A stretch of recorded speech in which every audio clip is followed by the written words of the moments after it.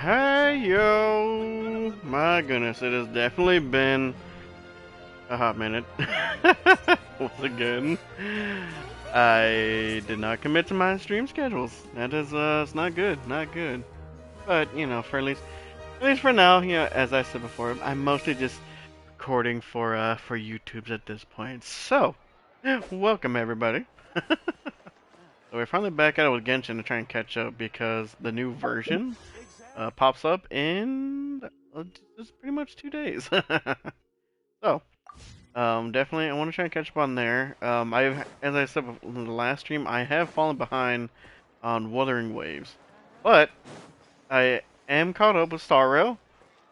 Um, Wuthering Waves, I am 2 patches behind technically, like a patch and a half, and then Zenless, I'm like 3 patches behind, I think. Because I think I'm on 2.0 now, so actually no. What is that? I think that's like 4. That's like 4 patches, I think. Oh boy. Ooh. Anyway, the Zenless. Oh man, that one's gonna be an interesting one to catch up to. But for now, yeah, so my main ones essentially right now are still Genshin and Star Rail. So I mean, we're doing fine. We're doing fine on those fronts. So you know, good stuff. Good stuff. But anyway, we're gonna get right back into it because we're gonna see what we can actually do. Available quest. My goodness, I still haven't got these. I still, for sure, the Navia and Shiori ones I want to do, and Emily. The other ones are kind of meh. We need more of these, even though I haven't done these two in a while. I think they came out like in Sumeru, and now came out Fontaine. We still haven't gotten any other ones. Crazy. Anyways, but we are gonna get right back into it. Let's see. Oh, what is this? What? Someone? I don't think so. Yeah, we are gonna go into this because this is the main thing that we're doing. Ain't no ways.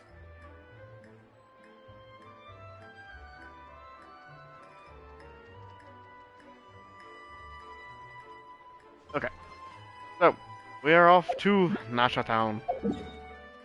Probably not good. I kind of forgot where I was at. um, oh, the Revere dude showed up, and then Columbina, no, not Columbina.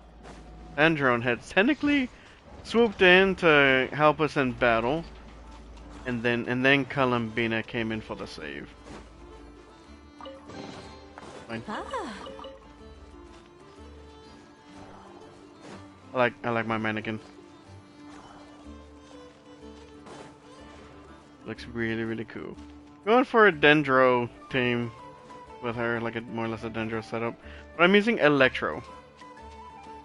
So it's been working. Kind of. Not great, but what I kind of wish is at least they had their own moveset still for each one, or if they did kind of copy the Traveler's moveset. Mostly just because I like the little twirl that they do with the Electro, and they throw out the 3 little electric discs. But you know.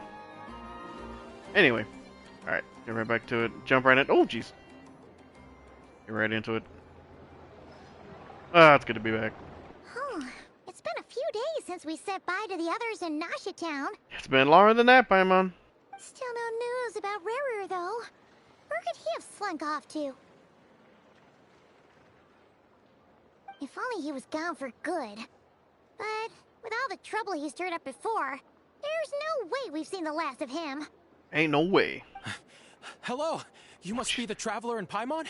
For a second, I thought that said Revere. Like, really? Like that? He shows up? Mr. Flynn's has been looking for you. Unfortunately, there's been a serious wild hunt attack over at the quarry. He thinks it's time to regroup and figure out a plan. The wild hunt? Oh, uh-oh. We better get over there, right away. Let's do it. Come on, let's go.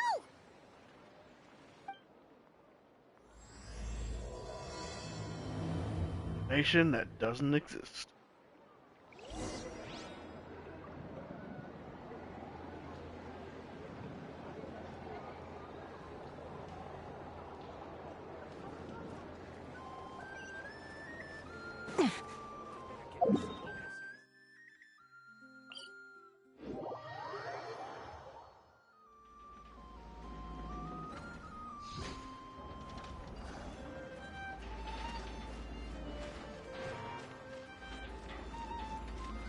Nope, I just realized something. I didn't look up something. Hold on. One moment. Sorry, I'm gonna be quiet for a second. I need to look up something.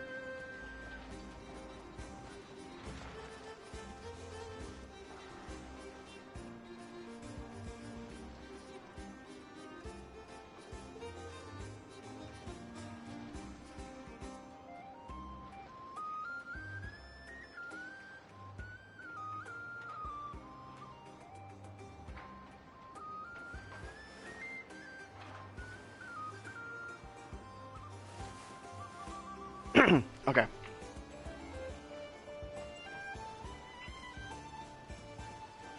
Why have I not seen this place?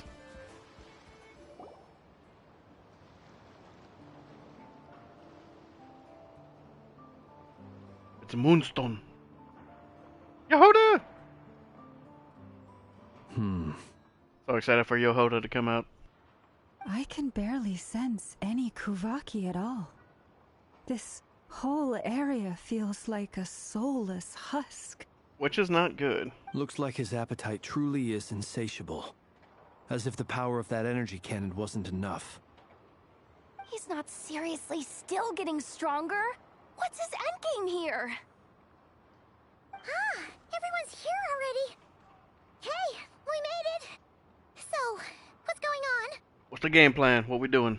We've all been on high alert since we split up a few days back, expecting Rerir to strike again. But it's like he just vanished into thin air. No one has seen him nor found any trace of his presence. That is, until this morning, when a ratnik found signs of wild hunt activity while out here on patrol. As you can see, the crystalline itself is physically intact, but the Kuvaki it contained is all but completely diminished. And we're sure that Rarir did this. Who else? He's the only one who could pull off a stunt like this. That we know of. Kuvaki loss has reached critical levels. Reiki of Solnari set to maximum threat level.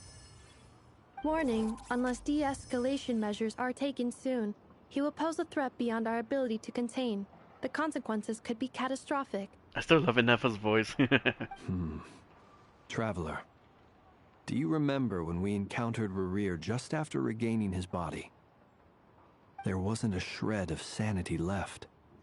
Nothing but madness and rage.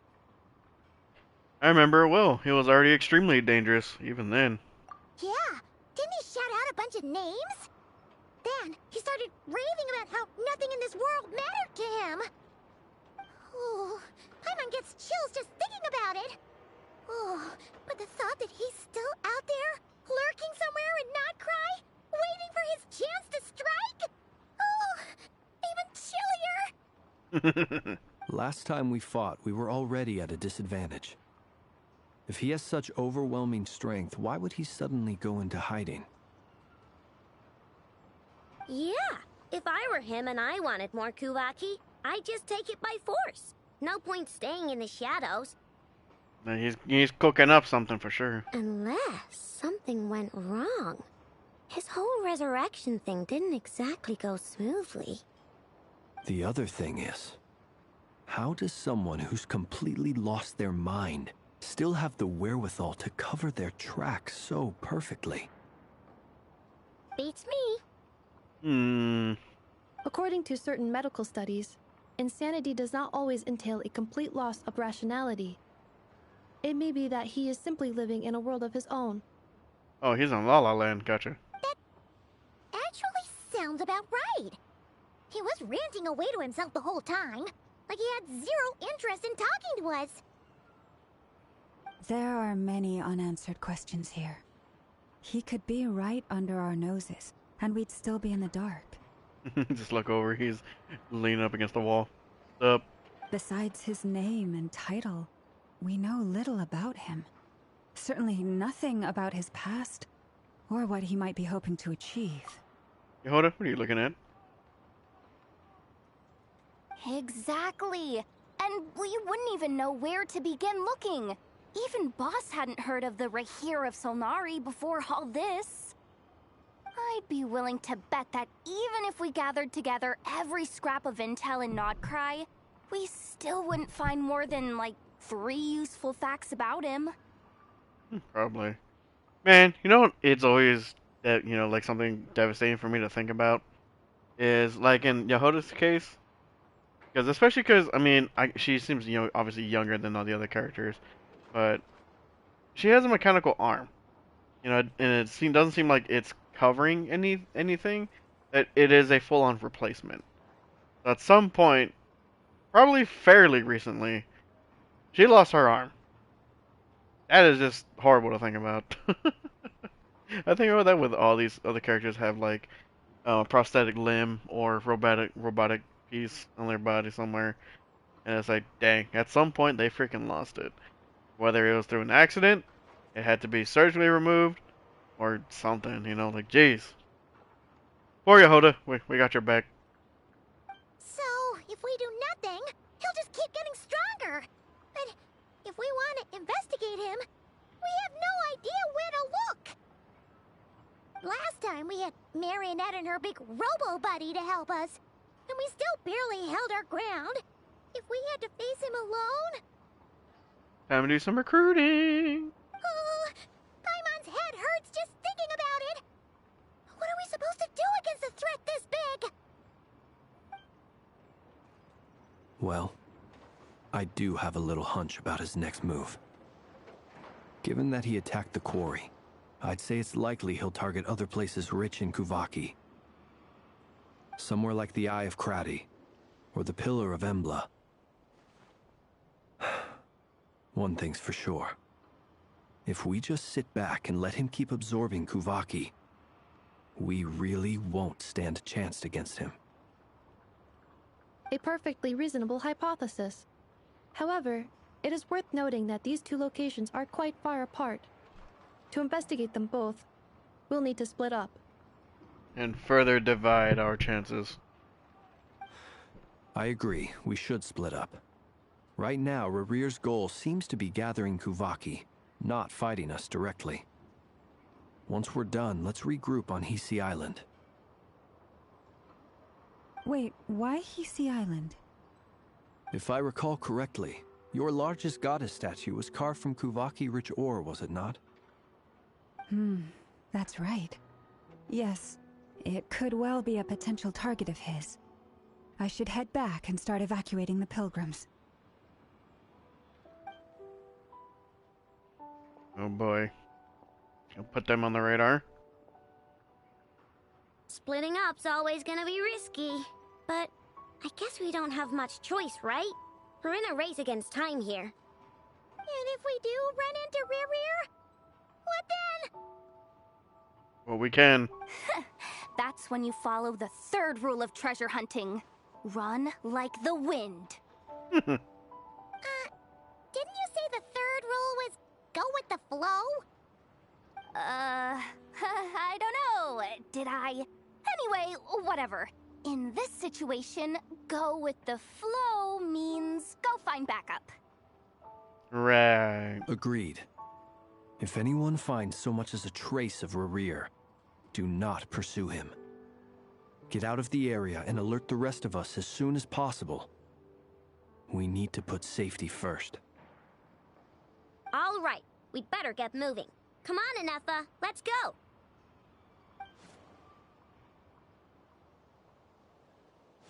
Ready back to the cannon. We're still browsing, looking around. Here's Yehoda on the move. I want that statue. There's so many cool things that could be statues, man. Like, I want a statue of some of the core flames from Star Rail. I want a statue of the Dawn device. I want a statue of the Columbina statue. So much good stuff, you know?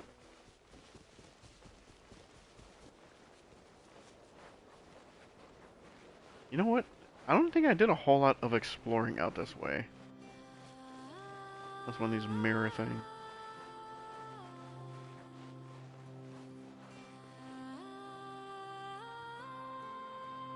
That's crazy.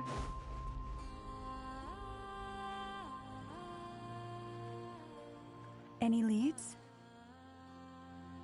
Nope. Diddly squat.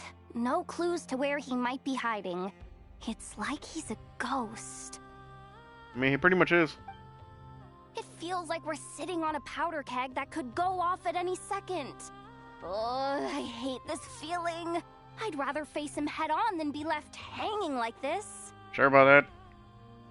So, you guys didn't find anything either? Not loving the word either. How about you, Flint's? I questioned a few Ratniki and eventually narrowed my investigation down to one suspicious individual. But by the time I got to his place, he was already gone. Almost as if he knew someone was on to him. Either that, or he's just extremely cautious and doesn't stay in one place for long.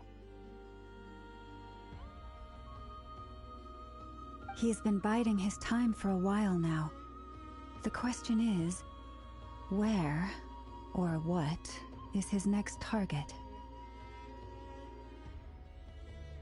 It's gonna be the statue. I don't know. No idea. Since regaining his body, he seems to have lost all interest in the fragment in my possession. If he did still want it, he's had plenty of chances to take it. All we can do now is hope that Aino and Anefa turn up some leads. Darn it, Rerir. If you've got the guts, come face me one-on-one! If he popped up right now. Wait, he's actually here?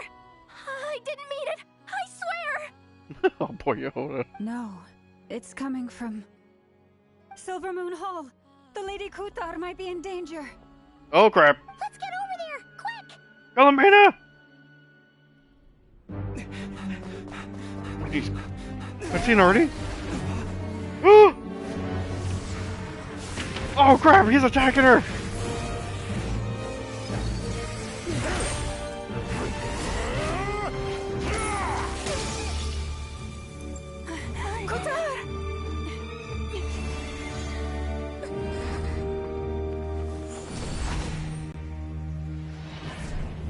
Ooh!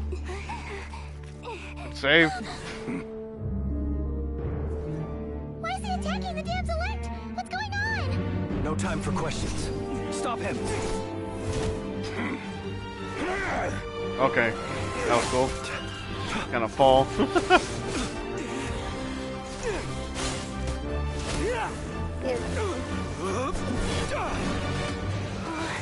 Come on, Yehoda!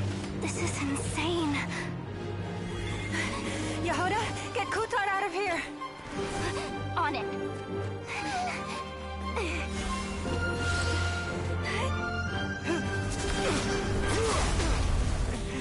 Ooh! Oh, jeez! Oh my. Look where your feeble light has gotten you. Now, you shall plunge into darkness. That's why I love Paimon. She's always trying to help us. Soon, I will find a way. Watch out! Olympus. Watch it! Yehoda! Oh my goodness. Lumina! It grazed her! She was ready to risk it all for her though.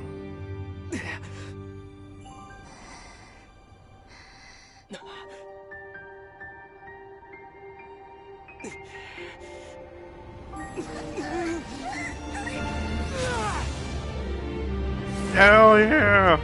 Don't know what I'm fighting for!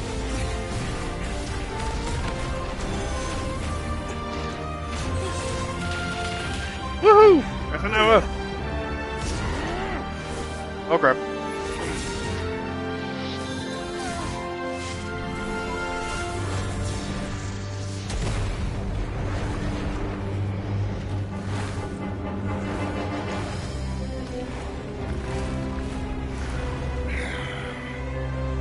Find them. Even if it means turning this place to ashes. I will say though, he looks dope.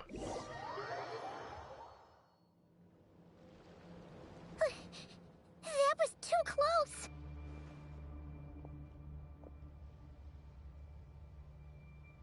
barely made it out of there alive.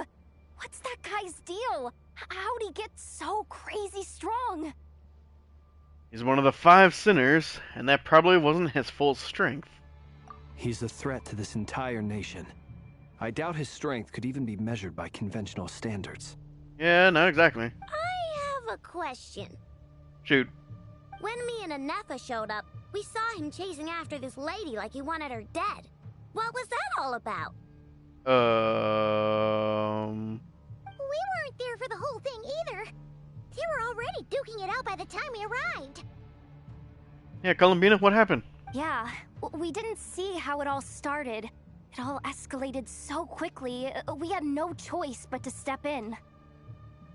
Kutar, can you shed any light on the situation?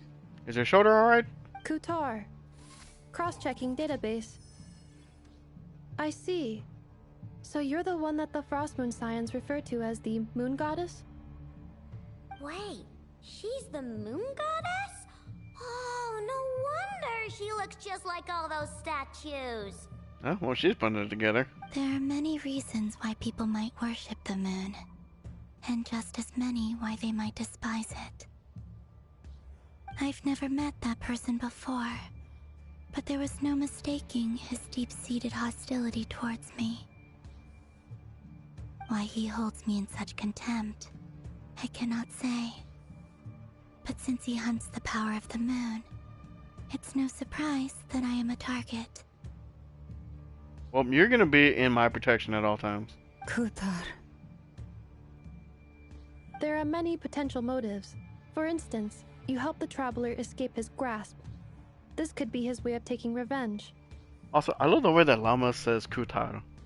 The way it rolls off the tongue just sounds very nice. Very pleasant. It is also possible that he covets the Kuvaki inside you, and seeks to take it for his own. The list goes on. But, right now, devising a counter-strategy should be our #1 priority. The likelihood of this location being discovered is close to 100%. Yeah, that's very likely. A counter strategy? But we don't stand a chance against an enemy like this. Surely our only option is to run. He's not gonna chase us to the end of the world, right? So as long as we can sneak out of Nodcry undetected. Yehoda. No, I can't say that. Come on, Yehoda. This is serious stuff. You can't suggest we all just chicken out. Running is our only option. Huh? Huh? Wow, okay. You seem surprised. But what other choice do we have? We are facing an enemy we cannot possibly defeat in battle. Even Columbina suggested it. Well, I mean, yeah, but still. It's not too late. I can distract him, so you have plenty of time to make your escape.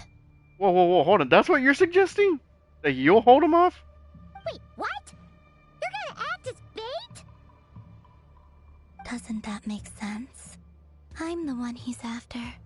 There's no need for you to risk your necks on my behalf. A coyote doesn't stop for bypassers while it's howling at the moon. Yeah, well, I can't let you do that. What is it, Loma? I'm sure she can't either. The Frost Moon Scions have already grown accustomed to life without their goddess. My presence here is no longer essential, and this is not my home, so you needn't ask me to stay. We can't just roll over and let him get away with this. That's not our style. Yeah. We can't just call it quits after everything we've been through together. Besides, she'd pretty much saved my life back there. If I just ditched her now, I'd never forgive myself. We can't overlook that you have saved our lives multiple times now. To talk of returning the favor would be a little crass for my liking. But suffice to say that we are friends, and friends look out for one another. There you go.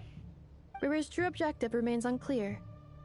Even if we were to sacrifice Miss Kutar, there's no guarantee he would stop. The running away won't solve anything. We stand and fight. no matter what. But No buts. Kutar, I know why you left the Frost Moon Scion so long ago. It was because people started treating prayer as a form of trade. They would make self-centered wishes, force you to accept meaningless offerings in return, and then expect you to perform miracles for them, as if that were their entitlement. If it were me, I might have walked away too. But I believe that time can change everything, and that sometimes it takes losing something precious to appreciate its true worth. After much reflection, I've realized that this was never about whether the Frost Moon Scions need you. Any relationship based on need is purely transactional. What I truly hope is that you'll choose to stay, not out of obligation, but as part of our family. Oh, that's awesome. See, I hope so too. That's why you stay. That's why you fight. You were born here, and now you've returned. Who knows? Perhaps it was the moonlight that guided you home.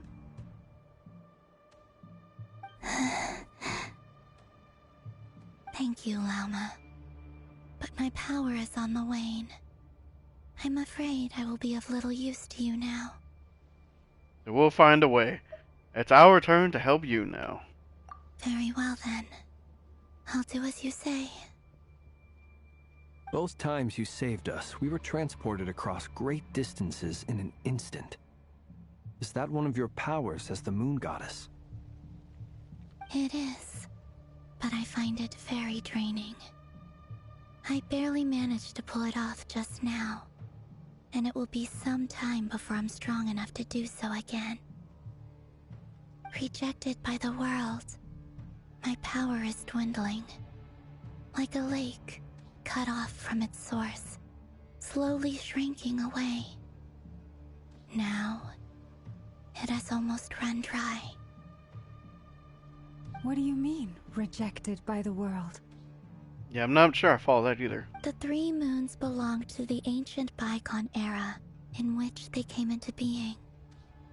From the moment I was born, the world itself has been steadily sapping away at my strength. Oh. That's why we need the moon marrow, to borrow the eternal moon's power.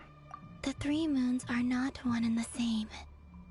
As the goddess of the Frost Moon, I cannot wield the powers of the other two.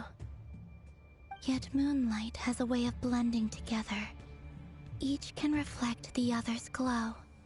So when our fingers touched, I was able to restore my strength by drawing Kuvaki from the eternal moon's marrow. But this method of recovery is painfully slow. If only we could find the... Oh. It's the Wild Hunt! Even faster than we expected. We'll have to finish this conversation later. Stand together! See how those Wild Hunt creatures are running away from us. They're likely just a scouting party, which means Rerir won't be far behind. Then what are we waiting for? Let's get the heck out of here! Let's book it. Yeah. Ding dong water bomb! G1! Preparing for dust-up. Oh, they just keep coming! This is driving me nuts! Rerir's closing Bring in it on us. on! We need to pick up the pace. There's too many of them! And this time, we can't fall back on Kutar's house to escape. This goes on much longer. Bring it on! Observe.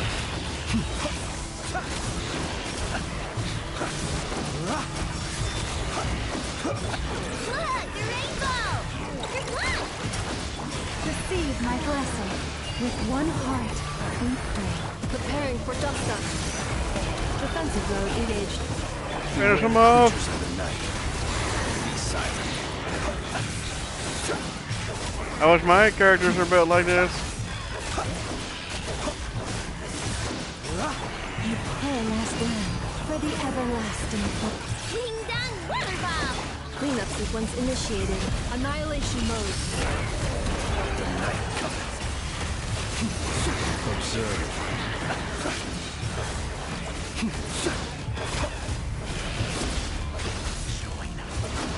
My goodness. How many are there? Preparing for dust up. Defensive mode engaged. With one heart, we pray. Luscious illuminate. Beware the creatures of the night. I wasn't able to fend them all off.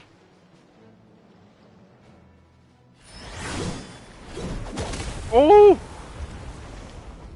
Oh, wait a second. Oh, no, no! It's Varka! Oh. Slight adventurine vibes.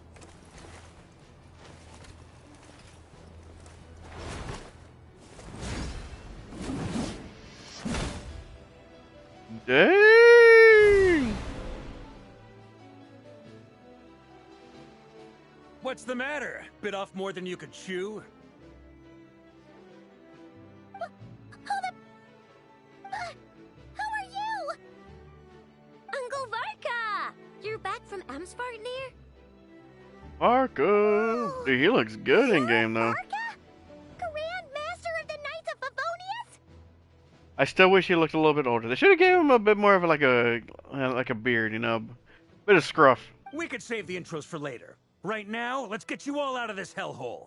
Follow me. I know somewhere you'll be safe. He's a big dude. Oh, is that where I think it is? That's the one. Come on, move! There's no time to waste. I still won't deny that he looks cool though. His in-game model actually looks really, really good. But I still feel like they should have made him look a little older. Wow! Where are we? He just seems like he's So well hidden. just like a few years older than like Jean.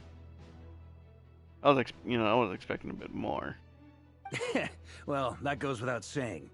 This is the Knights of Favonius' meeting place in Nodcry, and a contact hub for the Northern Intelligence Network. Northern Intelligence Network. AKA, the black market of intel.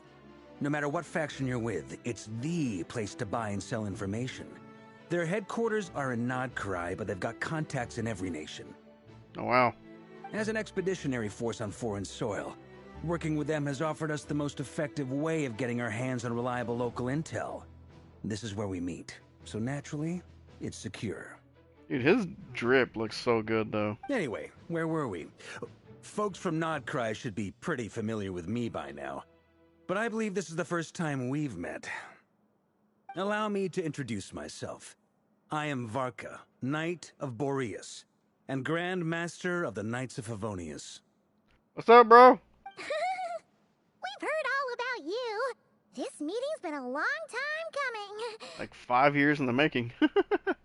You look way younger than Paimon expected.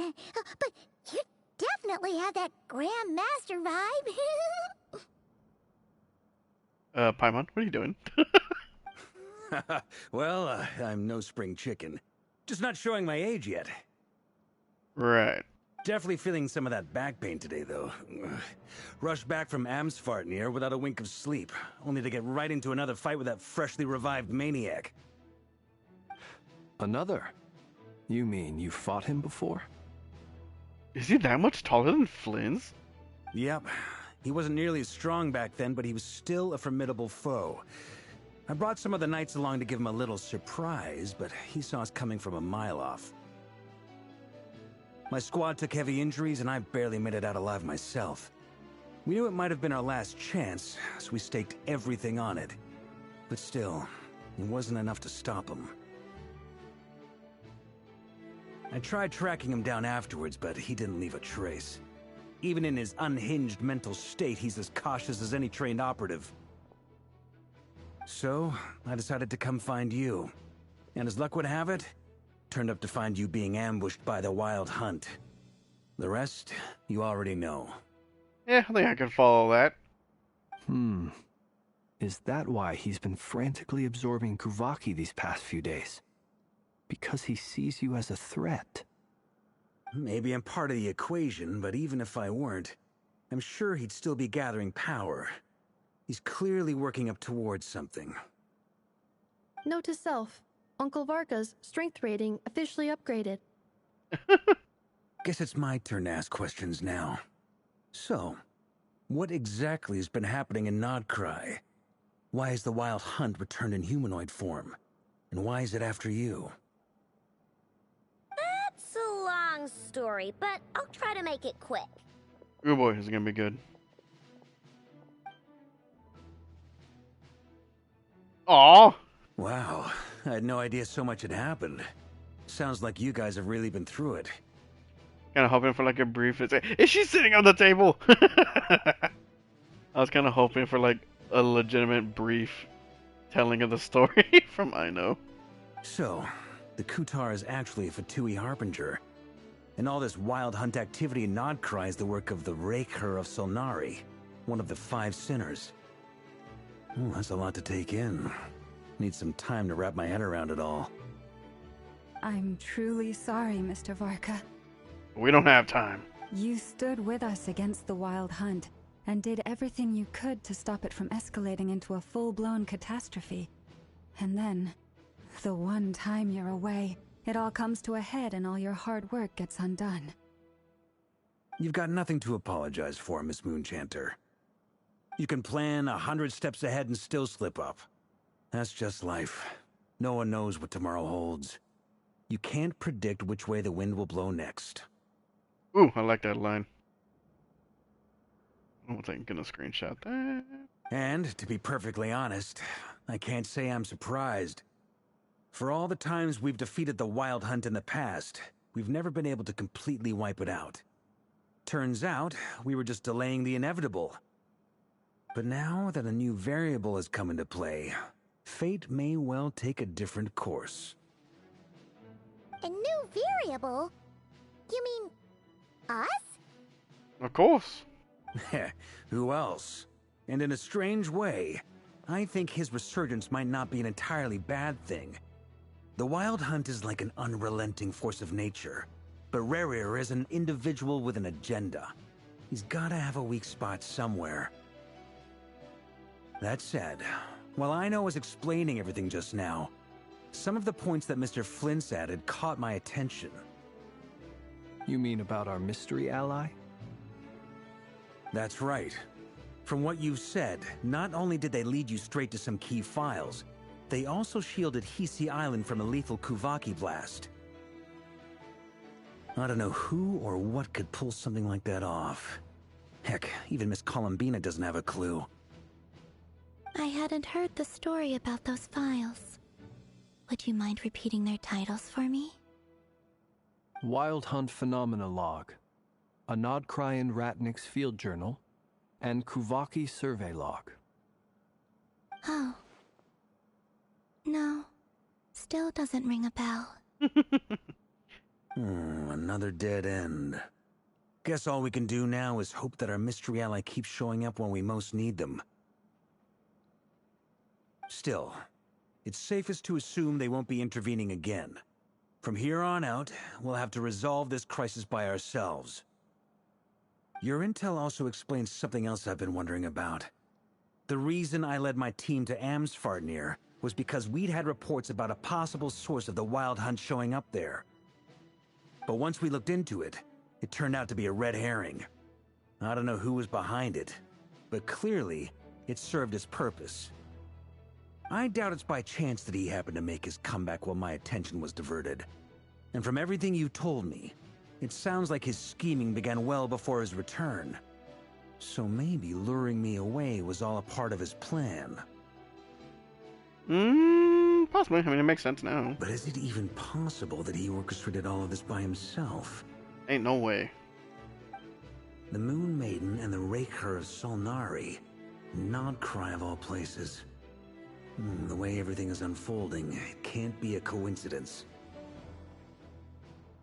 So, what do we do now? Got any ideas? Right now, We've got at least 3 things to consider. Let's go through them one by one. Number 1. First, we need to figure out how to take down Rarier. If we can't beat him in a straight-up fight, the rest won't even matter. To my knowledge, the bulk of Nodcry's fighting force is already gathered here. But even with everyone united, we're still no match for Rarier in his current state, let alone with his power still growing. What if there was a way to tap into a new power of our own? Oh? How so? Have you thought of something, Columbina? What you got? 3 moons once watched over this world. The Eternal Moon was the largest. The Frost Moon was the brightest. And the Iridescent Moon was the most mysterious. They say that back then, the 3 moon goddesses wielded immense power. Enough to shape the workings of the world itself. I now bear the Frost Moon's power, and the Eternal Moon's marrow resides within the Traveler. Mm-hmm. Hold on. Are you suggesting? The iridescent moon, the last piece in the puzzle. And where does that power lie? That's right. If we can find the Iridescent Moon's marrow, I will be able to regain my strength much more quickly. The 3 moons are said to stir the tides and illuminate all things. Perhaps they hold further secrets beyond our understanding. According to my analysis, the solution is feasible. However, it is subject to one major condition. How do we locate the iridescent moon's marrow? Good question. I know a way, but we will need to visit the Fatui's Experimental Design Bureau. The Experimental Design Bureau? Are you saying we need to involve Marionette? Ooh, it's gonna be fun if we can actually go say hi. Yes. I must speak with Sandrone. It's a long way from here to the Experimental Design Bureau. There's a high chance you'll be spotted. You shouldn't go alone. I'll go with her, of course. Naturally. Then that's settled. Next up, our second priority. Somehow, we need to figure out Rarier's end goal. As you saw for yourselves, when he was still in his wild hunt form, everything he did was for the sake of recovering his body and resurrecting himself. His first act since then, after laying low for a while, was to try and assassinate this young lady. People's obsessions often reveal their greatest vulnerabilities. There must be a reason why he despises the moon so deeply. Perhaps it sheds some light on his title, the Raker of Solnari.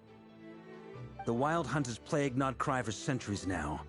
If we want to stop it for good, we have to get to the root cause of what's driving it. The Abyss. It's true. We still know very little about him.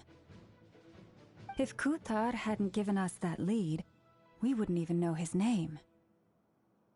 But where would we even start? I doubt even the Intel Queen of Nodcry has a clue, and she has info coming out of her ears. Oh? That's a rather hasty conclusion for someone who's so painstakingly meticulous when it comes to dealing with machines. She heard me. Run, I know.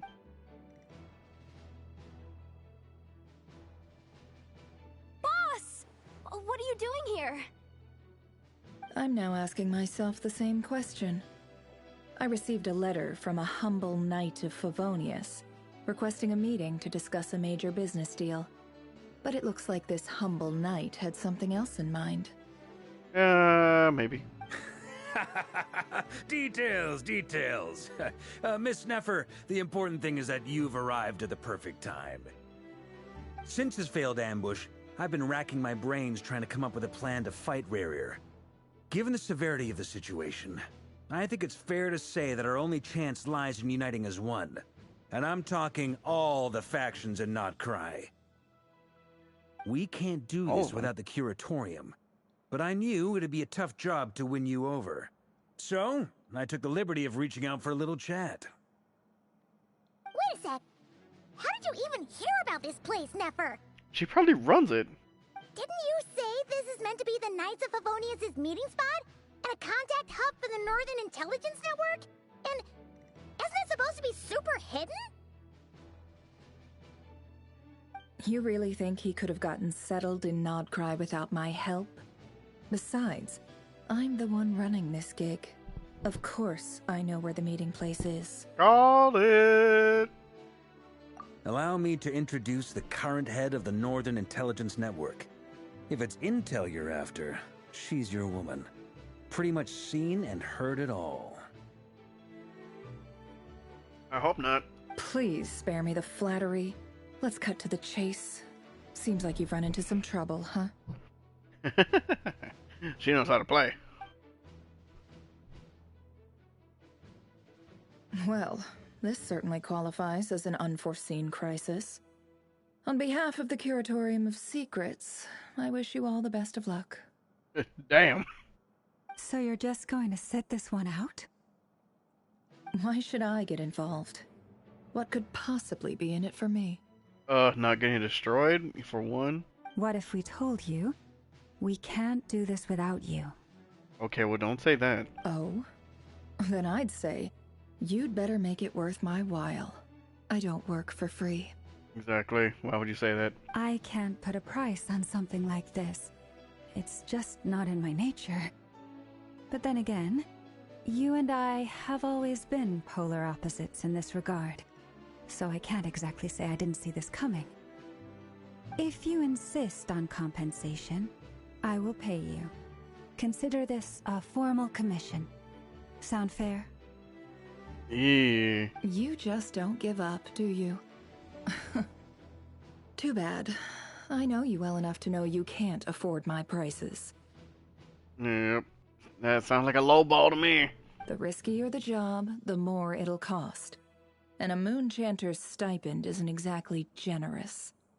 Unless you're planning to start passing the donation box around among the faithful. Wow. Boss, just a thought. If they come up short, maybe you can take the difference out of my next few paychecks.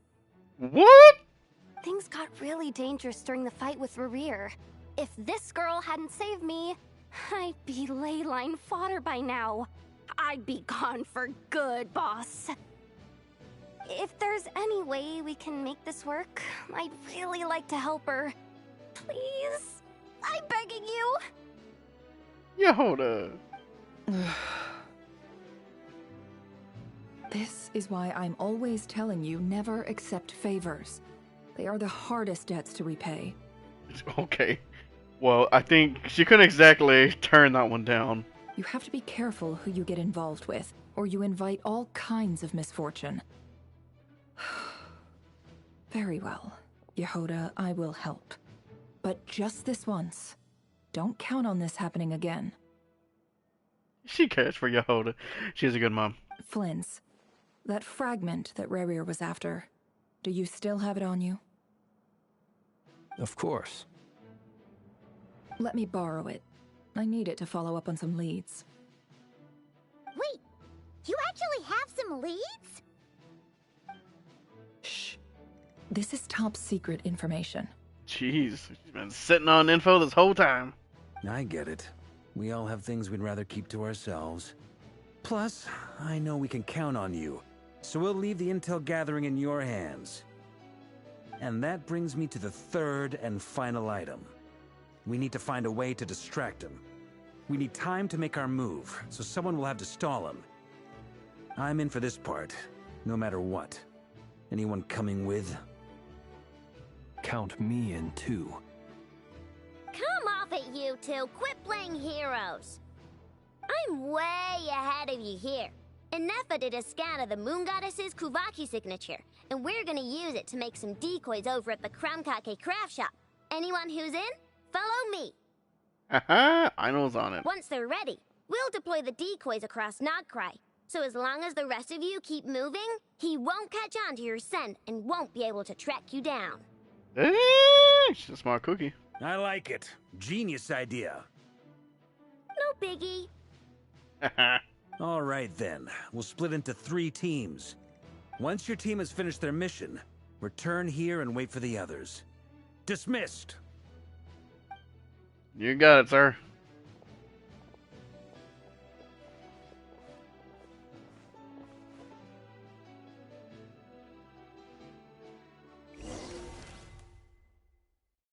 Oh boy. Are we gonna actually? I love the little drawing in the bottom corner. That was so cute. Lady Damselette. Wait. And you two? What are you doing at the Kuvaki Experimental Design Bureau? We got business with your boss. We've been doing our best to mind our own business lately. But if you're just gonna waltz up here like this, you're seriously pressing your luck. Don't blame us for doing what we have to. Huh. You really think that's gonna scare us off? We got bigger fish to fry. We're not looking for any trouble. I just want to see Sandrone. Do I need to remind you that you're still a wanted fugitive for deserting us?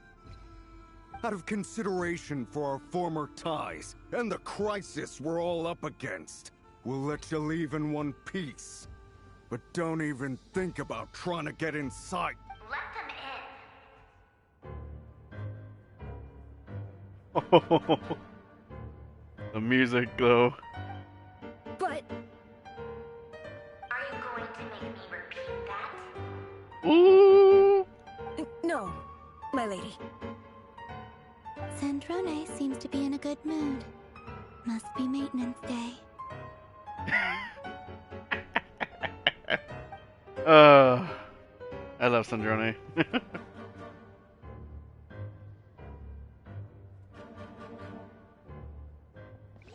Did we just walk? Look, that we just walked to like a little ledge, or like a railing. It doesn't look like a doorway or anything right there.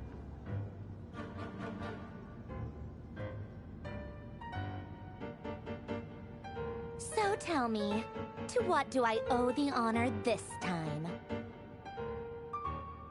Actually, before you answer that, just so we're clear, we're not colleagues anymore, Columbina. I don't owe you anything. I love her so much. I promise it's nothing big. Uh-huh. It seems like you've gotten the wrong idea here. The only reason I let you in was because I was bored. It seemed like a way to kill some time and satisfy my own curiosity. Whatever miscalculations I may or may not have made in the past, I haven't lost the plot enough to even consider sticking my neck out for your sakes. Okay, this music's getting a little too much. I'd like to speak with Arlecchino. Oh! What? Huh? You mean the knave? I'd like to speak with Arlecchino. Is she in Nodcry? No, she's not. Once the work on this facility was completed, she went back with the Rooster and Regrator. The only ones in Nodcry are me and... What is it you need to speak to her about anyway? Wait, you and who? Rebrier is hunting me. If I'm going to face him, I must first retrieve the lost moon. Alonia! Seems lost in thought, but she doesn't look surprised. She must know more than she's letting on. Don't understand what Arlecchino has to do with the iridescent moon's marrow, but at this point, I have no choice but to go along with Columbina's plan. Is that a no, then? So we're only doing this to stop Rear. He is our common enemy. As if I need reminding. I was this close to settling things with him before someone decided to whisk me away to their weird little garden. Hey!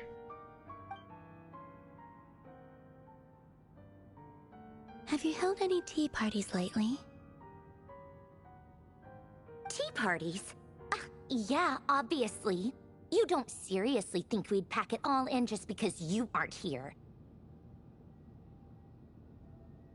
Is she gonna invite to tea? If anything, they've been more eventful than ever. Just me, Arlecchino, and a bunch of insolent, insensitive guests who won't stop asking where you've gone. Oh, they've been a real joy. I bet you served them the worst tea you have. Just like you used to do to me when I upset you. Ooh. Rude. Who cares about how good the tea is when there's no one around to drink it? I keep losing people. Aw, it's kind of sad. First Rosaline, now you? I'm running out of people who can make me laugh.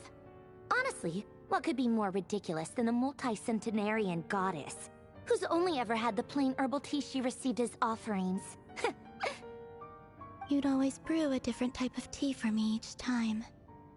Was it really just to see how I'd react?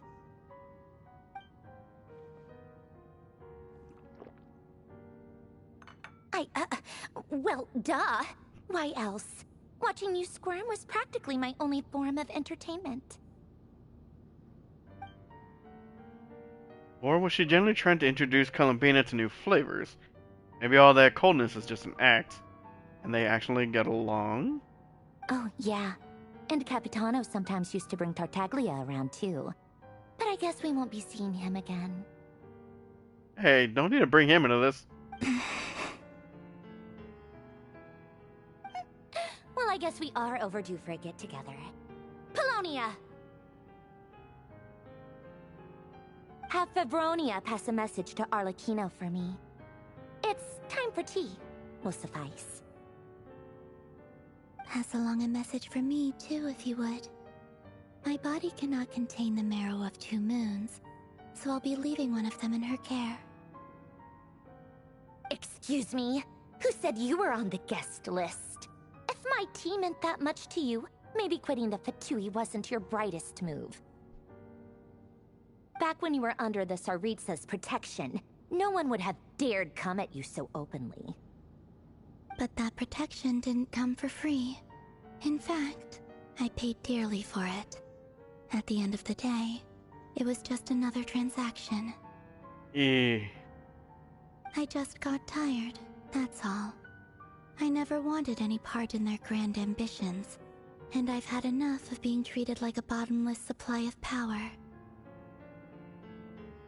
It brings back memories from the old days, when I was still worshipped as the moon goddess. Centuries on, it may be a different group of people, but I see the same greed in their eyes. Now, don't you feel bad, Sandrone? I figured you'd leave eventually. You didn't have as much of a reason to stay as I do. What is your reason, anyway? The Tsaritsa gave you shelter and protection, but that was it. Nothing more, nothing less. Meanwhile, the Fatui demanded everything from you in return, until it was more than you could bear. I get why you left. And frankly, I have no interest in dragging you back just because the higher-ups told me to. But if you keep hanging around with this riffraff, the next time we cross paths, we might be enemies for real. What the hell did I do? She says that, but she's the one who just caved in and agreed to help Columbina. Guess that's our cue to leave. Let's go. Better not keep Varka and the others waiting. That might be your plan. But it sounds like someone else wants you to stay a little longer. Huh? What do you mean? Listen.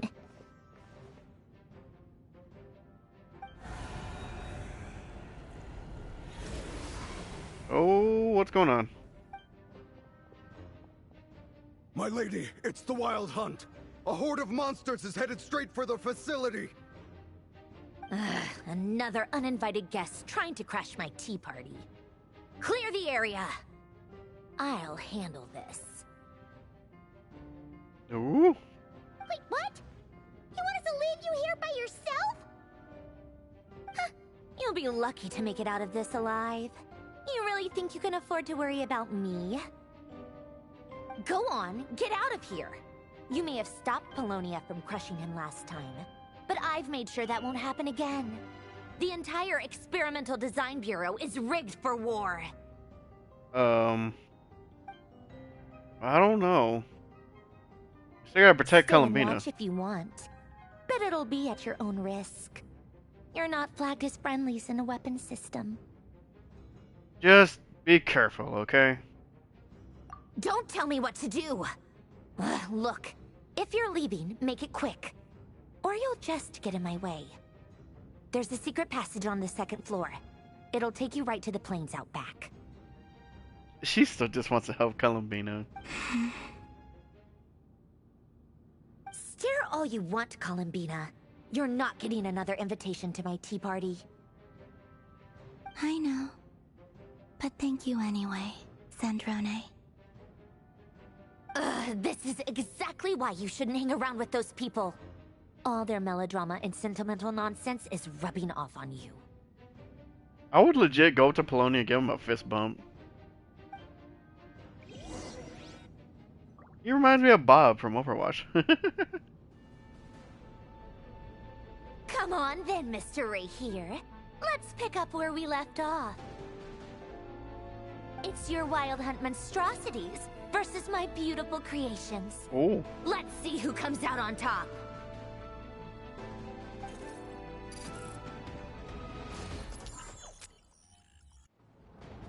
We're going in face first to all this? Oh, crap.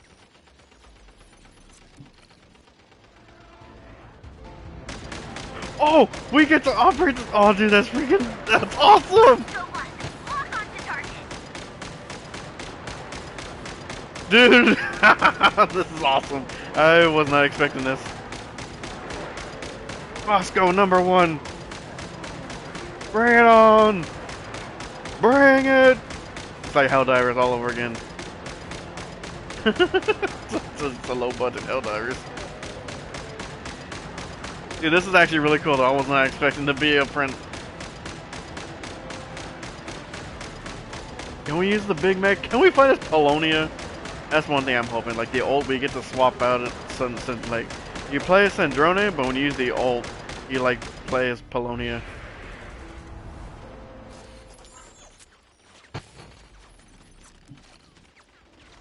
Good work, Bosco 1. Bosco 2, prepare to fire! Yeah, dude, awesome.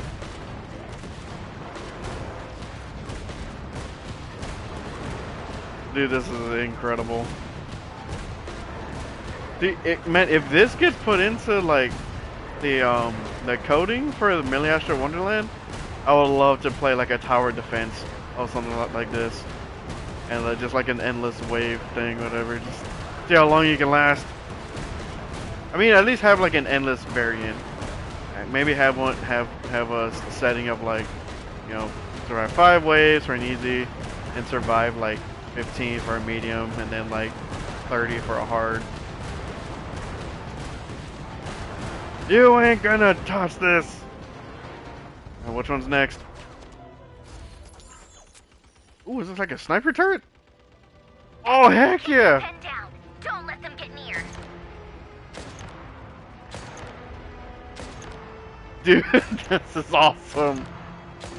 What if this is just Sandrone's gameplay? You just control her mechs. You don't even play as her. It's like the Clara character. Technically, don't play as Clara. You play as the other one, as Bob. As Varog. What the heck is hitting me? It's like nothing close to me, right? Rotate out. Deploy all backup units. Get in there and hold the line. Which one are we on now? Bosco 42. They're more tenacious than I thought. Whatever. This is where the real fun begins. They got the big ones. Take them out. Concentrate fire. This is how you win.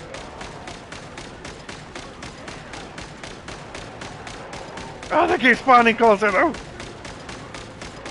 Don't worry. Once this is over, I'll put you all back together again. I promise. She cares about her machines. Oh! Uh-oh. Uh-oh. There's a problem. We're starting to get overrun a little bit. No, no, no. We can turn it around. We can turn this around. Oh, no! Finally, the Ranger himself. Time to...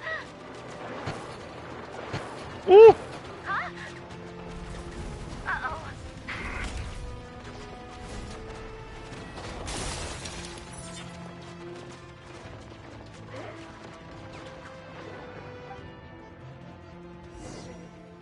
Dude.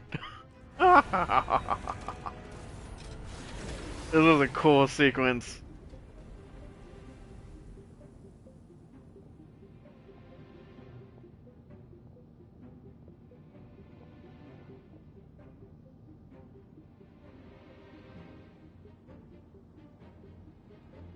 Polonia, get him! Get in there, dude!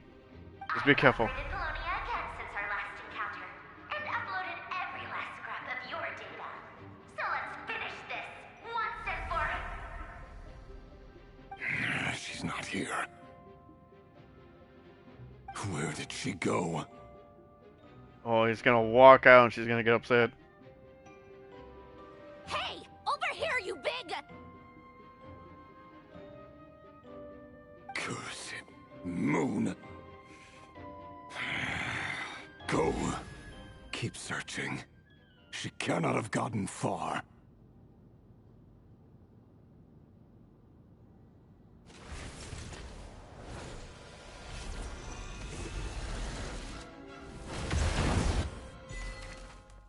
Oh, no! Wait! What happened?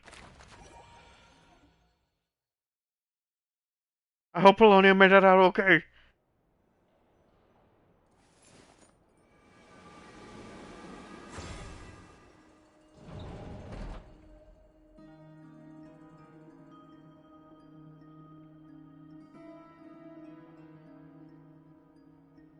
So this is your method for investigating Rarir's past? It almost looks like some kind of ceremony. Maybe it is. Good deduction. But it's quite a different affair from what you're used to with the Frostmoon Scions. Whoa! First time I've ever been in here. Boss always said it was off limits, so I pictured some kind of creepy dungeon. But it's actually kinda nice. Oh, I guess this must be Sumero decor? That's where Boss is from. And that nice shopkeeper who sold me my treasure compass. Oh no. She's just enjoying herself over there. I'm not sure exactly what you've got planned, but it looks like you're all set. When do we begin? Whenever we wish. But for some reason, I've got a feeling this isn't going to end well. I'm going to say that. I've never faced Rarir myself, but from what you've told me, his power is beyond anything I could imagine. I, on the other hand, am just an ordinary businesswoman. Our paths should never have crossed, yet here I am, forced to make an enemy of him. I've seen your character demo, and you hit pretty hard with your charge attack, so I wouldn't call you just an ordinary businesswoman. If you ask me, you're about as far from ordinary as it gets. So what are you saying? You're getting cold feet? Ooh! Once I take a job, there's no backing out. Still, I have to ask myself if the power I'm relying on will even work on an opponent of this caliber. And also how to make sure I come out of this alive if things spiral out of control. I mean, everyone will have a contingency plan. Death is the one thing we can take for granted. It is the great equalizer, however fortunate or unfortunate we may otherwise be. So it's important to consider how to spend what lifespan we have left. Come on, boss. Lighten up. Quit talking about death. It's bad luck. True. For once, I agree with you. When you're up against a foe like Rarir, there's no such thing as being too prepared. Is there anything I can do to help? That won't be necessary. I've already made up my mind. Time to cash in a precious favor I've been saving for a rainy day.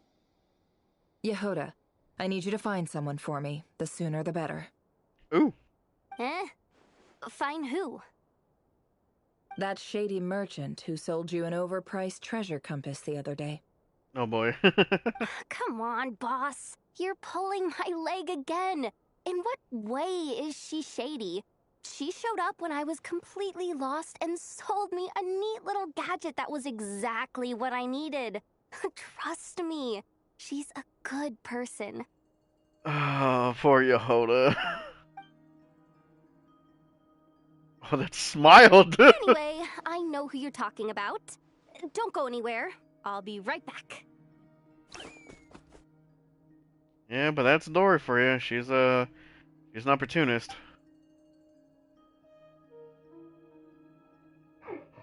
Quit grabbing me. I genuinely can't run any further.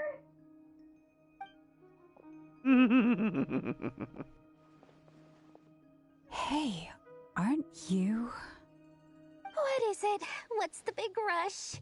You dragged me out of a dream where I was literally swimming in Mora. I'm charging double my usual attendance fee. The hustle and bustle of Port Ormos. Ah, one of the best soundtracks in the game. See, look how easygoing she is. After that rude awakening, she could have completely snapped at us. But instead, she kept it together and just asked for an extra fee. That's not exactly a good thing either. Dory Sangama Bay? I never would have pictured you two doing business together. If you want to make it big in Nodcry, it's all about connections. Lady Nefer just so happens to have a lot of intel that interests me. And she also did me a big favor in the past. The music! Just gotta vibe just for a little bit, cause it's such a good track.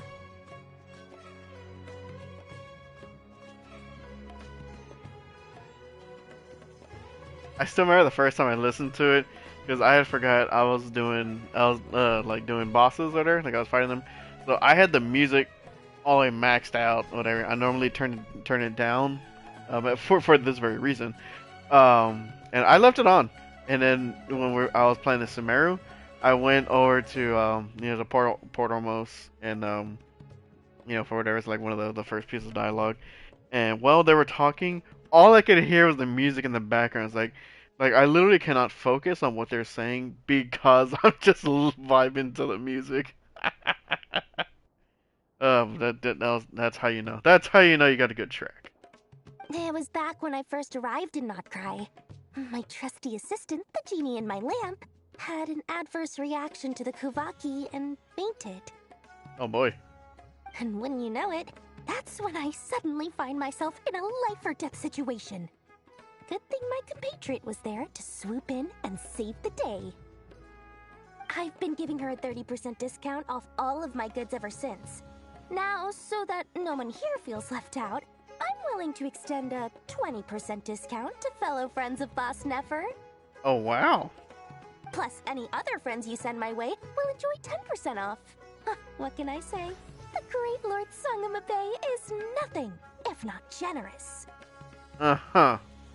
Didn't you scam Kaveh out of a lot of Mora? Essentially a house? So, let me guess. You've run into some trouble? I've got everything you could possibly need, and the more you buy, the more you'll save. You guessed correctly.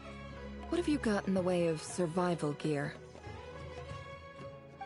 The one type of gear I've never been short on. What are you looking for? A jetpack fresh from the Academia's labs? An ancient suit of armor dredged up from the bottom of the sea? At the very least, I need to know what kind of opponent you're dealing with here. If even you're worried about staying alive, it must be pretty serious.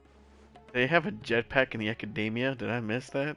What if I told you it's someone with the power to bring a nation to its knees? Oh? Is that so? Then we really are talking top-shelf treasures. I don't have anything like that in stock right now. I'll have to ask my supplier. Your supplier? Who the heck would supply you? A powerful woman, make no mistake. I can't reveal her identity, but luckily for you, I hear she's planning to visit Notcry in the near future. If you're willing to wait, I can ask her when she's here. Can't say exactly how long that'll be, though. Then, let me put it another way. What would you do if you encountered an enemy like that? Roll over and serve yourself up on a silver platter? Oh, I don't like where this is going. Of course not. I have a handy little trinket from one of my generous suppliers, which... Hold on. What exactly are you getting at? No, no! This is for my personal use only! Let's just say I'm borrowing it, all right? Just for insurance purposes. You'll get it back later. Favors are the worst kind of debt to owe, and now you've got a chance to repay one. A win-win situation, don't you think? Ooh, she knows how to play. Fine. You can borrow it for 5 days. No, make that 3. And for every extra hour after that, I'm charging you 1,000,000 mora. Deal? Jeez. Yep, that's a Dory answer. Deal. Oh. So what is it? What a way to start the day. Now, was there anything else you wanted? Or can I go back to bed now?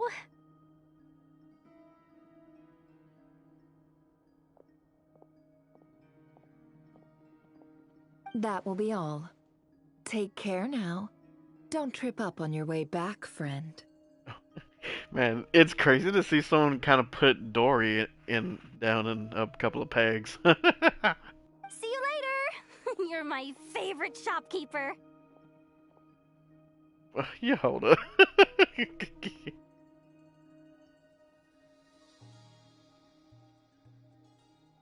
Excellent. Everything is well and truly ready. The ceremony can now begin. After initiating the ceremony, your minds will follow me wherever I go. You will see many strange things in your mind's eye. So remember, don't be frightened, and don't make a sound. Oh, crap. Never gonna be a good sign. Laying on the ground, the ground rules. Now She then. begins ceremony. Okay. Let us peer into the Raker of Solnari's past. Oh. So we're straight up doing this, huh? I made it. I don't recognize this style of architecture. Must be Conrian. Looks like Enconomia. Simple furnishings, table and chairs.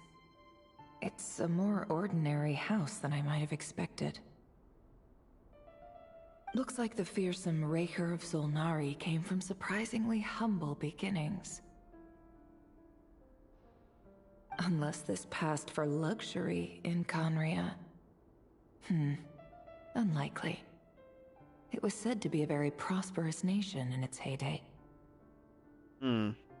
Anyway, I'll keep exploring. Oh, wait. Oh, do we get to... Ooh, we get to play Sniffer. Oh, don't get to do anything, though. Music is relaxing. Always love piano music.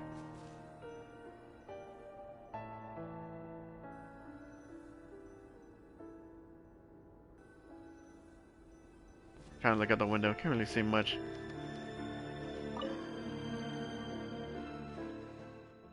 Handwritten note. Hi, River. Since you're working extra hours tonight, I thought I'd keep myself busy by checking out that new kebab shop. I've heard good things about their menu. I'll test it out, and if it's as good as everyone's saying, let's go back together sometime. Oh, no. P.S. New stash from the Universitas Magistrorum. I brought some goodies home. A few teacups and a pin rack. Hope you like them. Oh, this is not gonna be good. They didn't sign their name. But they must have been close. Sounds like they were living together. I swear, if this gives me one of those, dude, it's gonna give me one of those feelings. I know it. I know it. That's like, oh no, I gotta prepare myself for this one. I went over to Joseph's for drinks today. They have a fine collection, but I went alone. Felindis was tied up with something and couldn't make it. Is that who? Is that who it is? Joseph asked why I came alone, but I didn't really have an answer. He then went on to ask about other things. If you ask me, someone who asks that many personal questions is too nosy for their own good. But if he invites me again, chances are I'd still go. Felindis. That's the same name Rerir mentioned. Crane imports keep falling. If things don't pick up, we'll soon be back to meat and mushrooms only. Honestly, I'm not a huge fan of that new type of mushroom everyone's been into lately. Didn't it start out as a lab-grown variety? I heard it's even mildly corrosive. Seriously, why would you even eat something like that? If that's supposed to be his, my goodness. He literally did have a humble beginning, and obviously something spiraled out of control. I don't care if it's an impressive feat of alchemy. That just isn't the kind of thing I like to eat. No, true though. Grain has to be imported, and they're eating a diet of most Conria is underground, so it doesn't get much sunlight. That would explain why they use so much stone in their buildings. They even use alchemically modified strains for food. Seems like the people of Conria don't have many options when it comes to dining. I've just about saved up enough now. Time to buy it and keep it somewhere safe. Making a big purchase. I wonder what it is. Most of what's written in the diary are the mundane details of everyday life. It's clear that the author was an ordinary Conrian, or at least they were passing themselves off as one. The author's handwriting doesn't reveal anything. It's neither showy nor stiff. In fact, it doesn't really leave any particular impression. Sounds like me. He really is a professional. No wonder he's so good at covering his tracks. Despite what he's become, it seems like he's retained certain habits, at least in this regard.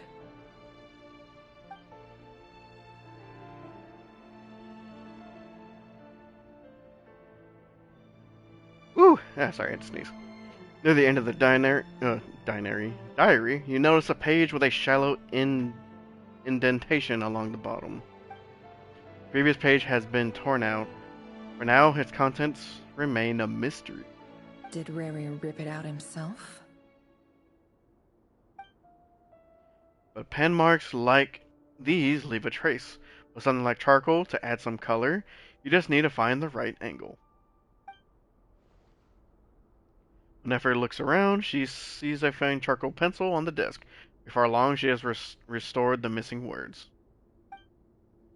Compared with the forgettable handwriting form from before, these lines have been scrawled in a rougher, more haphazard way, as if the person who wrote them was in an emotional state. Oh no. Before I met you, I was convinced that my heart was nothing more than a stagnant pool. The burial place of a fallen moon. A withered, windless grove where the waters rested forever unrippled. It was you who helped me see that my heart hadn't entirely withered away. That it could still beat to the rhythm of love. This is just trivial sentimentality from the looks of it. Why would he go to the trouble of hiding that? It's his business, that's why. The burial place of a fallen moon.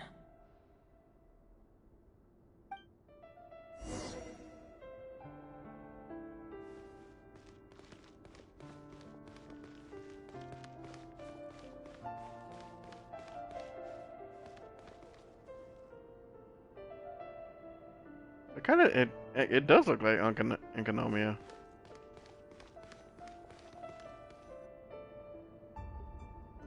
Reverie, over here.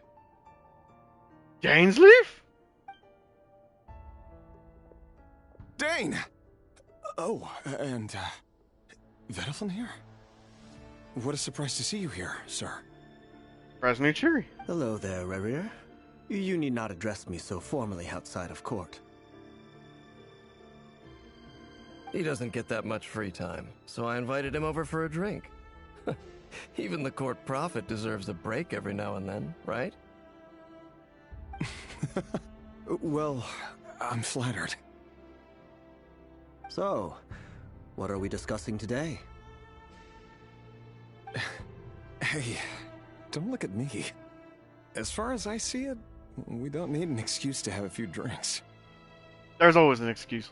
Come on, don't give us that. Didn't you say you were about to pop the big question? How's that coming along? I knew it. He was buying a freaking ring. Who'd have thought the great Twilight Sword was an even greater gossip? I just didn't expect you to be the first one to settle down and get married, that's all.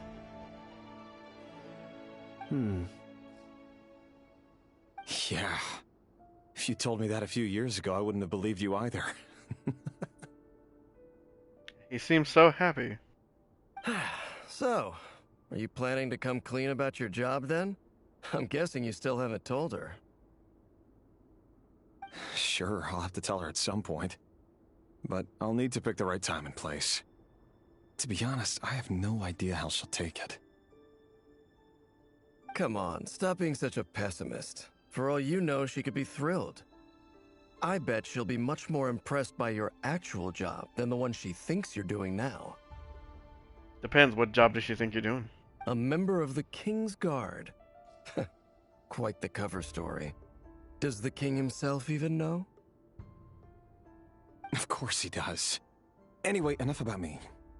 How have you been? Wait, is that his fake job or his real job? Me? Same old, same old. Nothing much to... Huh? What's up, Fed? It's nothing.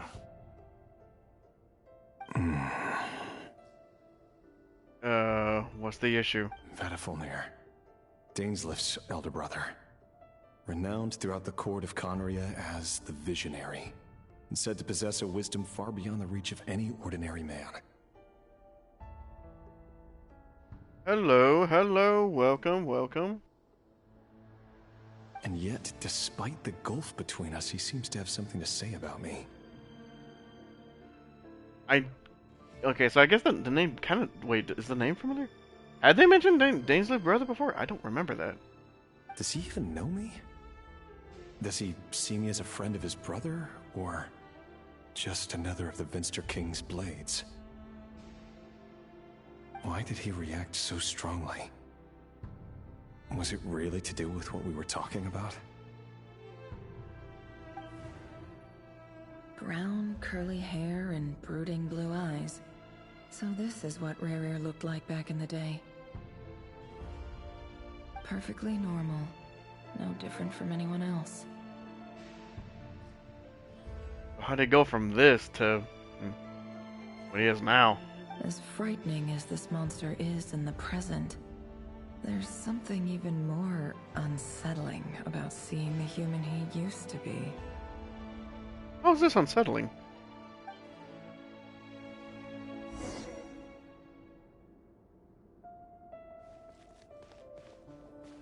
Who the heck sent me a lobby invitation? Oh jeez. I just noticed him in the mirror.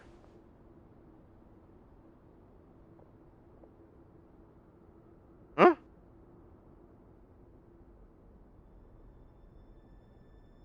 Felindus? You're back early. Wow. Our equipment's being serviced today, so I got off earlier than usual. How's your day been? Dude, her eyes look amazing. Aw, why the long face? Is something the matter? Has your boss been giving you a hard time again?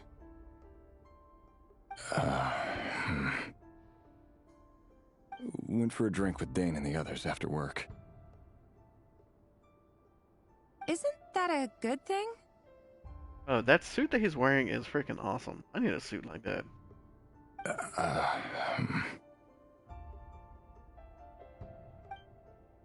He's tripping up like I would. Vedifenir showed up today, too. You know, Dainsleif's older brother. Ah, Mr. Vedifenir. Yes, I've heard of him.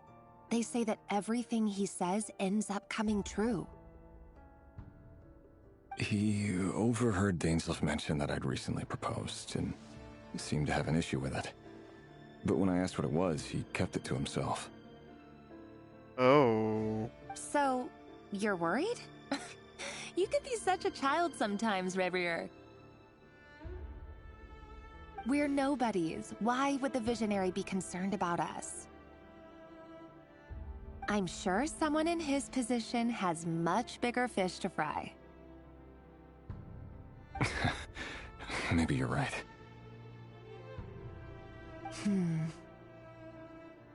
You worry too much, Revier. We've been together for ages now, and everything's been going so well, has it not? You've even proposed to me. I don't like where this is going. So, you do remember. Tell me then. What's your answer? Like I said, I need some time to decide. You can't just rush into things like this. We may be nobodies in the grand scheme of things, but if we want things to work out, we've still got to plan ahead. All right. Take your time. Just don't keep me waiting forever. Okay, well. In the eyes of people like Vedifenir and Dainsleif, what do we matter? Can someone whose gaze is so fixed on a far-flung future even see the present clearly? Besides, the dynasty's fate rests with the king and his inner circle. Whatever I do, it won't make much difference. Meanwhile, every idea they come up with and every decision they make, it affects everything. These days, the king is lost in his research, and the purge of the Crimson Moon bloodline grows ever more intense. The opposition tried to speak out, but nothing came of it. And I'm under no illusions as to why. Because we eliminated them and got rid of their bodies. Jeez. A man can have 1,000 reasons to carry a sword, but there are few good excuses to use it. Yet the king has never even considered a gentler approach, and he never will. So that's what he does. What becomes of someone who kills on another's behalf? Can he ever find true peace? So he's not a guard, he's more of like a cleaner.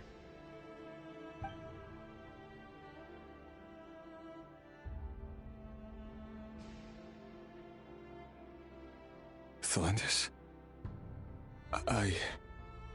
Oh no.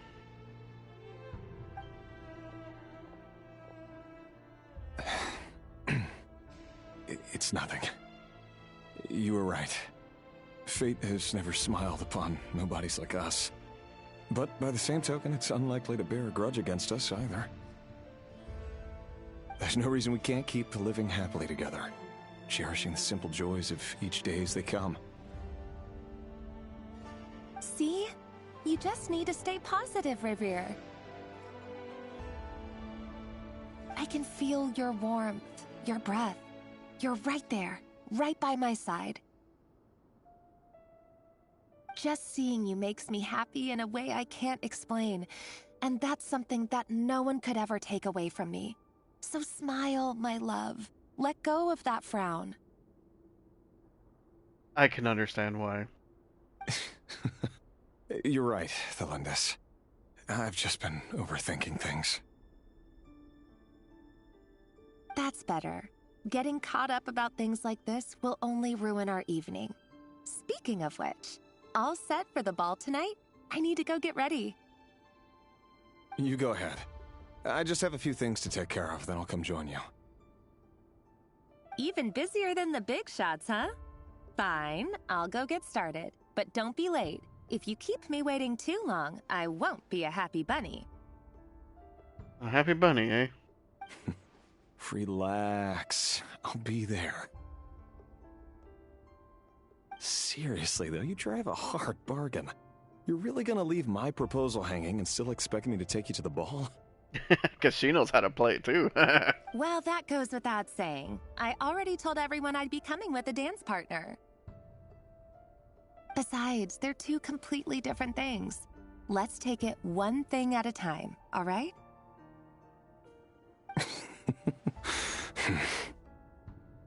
All right.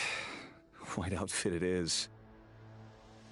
It seems like Rerir was deliberately hiding his ties to the intelligence services by giving the impression that he was just an ordinary member of the Venster King's Guard. He clearly doesn't want his would-be fiancée to know about his other life. Then again, that's hardly surprising. People in the intelligence trade rarely do. Not exactly something you want to broadcast. Who'd have thought we were in the same line of work? Let's dig a little deeper.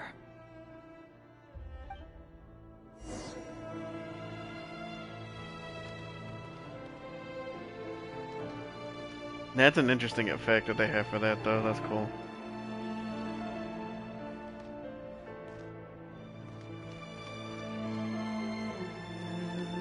Leave the hut.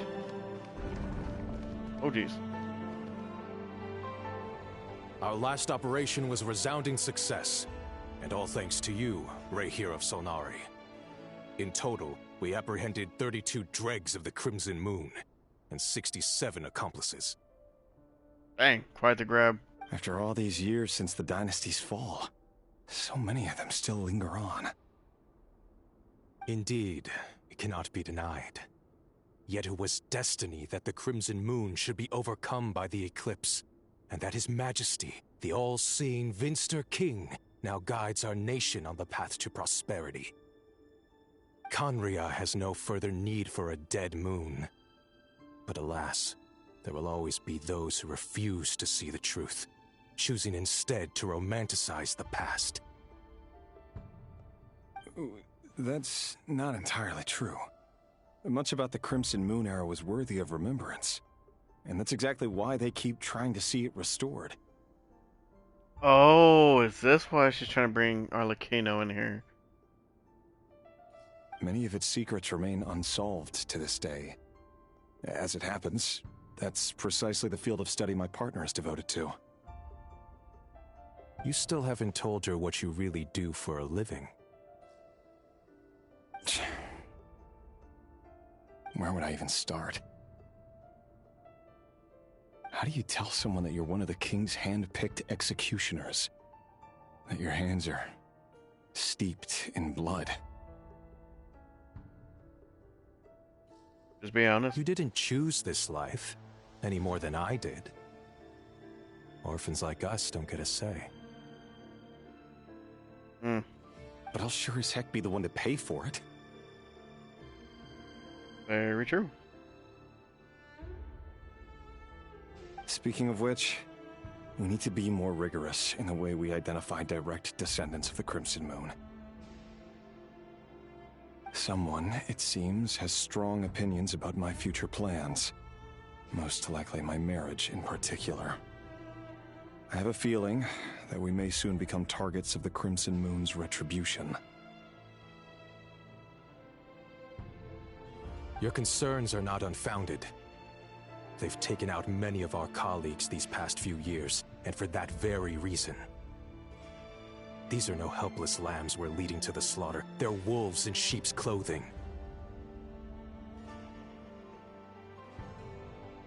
Take care, Rahier of Solnari. I look forward to toasting you at your wedding. Thanks, Thorkel. Be a Look fun after one. yourself, too.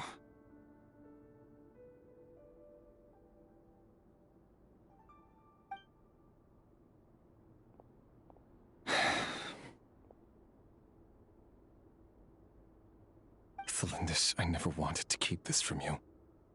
You're the last person I would ever want to lie to.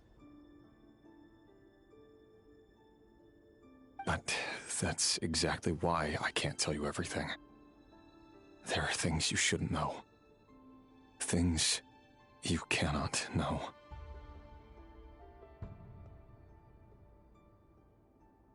The moonlit dynasties are a thing of the past. Yet even now, with the sun shining high in the sky, there are those who would call forth a dead moon's ghost. Gotta be careful on those roads, dude. Could that be why Vedalfnir held back? Or was it because of some court secret he's not at liberty to share?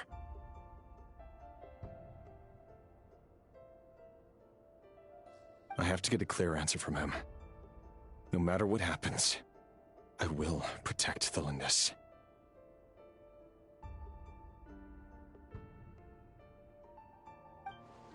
Rerir seems to be very concerned by Vedalfnir's reaction.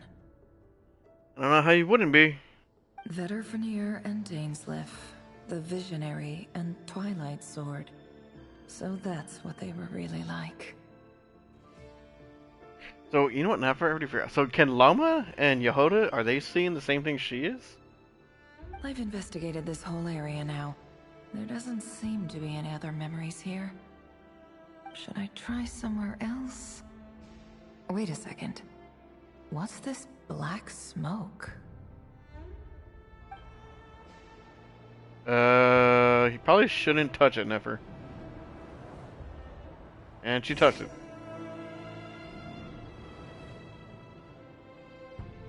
So, he's late after all. Just you wait, Rerir. You're in for it. Big time. Are you waiting for someone, ma'am? Could I tempt you into buying some flowers? Oh, sure. Pick me out a pretty bunch if you would. Thank you. But I'm afraid none of them are as pretty as you. Haha, smooth talker, kid. For someone so young, you sure have a way with words, don't you? Got dirty clothing. I'm only telling the truth. Look me in the eyes. You'll see I'm not lying. Oh, crap. May we have a word in private? Oh, no. Who are you? And what do you want? Oh, no. He's gonna tell her. It doesn't matter who I am. Too many of her kind have fallen lately, so I decided to take the risk of reaching out. Not long ago, the Ray here of Solnari led an assault on one of our strongholds. We suffered many casualties, and many who came to our aid lost their lives as well. Sorry, I don't know why you're telling me this. And I don't want to get involved. Oh, no. Wait. Hear me out. This time we finally got a clear look at his face and learned his true identity. His name is Rerir, and he claims to be one of the King's guards. Oh, crap. What did you say? A cruel irony, isn't it? The man you're set to marry leads a double life as a brutal executioner. But surely, you must have caught a whiff of the blood on his hands. Why are you telling me all of this now? I just throw a chainsaw into the mix. Simple. It's because... How strange. Rerir was nowhere to be seen in that memory. It clearly belonged to Thelindis. Rerir couldn't possibly know what happened if he wasn't even there. The intertwined? Why would her memories appear in his fragment? The ceremony won't last much longer. I think it's time to call it a day. My eyes. But what happened?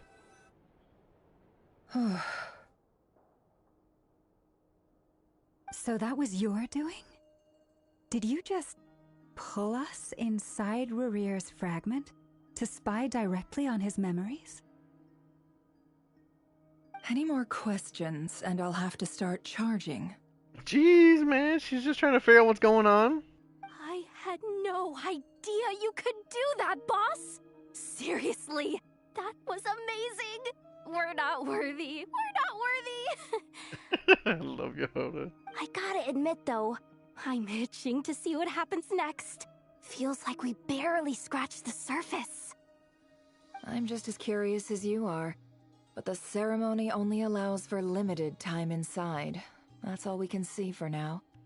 But it went until tomorrow, huh? Luckily, we managed to learn quite a lot.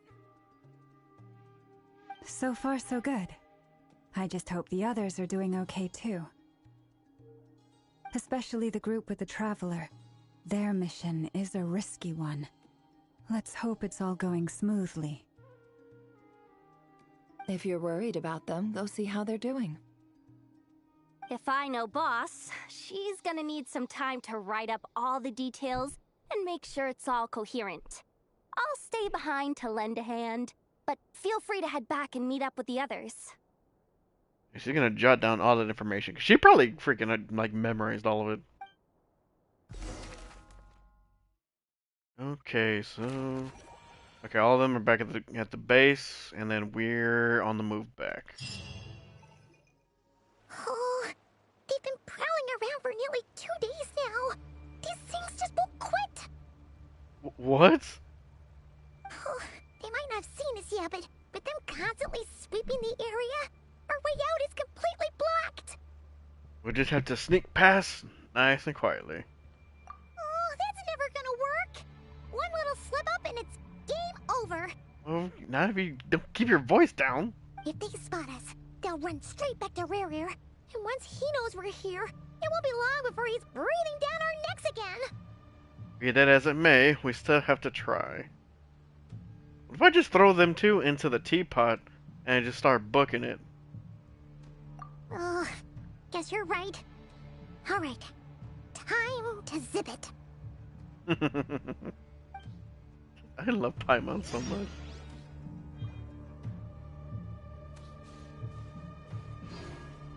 Everlasting as the moon. Where the heck am I? Jeez. Quick, hide! We almost got spotted! Phew, that was a close call. Wait, I didn't even realize they were right there. I can't even jump. Well, there's some up ahead right there. Watch out! He's coming this way! Oh.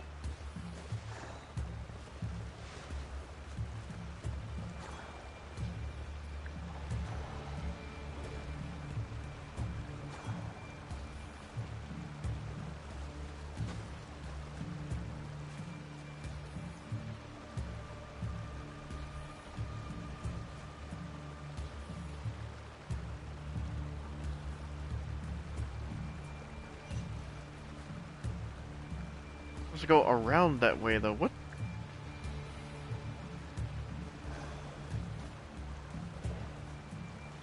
How am I supposed to get over there? Surely they'll see me right here.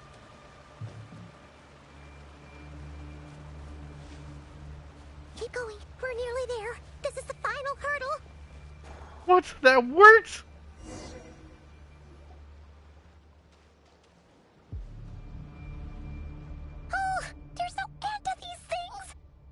We can't keep going like this. Surely there must be another way out.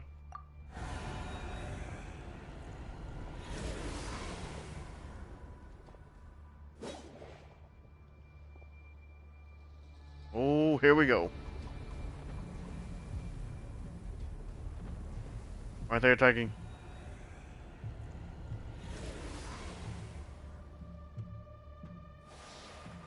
Fire. Oh. Fire? Wait, what's that smell? Oh no, there's a fire!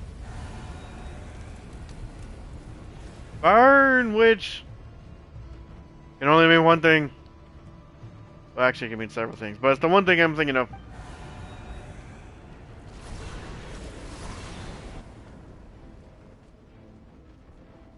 That was quick. Yeah!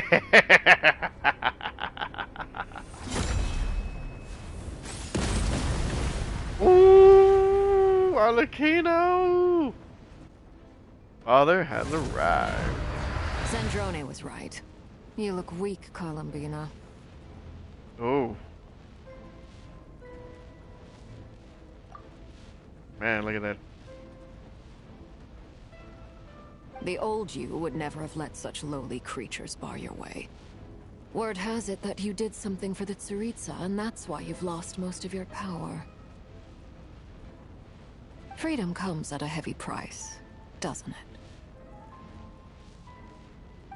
It's Arlecchino! You came! Hello again, Columbina. And greetings, guests of the House of the Hearth. Hi! It's been a while, Arlecchino. Awesome. Back to Zandrone! What happened to Polonia? Polonia! You better be fine, bud. Ooh, jeez. Machines are what's for wear. He's damaged! But he seems alright. Stupid right here of stupid Solnari. Whatever. I've got all the data I need. Next time we meet, you're finished.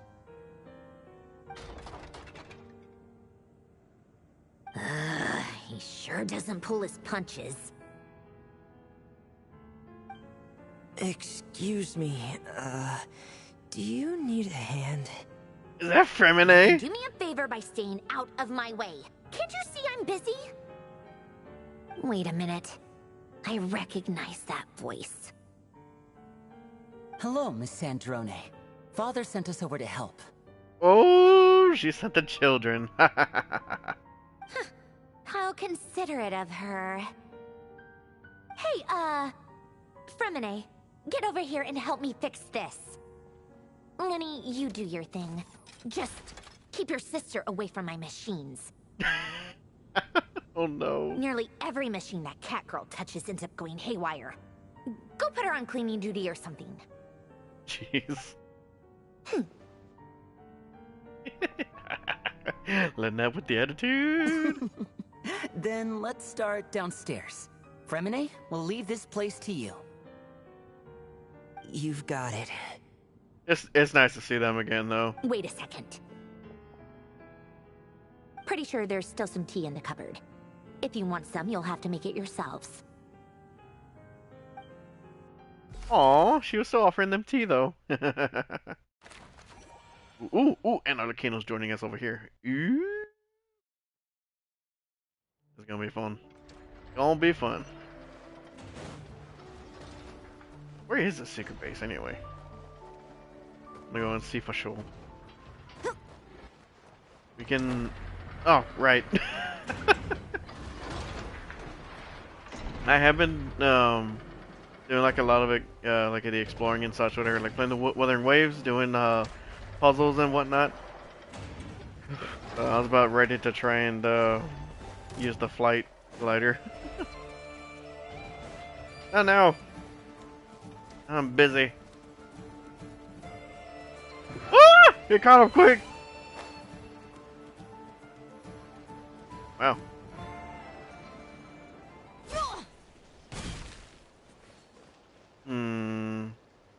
Do I dare? Because I haven't fully tested this team yet. Now, since there is water around, I don't think I'm gonna need. Everything. Sharing my Give it a go. Time to shine.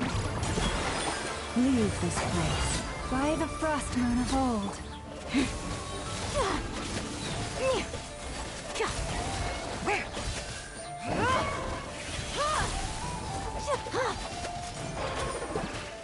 Oh, I gotta be careful with that now. Where did it go? Ah, it's way over there. The show begins. Receive my blessing. And now that thing is stuck in the water. You gotta be kidding me. Oh, guess we're doing this. Did that thing just drown? Oh. Well, that wasn't exactly supposed to happen, but it did do some damage, though. So I mean, I'll take it. It's our daily commission. Okay, yeah. So that was this thing. Pop.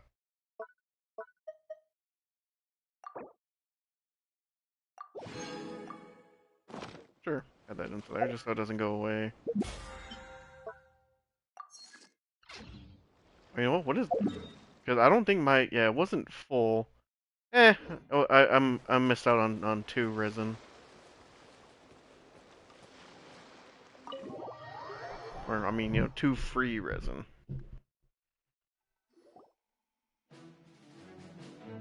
We got the team assembled. It's a relief to see you all made it back in one piece. I know what I'm doing. Huh? Feels like there's quite a few people missing. Where's Flint's and the others? And what about Nefer? I returned ahead of them. Flint is helping Aino and Anefa to set up the decoys and buy some time. As for Miss Nefer... Boss is still wrapping things up on her end. She sent us back to fill you all in on the top secret intel we've been gathering. Top secret, huh? The best kind of secret. I see. Then let's get right into it. But first, who do we have here? You brought someone else in to help? Don't even think about it, bud. Greetings. I was invited here to help as a longtime Tea Party companion of Columbina's. You may call me Arlecchino. Surely it can't be. Does she know who she is? Those eyes. Oh, where have I seen them before? Wait, of course. In those memories we just saw. So she put it together. Oh, okay, that right. Both of them put it together.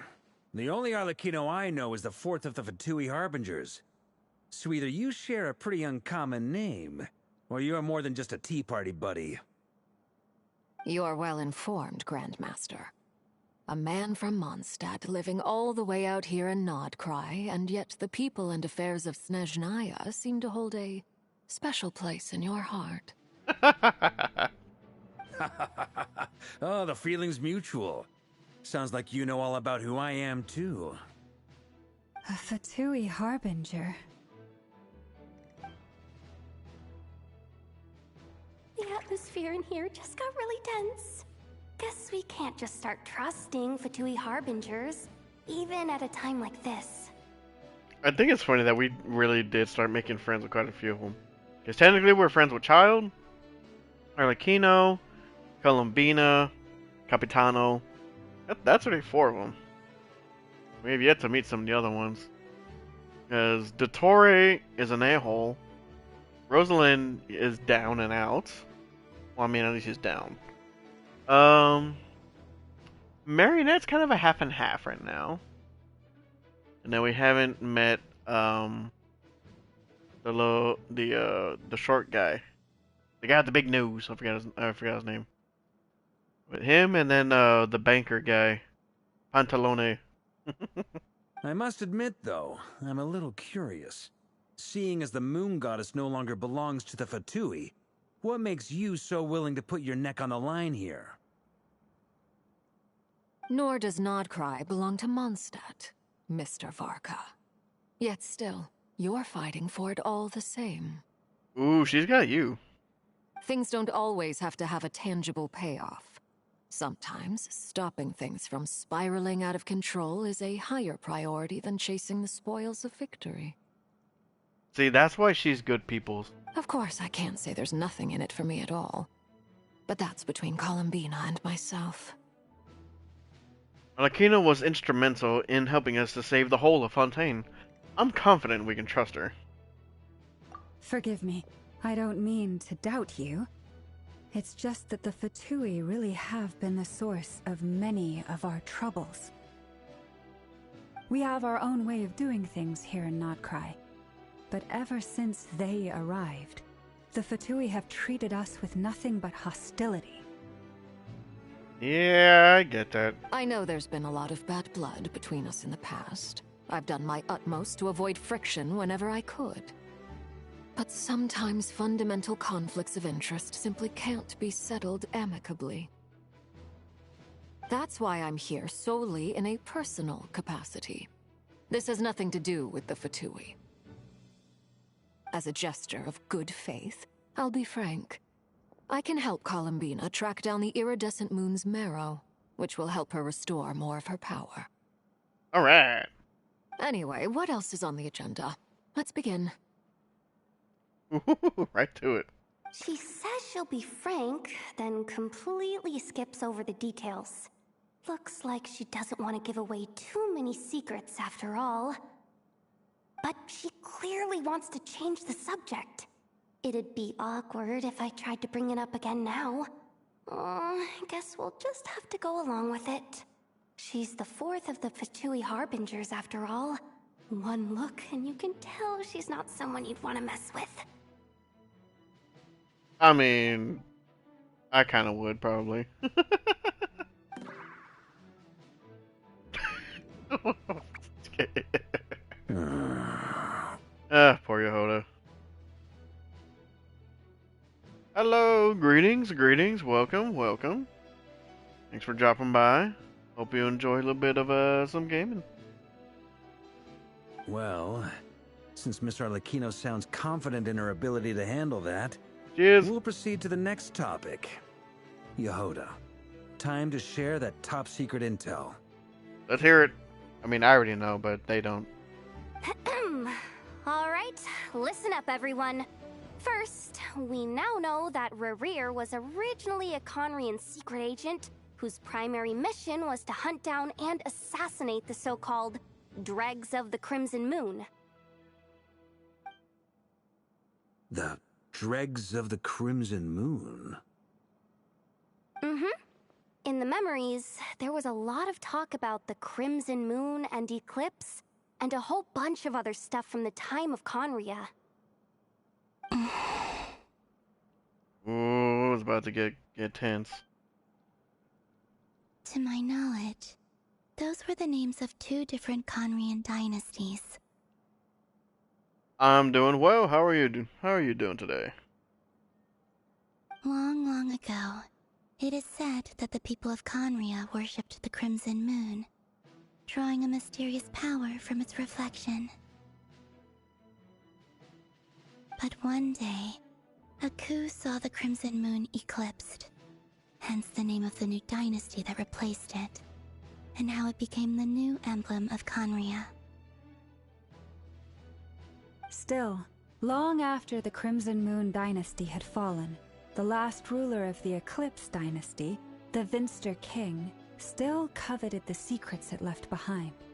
So, he sent the Rehir of Solnari to secretly hunt down the Crimson Moon's few remaining followers. In those days, Rerir showed no signs of madness. In fact, he was as normal as any other person. Oh, and he had a fiancé, or at least a would-be fiancé, called Tholindis. Tholindis? What's the matter? And just after he regained his body, he called out that name. Verfnir, Rhine-daughter, Flinders. Who's Rhine-daughter then? It's going well so far, thank you for asking. Interesting. Anything else? What about this would-be fiancé of his? Do we know anything about her? Well, she was a researcher at the Universitas Magistrorum, but it felt like she was hiding some kind of secret. They both had secrets.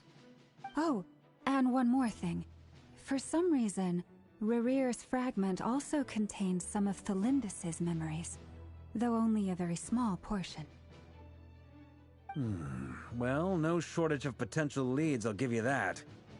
In any case, it sounds like we can conclude that while Tholindis was still around, Rerir appeared to be lucid and quite normal. Tholindis, it seems, must have been the one thing in this world that he couldn't let go of. Tell me, though, Were these pure-blood Conorians we're talking about here? Why do you need to know that? Hold on. If she was a pure-blood Conrian... Oh, then she might still be alive. Or a Hilichurl. Oh yeah! Just like how it was with the captain. If we could somehow find her, do you think there's any chance Rerir might regain some of his sanity? It's possible, but it would take a miracle. We can't pin all our hopes on that. That merchant who Nefer knows, Dori Sangama Bay. Maybe we could hire her to look into it. Oh, she's expensive though. Alright then. Let's keep working in our separate teams. Traveler, Paimon, Kutar, and Miss Arlecchino will go look for the iridescent moon's marrow. As for the others... On the way over here, I noticed that the wild hunt monsters had grown even more frenzied in their search for Kutar. At this rate, the people living here will be in grave danger too. So I'm thinking of gathering together some of our followers to go wipe them out. I'll head back to the curatorium and meet up with the boss. Feels good knowing we've all got something to be getting on with. Given that the Wild Hunt has been a lot more active lately, the Lightkeepers have likely begun their own operations too. If that is the case, someone will need to pass the news on to Flint's. I'll hold the fort for now, then discuss our next move with Flint's, Aino, and Anefa when they get back. Sounds like a plan. Alright then. Well, the clock's ticking. If that's everything, we'll be on our way. Oh, jeez. Just ready to We'd go. better get moving too. We'll try to buy you as much time as we can. Relax. Just do your thing. I decided to call in some backup since things are getting so hairy. Our reinforcements should be here any minute now. Cool. Stay safe, everyone. Dismissed. I play quite a few of these kinds of games, but I do also stick to a few others, like Destiny, Overwatch. Trying to get back into Warframe a little bit, see how I'm gonna deal with that. We're back. Did we get here a little early? Or a little late? Probably a bit more than a little late. A tad late. The others have already set off. To summarize, our resident moon goddess has found us a new ally, and Boss Nefer has uncovered some promising info. Everything going smoothly on your end? Not great. I don't know how long we can stall them for. The decoys are getting taken out way faster than we imagined. I'm gonna make some more later, but I need a timeout first. I'm so tired right now. Give it a little catnap. Oh, right. Inefa, could you fill in Uncle Varka on what we just discussed with Flint's? Sure. Uncle Varka, you previously told us about how when you went to investigate a source of the Wild Hunt in Amsvartnir, you discovered that it was just a diversion. But according to Flint's intel, several outbreaks of the Wild Hunt had already occurred in Nodcry in the period leading up to that. That was before Rerir had regained his body, when he was far from regaining his full strength. In other words, in theory at least, he still lacked the means to act in two places at once. And yep, that's probably confirmation of this. Yep, it's not just rear. Flint's, with everything that's been happening, the Lightkeepers across Nodcry are rallying to fight back against the Wild Hunt. They're gonna need your help. I know, I'm sure you're capable of coming up with something far more effective than decoys. But for now, you should stay here and get some rest. And Efa and I will head back over to Amsvartnir to see if there's anything I missed. Jeez. Hope that wasn't audible. I told you Uncle Varka would say that, didn't I? Stomach is deal's rumbling. a deal. Not a word about my snack intake for the next week. Database updated. Reliability of Aino's predictions increased. What does that mean? They were betting on how you'd respond after hearing their intel. Ugh, it's the obvious choice, isn't it? That's hardly worth betting on.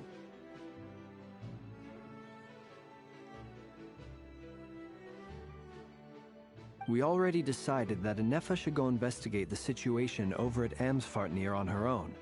You might as well stay here and keep watch. Someone needs to hang back and oversee our strategy meetings. And besides, you still haven't fully recovered from ambushing Rerir. Oh? So I've ended up with the easiest assignment. Well, I appreciate it, everyone. See you when you get back.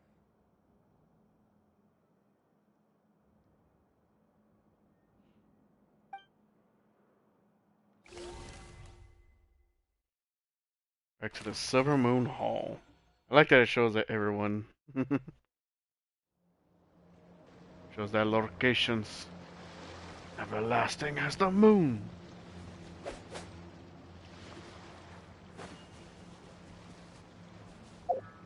Yeah, do I have a better weapon? I mean, I'm sure I do. Like, I'm sure this would probably still be better to use, but I don't like it. Doesn't go with it, you know. Dude, I really wish they had a transmute system.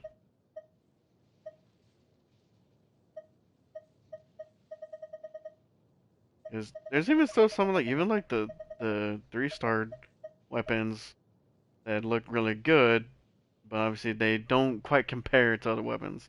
Like this one has always been a really nice sword. I love it.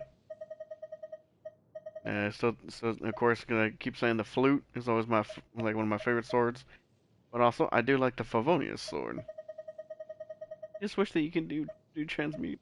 Like even this looks very very nice. She actually looks really good with the pipe too. This one is indeed very fitting too. It's fine. It's working for now. That's the biggest thing. Here, this will serve as a good spot to cross over. Cross over where? Arlecchino, hold up a second. Since you brought us all this way, would you mind telling us what you've got planned? We still haven't got the slightest idea what's going on here. And if even Columbina doesn't know where the iridescent moon's marrow is, how do you? Simple. Because I am an inheritor of the royal bloodline of the Crimson Moon. And one of the last surviving embers of the Two Worlds' flames. Oh. Huh? Are you serious? Isn't you're a descendant of that Crimson Moon dynasty we were just talking about? The one from ancient Conria? So she wasn't just an ordinary orphan, huh? Your surprise is understandable. I was also taken aback when I first learned of it. But the more I thought about it, the more I realized the signs had been there all along. When I was young, I discovered I could wield a very special kind of fire. It coursed like blood through my veins and smoldered away inside my nerves. What's more, whenever I experienced strong bursts of emotion or drew too deeply on this power, it was like some kind of presence within the fire would begin to gnaw away at me, consuming me from the inside out. Your hands. Exactly. That is why my hands are like this, too. At first, I saw it only as a curse, but once I became a harbinger, the jester apprised me of the truth. Together with my own investigations, over the past few years, there are several things that I have gradually come to understand. For instance, take the so-called Crimson Moon. In truth, it is nothing more than the shattered remnants of the iridescent moon, fused with the abyss to prolong its lifespan. Oh, wow. Okay, so that explains that. Since this blood flame was bestowed upon me by the Crimson Moon, it is a fusion of the iridescent moon's former power and the corruption of the abyss. You all understand the nature of the abyss well enough. I draw upon its power, and in return, it hungers for my soul. This strange blackness is the mark of corruption it has left behind. If I recall correctly, you once told me that if the corruption ever made it to your heart, you'd become a completely different person. Yes, and that's the reason I'm always careful not to push my power too far. It's essentially a never-ending tug of war. Well, that's scary. Oh, sounds intense. Anyway, the rest of my story can wait. Is there anything else about the Crimson Moon or the Iridescent Moon that you're unclear about? Only she can really lay all that kind of lore, and this would be like, anyway. Paimon has a question. So, the crimson moon that the Karians used to worship was actually the iridescent moon, right? Which was one of the three moon sisters. Does that mean that the Karians were to the crimson moon as the frost moon scions are to the frost moon? So much of that history has been lost. We have no way of knowing exactly what they were like.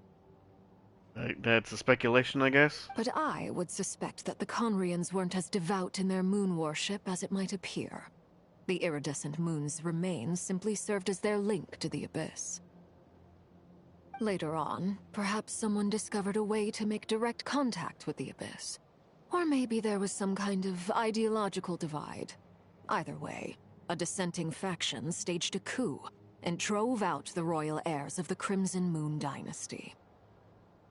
Still, even with the dark sun looming high overhead, the Crimson Moon's glow never truly faded. If you want living proof, it's standing right before you. Oh boy. The first time we met, I sensed something familiar in your presence.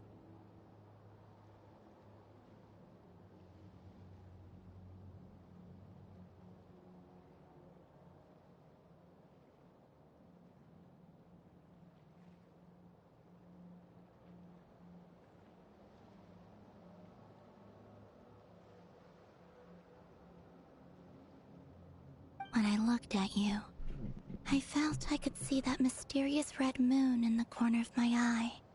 In your flames, I saw its broken image, surrounded by a strange black aura. Well, I appreciate that you kept it to yourself. Much about the Crimson Moon is still a mystery, and I'd prefer not to end up as the object of an insane research project. Yeah, probably not. Anyway, time is against us here, so if there's any other questions, they'll have to wait. But you're the one who asked if we had questions. I just want to make sure I've got one thing straight. In her letter, Sandrone mentioned that since you are unable to contain the iridescent moon's marrow yourself, you intend to leave it in my custody. Correct? Oh, don't tell me she's gonna refuse. That's right. For now, it's the only way I can pay you back for your help. The iridescent moon is already part of who you are, so with its marrow in your possession, you'll be even more powerful than before. Even more? Jeez. Should we see 7? Deal. Then let's get started. Oh, she accepted that very quickly. Get what started? What does this place have to do with the Crimson Moon? When I first became a Harbinger, the Jester gave me a book called Paranhari, also known as Leobranto Innamorato. I would not be able to say those words. You should be able to buy a copy next time you're in Fontaine. It's a love story set in the Crimson Moon era.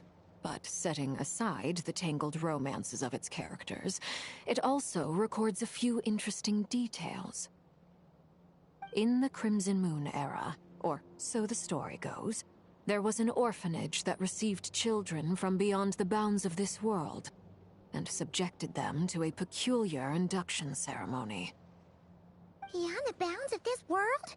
For real?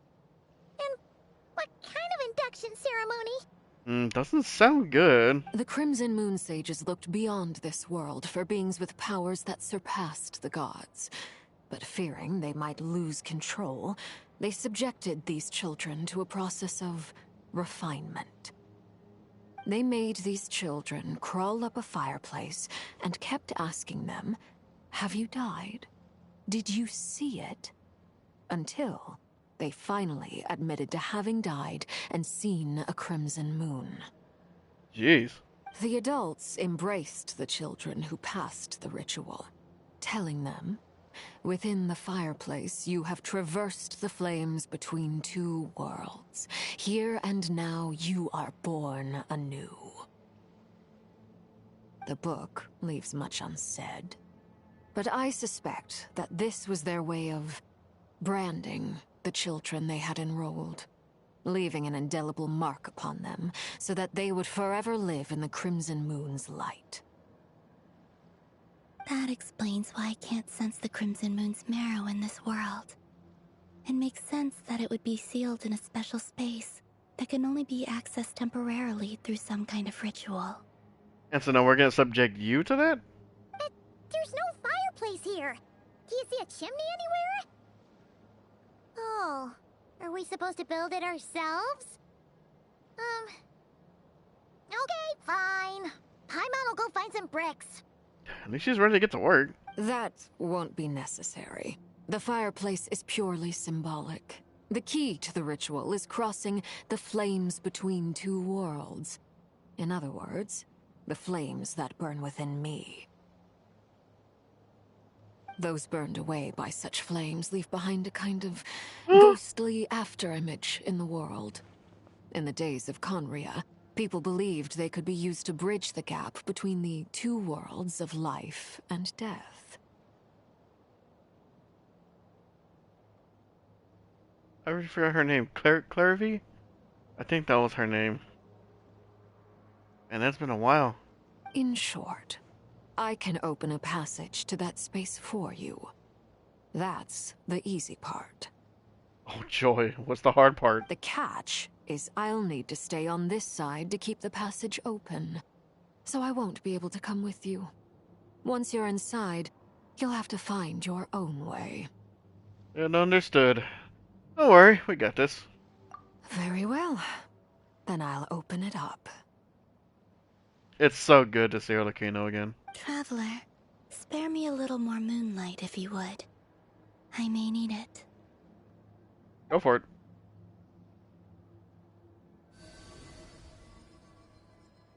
Thank you. I feel like I've recovered some of my strength now. It should be enough to move us across short distances and confront whatever dangers might await.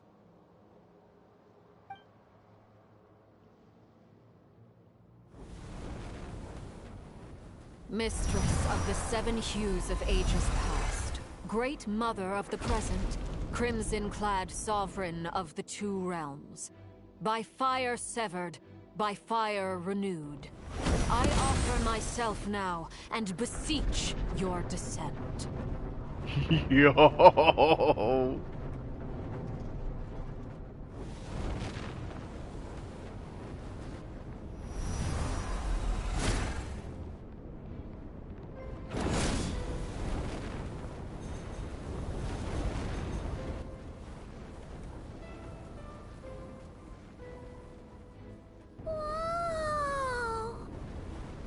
That is insane.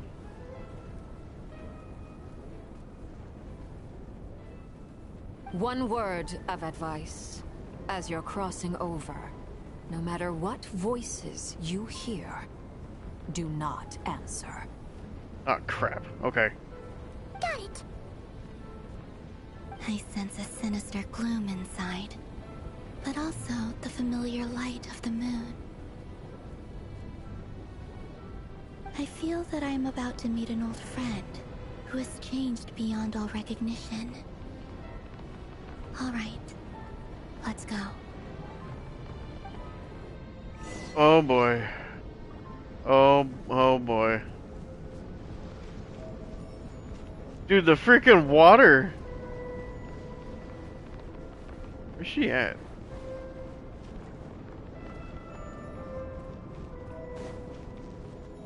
Oh, I thought she was still gonna be in like a little pose or something.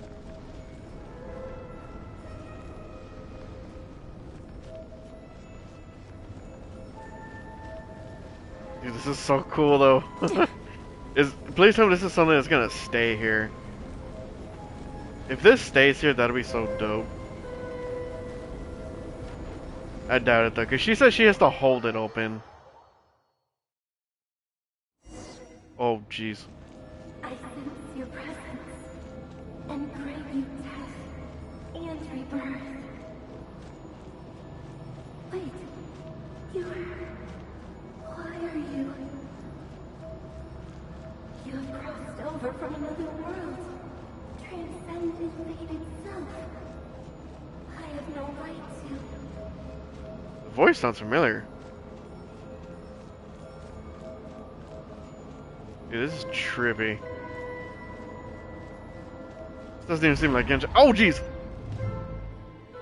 Hey, look up at the sky! A red moon! This must be the spot, right? Is that the abyss? It's practically filled the entire place. What now? We just gotta find it and get out. What a tragic sight. Fragments of your broken body, seized by the abyss, and hung up aloft like mummified remains. Iridescent moon. Was this truly what you wished for? And let's keep going and see what's ahead. Careful! There's something spooky about this place. Feels like something is lurking in the fog. Paimon's right behind you. Whatever you do, don't run off without her. Just stay close, Paimon.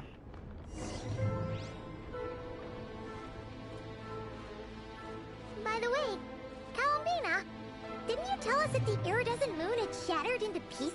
The moon up there looks pretty whole to Paimon. How is that possible?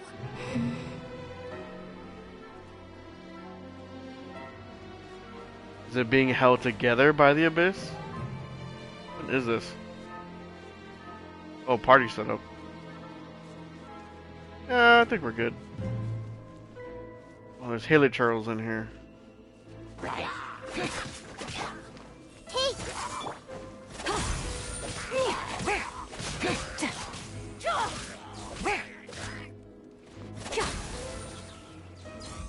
Sorry, dude.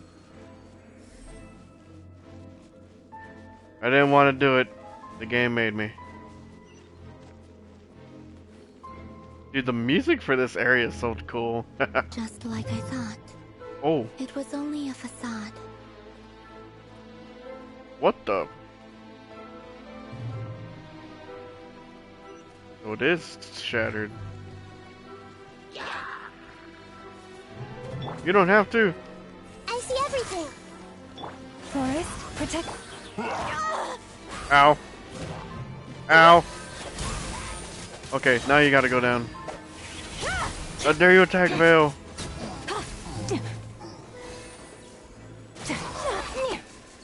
I tried to go past you. I tried.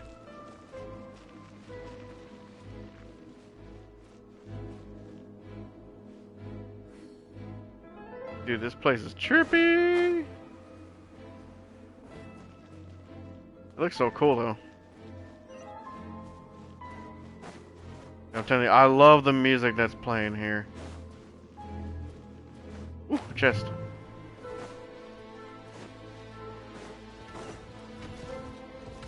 You poor master.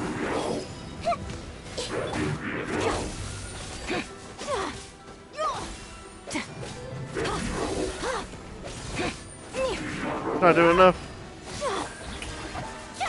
This may hurt a little. Branch into song. There we go. Okay, heal some of them before we continue on. Just in case.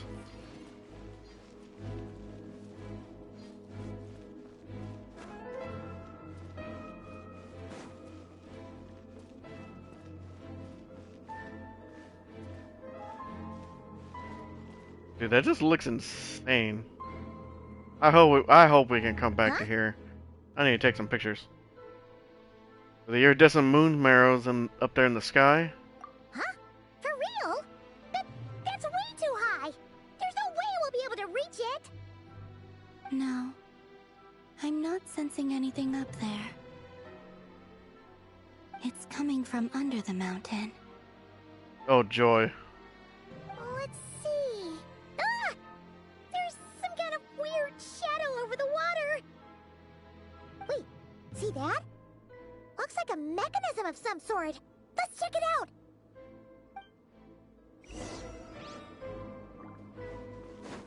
Why would they have a mechanism that can control this thing?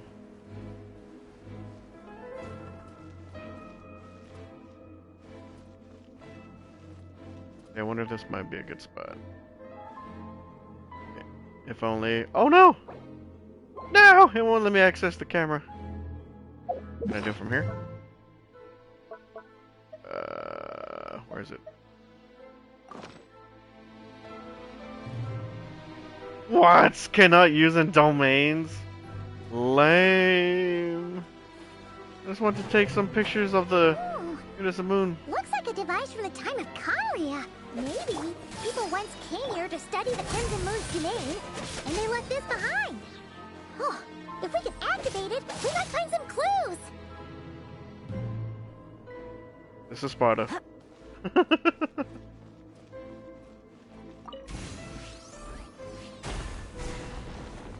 Nice. How convenient. They left machines to completely dispel what they were trying to protect. Hey, look at that! Now that the mechanism's running, the shadow in the water looks different. Do you think these mechanisms might be the key to unlocking the secret? Let's try to find more of them! Felindis, we'll leave the rest of the research in your hands. We'll be heading back now. Oh. I hope this isn't ruining date night. Wait, Vilwis? Ugh. Mind your own business. Just leave me some snacks on the table. Oh, okay, okay. Felindis? Is that Riru's girlfriend? How come we're hearing her voice here? Didn't Nefer previously mention that she was a researcher? Oh yeah. So, do you think she was studying this strange space all along? I hope that wasn't her that I knocked off the cliff. The Abyss has made this space extremely unstable. Maybe that's why some of the things she said and did were preserved here. Like echoes. Or after images. Whenever I see this view, it takes me back to a poem from my childhood. Waning moon, oh lifeless damsel, weeping on the mountain crest. Mourning still in wistful tone, her fragile soul now laid to rest. For me, of all people, to be here investigating the mysteries of the Crimson Moon space. Is it a coincidence? Or something more?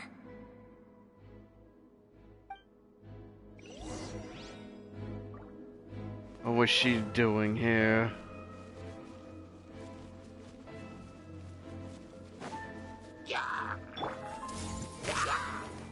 Leave this.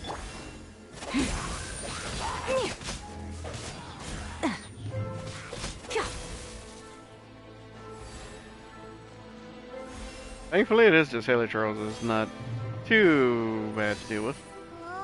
Looks like the Abyss has messed up this mechanism. We need to find a way to get it working again. Let's see if there are any other devices nearby. We're gonna use what device to cleanse the device. Everyone hold hands.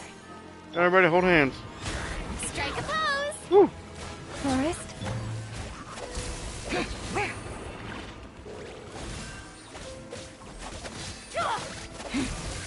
Bring it.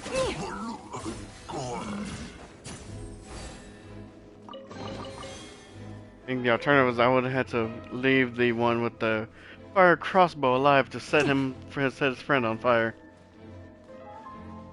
And barbaric.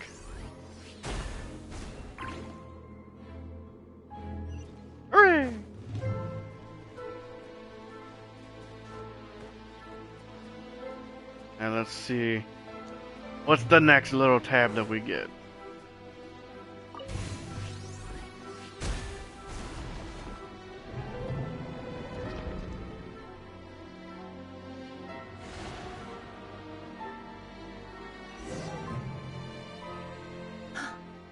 I see. So the moon marrow, or rather the power of the 3 moons, is the key to unlocking... Unlocking what? If it really does exist, then maybe this madness can finally be put to an end.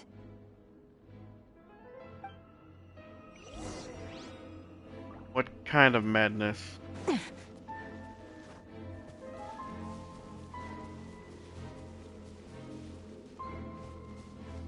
I mean, it doesn't seem like it's something nefarious. Maybe she's trying to fix something. But what could she be fixing? Oh crap.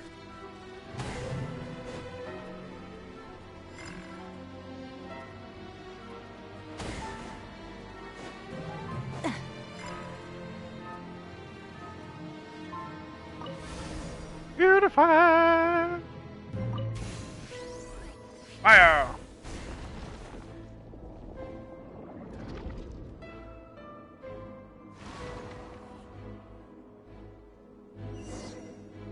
The reflection. With the Abyss inhibitors in place, I should be able to access the chamber with the moon marrow. Oh, Revier, with every step you take, you're drifting further from what you truly desire. But you're not the root of the problem.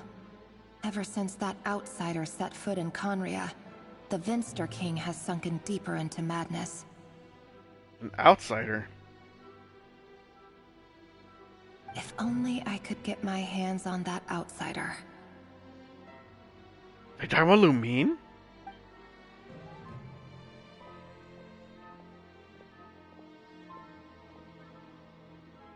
Hey look! The moon's reflection is back to normal! Because I think Lumine was the only outsider that was in Conria. Elendis' voice mentioned a chamber with the moon marrow. Do you think maybe it's hidden in the moon's reflection? It must be. For within it, I sense the fragile aura of a dying soul. Then there's no time to lose! Let's go!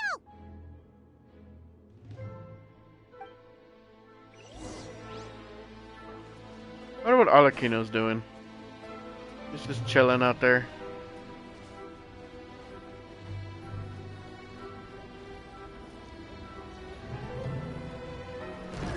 Ah!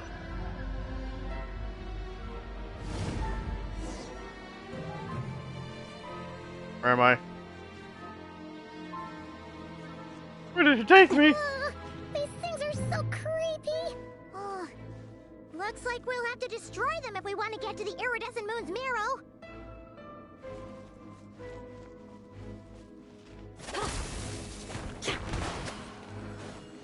Okay, I was over here like, what do I need to do?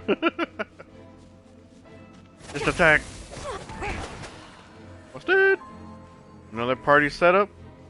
Nah, I can do this. That must be the iridescent moon's marrow! Oh, there's Rift Hounds. We'll need to destroy these things before we can reach it! Oh boy, why has it gotta be Rift Hounds? I see everything! Yoo-hoo! Lush as the moonlight.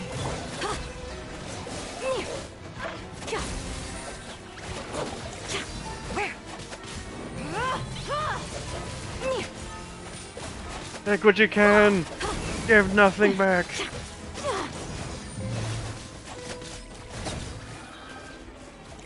Woo! Easy. Oh, brilliant! Try to bring you into this nonsense, Farina.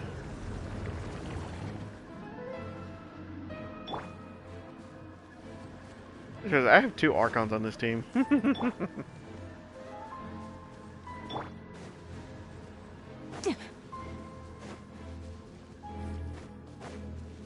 know what? I want to see Nahida. Oh Jesus. Like I haven't seen Nahida in a long time. I think since her birthday event. Man, you know what? Speaking of events, you know what I completely forgot about was the previous one that apparently had to do with Layla. And I need to go back and like watch like a playthrough of it, cause I heard it was a really good one story wise. And I can't believe I completely forgot to do it. You poor lost. Like I was like literally, I had just thought about it. I was watching TV with the family, and then I was just like, oh, and they were looking at me like, what? What's wrong? Like, I mean, nothing. I just forgot something on my game that was a timed event, and I didn't do it. They just looked at me like, oh, jeez. Why does it have a zone around it? I see everything. Strike a pose. Branch into song. With one heart, we pray.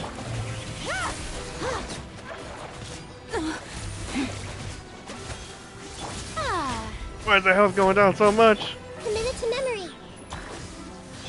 Forest, protect us. No! The health couldn't come fast enough.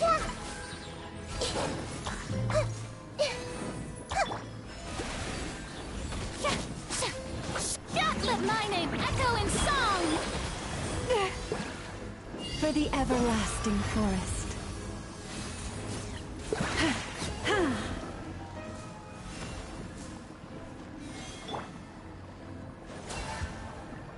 That's a close one. That one almost went down. I mean, that one got low, at least. Alright, let's go get this moon marrow and get out of here. Oh boy. That looks, not pleasant. I finally did it! The iridescent moon's marrow, still burning away like an undying flame, yet now contaminated by the abyss. It has taken on a new form entirely. If we can purify the abyssal power within, we should be able to obtain its untainted essence. Alright, that's where I come in.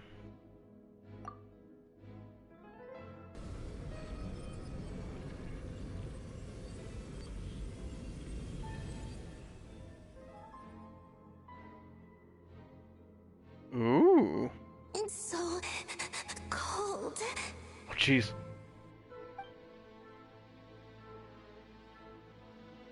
Is it you? Are you here? Don't answer it. Huh? Are you talking to us? Go ahead, Paimon. At long last, I can see you once more. Our fates have crossed, and I am finally free. I'm sorry, I lied to you. Even knowing what was to come, I still couldn't let go of the fear in my heart as death drew near. The moment the moon shattered, my body began to split apart piece by piece. Like I was being cut into pieces by 1,000 blunt blades. My thoughts scattered as the cold crept in, but I could not bear to fade away like that. Tell me, what was it that brought you to us all that time ago? If only I had possessed your courage, then I might have been spared this torment more painful than death. You look Who is that? puzzled. That's how I felt too when I first saw you. But trust me when I say that everything happens for a reason. Farewell, Hypo. Hypo?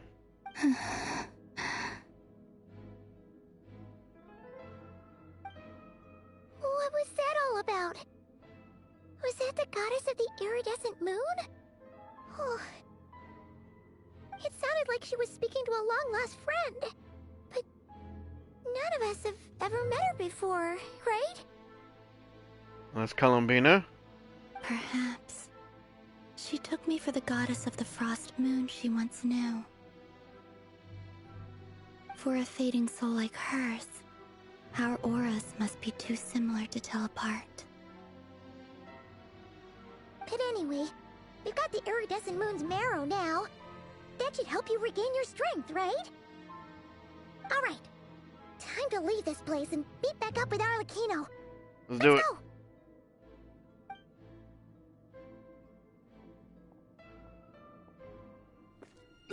That's odd. This place looks different than when we came in.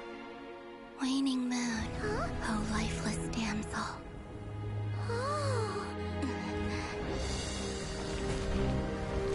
Oh. Okay, that's not good. Hurry! The place is collapsing! Wow, she's fast. It wants to trap us here. Who's it? The Abyss? Now we've taken the moon marrow. All that's left here is a dark will. It will show us no mercy.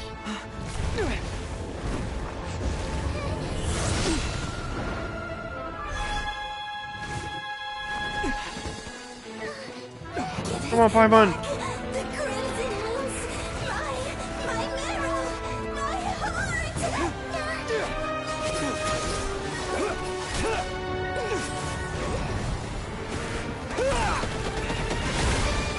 Ooh!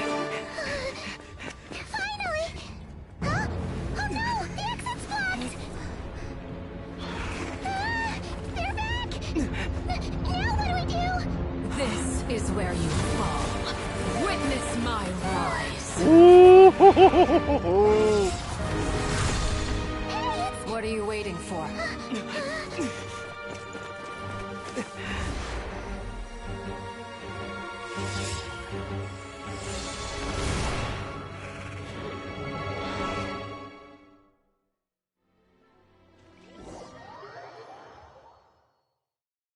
I love that they're adding more and more cutscenes like that, though. I love it. I love it.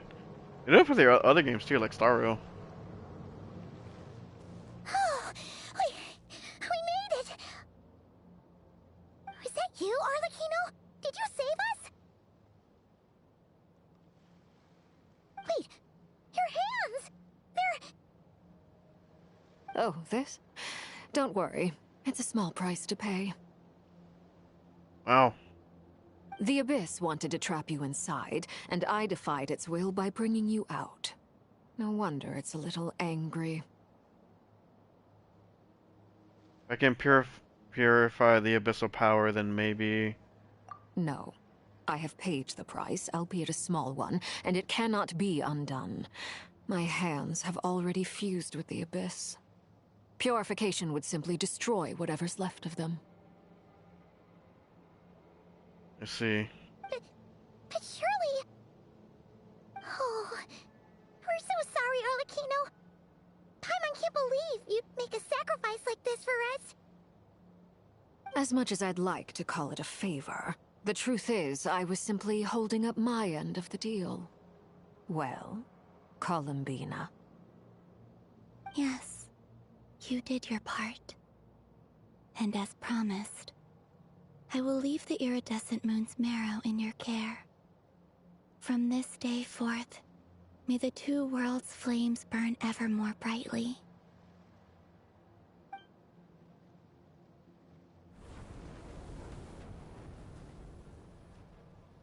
I'll take that as a blessing. Now, Columbina, give me your hand. Accept this moonlight I offer in return. I love these two.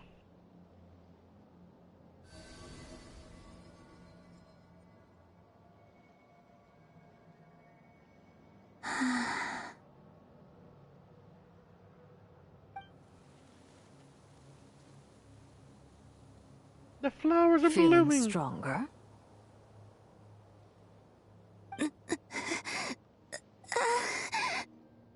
What's wrong? Hey, Columbina, are you okay? I'm fine. Our powers are a little at odds, that's all. By the Frost Moon's authority alone, wielding the power of the other moons was always going to be a stretch. Still, I think it's fair to say that your strength has returned, at least to the level it was at as Third Harbinger. Oh, wow. It's still not enough. There's no way I can hope to challenge Rayrier like this. Just one more ray of moonlight, if you would. Please, Columbina, don't push yourself too hard. It's okay. I can take it. Don't want you to overdo it.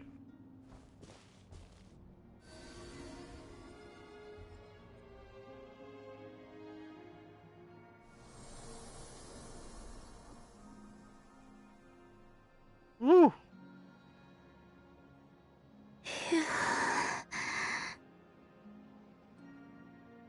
How about now? Fighting fit? At the very least, I won't have to stay hidden like before. I want to see him gone from Not Cry. The Ray here of Solnari and his wild hunt must be sent back where they belong. Well, it's good to have something to aim for. You certainly seem more alive now than you did earlier. When I first met you, you didn't strike me as a ray of moonlight. More like a wisp of fog drifting in from who knows where, ready to scatter at the first sign of a breeze. Oh yeah, I can tell y'all we're best friends. But now, you're full of vitality. Just like the Frost Moon, once the brightest of them all. May you keep shining, Columbina. This is who you are. She's being so supportive right now, and I am here for it. Thank you.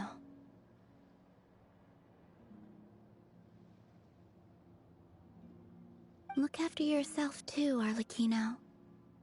I know you have plans of your own, and that's why you're always seeking to grow stronger. But whatever you're after, don't let the Abyss take a hold of you. I do not wish to see you go down the same path as Rayrier. Oh, she cares for her too. I appreciate the concern, Columbina.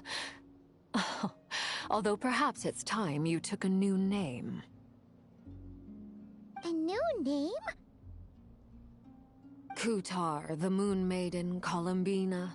They're nothing more than code names. They describe who she is and the roles she's played. But they're true. We often use code names in the House of the Hearth, too. But it's knowing your real name that keeps you grounded. Up till now, you've been living a wandering life, so you've probably never really cared. All I'll say is this. Once you've defeated Rayrier, give it some thought.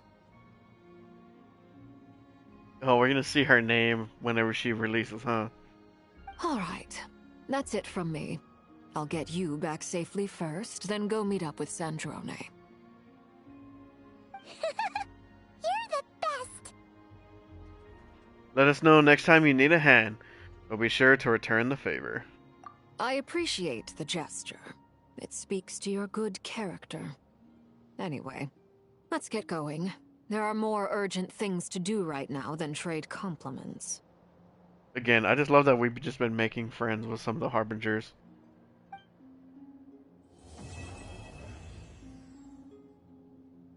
Oh, what? It was a close call, but we got the iridescent moon's marrow and restored Columbina's strength. And that's all that matters. In other words, mission accomplished. Paimon wonders how everyone else is doing. Oh, geez, it's like 2 parts. I didn't know that.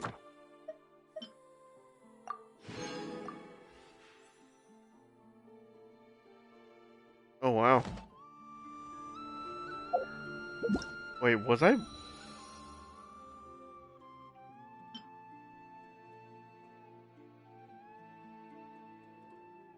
Hold up. This one is. Uh-oh. Was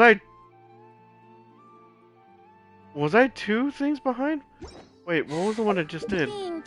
Uh-oh, hold on. Okay, completed.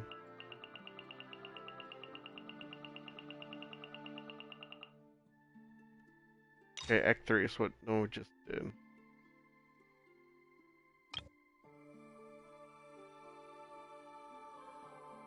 Okay, so that's the dust and limelight. A nation that doesn't exist. Oh crap! So I gotta rename this one.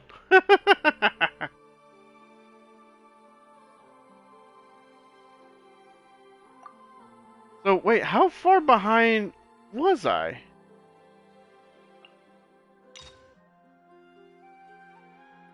Cause this was okay. So yeah, that's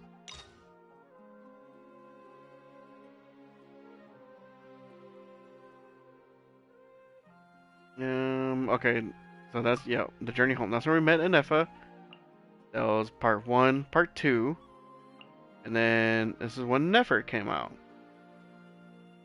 Oh my goodness, I can't believe that. So there was like 2 parts in both one of these. Can be such a hassle. Who knew that I was not people ready would for that adore one. me so much? Well,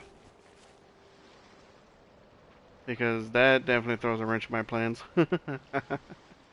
I'm probably gonna come. No, well, you know what? Because I honestly want to break from Genshin. It's still early though. You know what? Screw it. We're gonna keep going. See how far we get. Oh boy.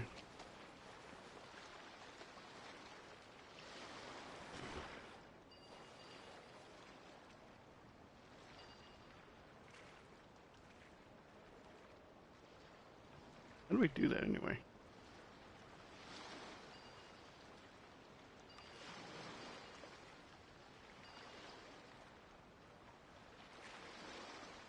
Oh. Huh.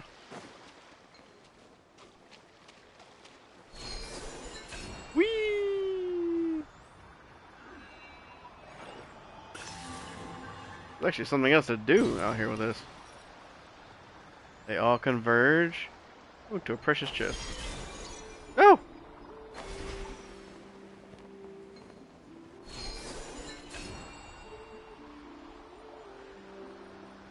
Let's do this real quick. See how easy it is to get sidetracked though? Okay.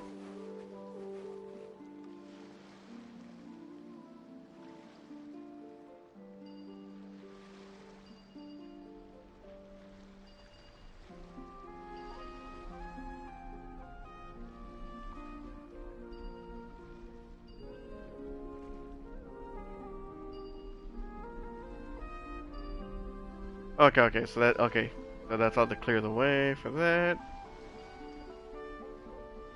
Tea parties are a must for the well-mannered. If you'd like to learn the proper etiquette, I'd be happy to teach you.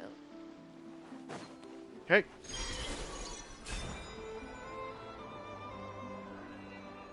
I just need to get one more. What's that over there? Son of a big one. What's that Hither doing?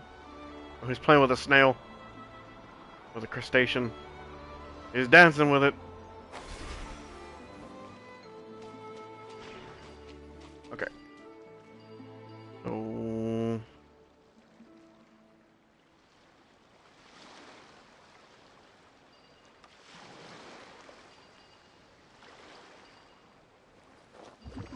I need to get that pushed over, right?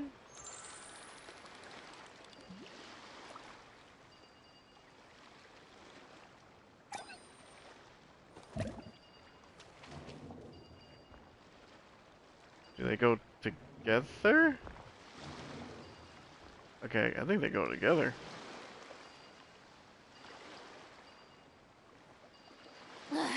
Boring.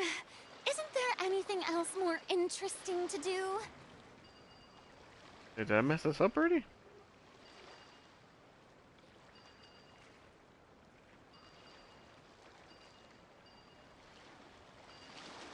Okay, is there like a way to reset it?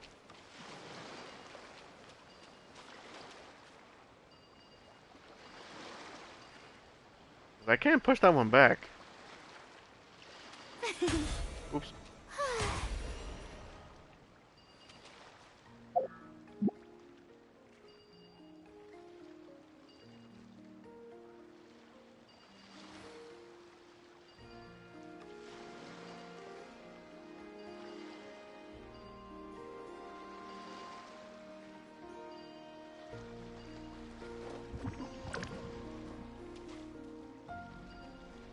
I'm not understanding this one.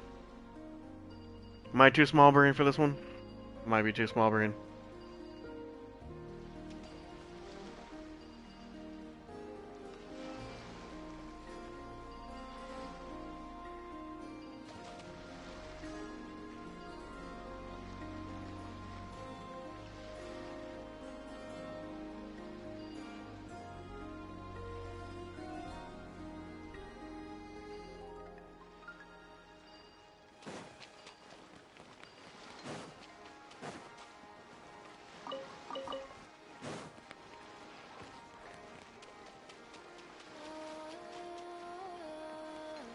How do I reset this thing?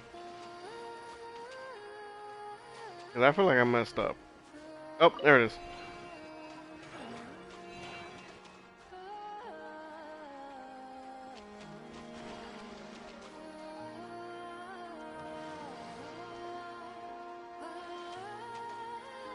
Okay, so is that to connect them together?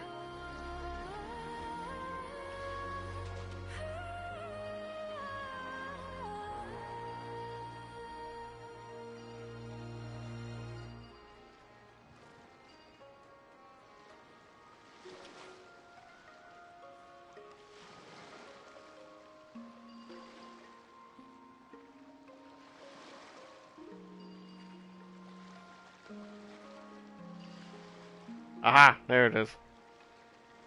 See, I knew I had messed it up.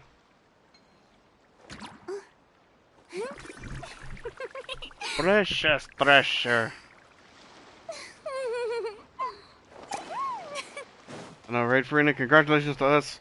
Let's go claim what belongs to us.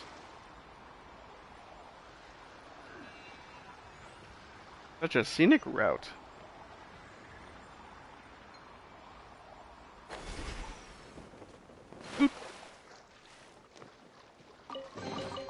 Ticket. Go on. You have my approval. May I present? Huzzah. Alright, so we're just gonna get right back into it. But first, before I forget, let me go and do this. I don't think it's gonna, I don't know. It is technically a whole nother section, so who knows. It might take another 2 or 3 hours to do, but we shall see. Thank you for complete. Add Astra.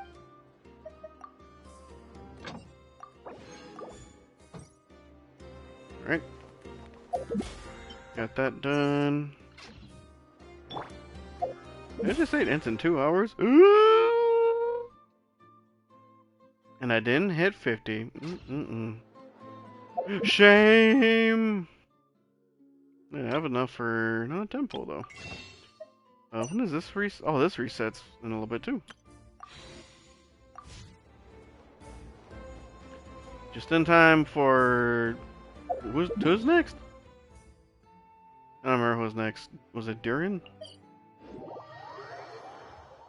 I saw Durin and Yehoda. Yeah, Durin and Yehoda. Look at this thing fishing.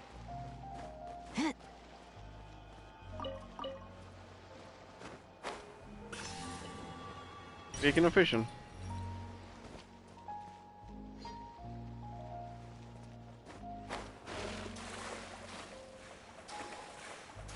Which one was jumping? Oh, so it was that thing. Not sure if I caught one of those yet, so I don't know what bait that it uses. Okay, it does use that.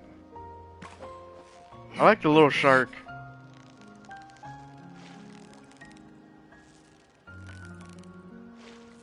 I need to try and catch a whole bunch. Stretch. You made that look easy. For a second, I thought that was the old Paimon voice. Okay, so that one doesn't like that bait. Must like this one. Ew! Get it away.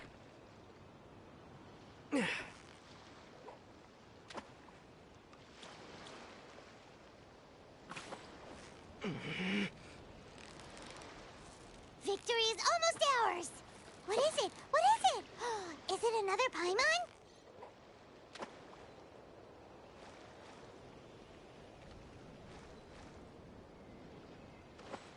Got the shark.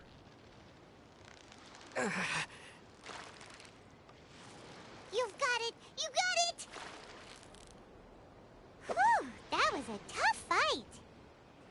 Lay down didn't really put up much of a fight.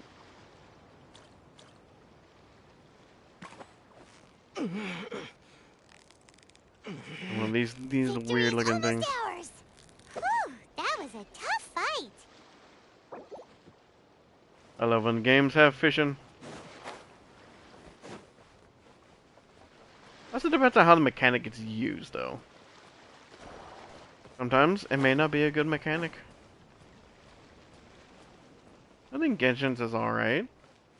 Nothing to brag home about, but it's fun. Anyway, we're gonna get back into it, though.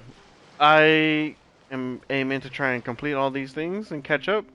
That's what we're gonna do. Oh, do you think the others are making good progress? Hope it's all going smoothly.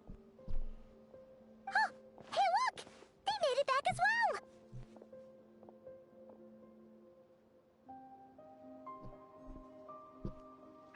I think I need to go get another drink. Flintz! Llama! How did it all go? All is well, thank you. Nefer and Yehoda had to stay at the curatorium to wrap things up, so they won't be joining us for now. I ran into Miss Anefa and Miss Aino on the way back. Their work is still in progress, so I suspect they won't be back for a while either. Oh, it's just us, huh? You seem rather cheerful today, Mr. Flintz. I certainly am. I achieved what I set out to do and came away with more than I bargained for. What did you bargain for, huh? Fighting alone can get quite tedious, but I had the good fortune to run into a pair of brave young warriors. We meet again. How have you been? It's Albedo! Albedo! What are you doing here? Been too long. I'm guessing you're here to see Varka? Thankfully, tracking you down turned out to be a lot simpler than we envisaged. These two courageously lent me a hand while I was fighting the Wild Hunt. When they told me they were Sir Varka's colleagues, it all made sense.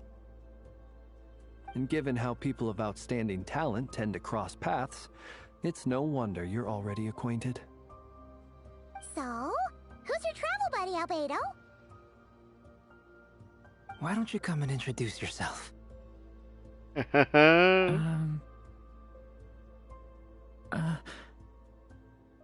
Wow. A gentleman of few words, I see. And a rather stern countenance. I presumed you were acquainted with him. Is that not the case? Wait, those horns. You must be... It's nice to meet you. Again. We've technically met before. Wait a sec! You're Minnie Durin! That's right. It's me. I'm glad to see you again. What's up, dude? I hope you went back to go see your best friend, Wanderer, though. By the way, he says it's okay if you drop the mini. Yeah, I'm not as mini as I used to be. Interesting, isn't it? The first step towards blending into human society appears to be reflecting on whether one's name really reflects who they are. Wow! You look so different! In a good way, of course. It's great to see you looking so healthy. Thank you, Paimon. And although you're as mini as ever, I understand that diminutives don't always convey endearment. I'll be sure to simply call you Paimon, as a sign of my great respect for you. Wow, you're such a smooth talker now. Paimon could get used to this. From now on, you may refer to her as your esteemed guide, Paimon.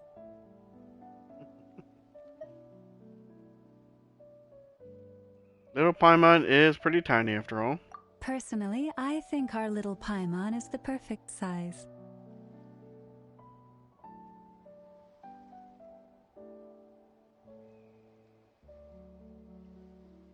When people call her Little Paimon, it's just because she's so adorable that they can't help themselves. If that's not a sign of endearment, what is? You're absolutely right, Miss Lauma. My brother still has a long road ahead of him when it comes to understanding human relationships. Anyway, speaking of long journeys, didn't Columbina, leave with you? How come she isn't back yet? I don't know. She was with us in Arakino. She's been catching up with old friends. Wouldn't be surprised if she stopped for a cup of tea or 10 on the way back. Uh-oh. People are talking about me.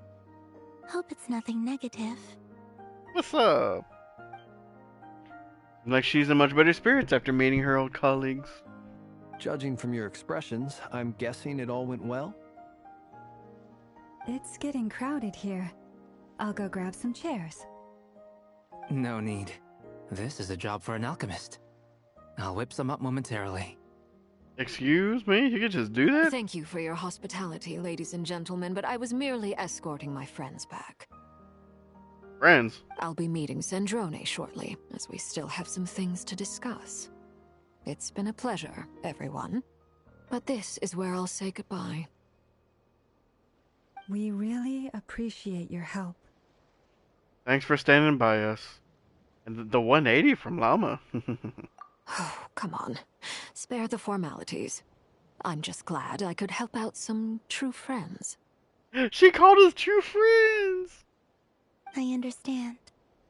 Well, bye for now, Harlequino.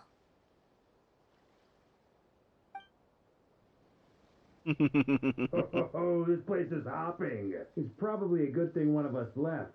Otherwise, we might not fit all these people in. Jeez. Are you saying we're about to run out of chairs? As a matter of fact, I am. Come on in and see for yourself. Who else is in there? Look, there it is. An elegy for faded moonlight. Yep, I'm gonna have to rename this.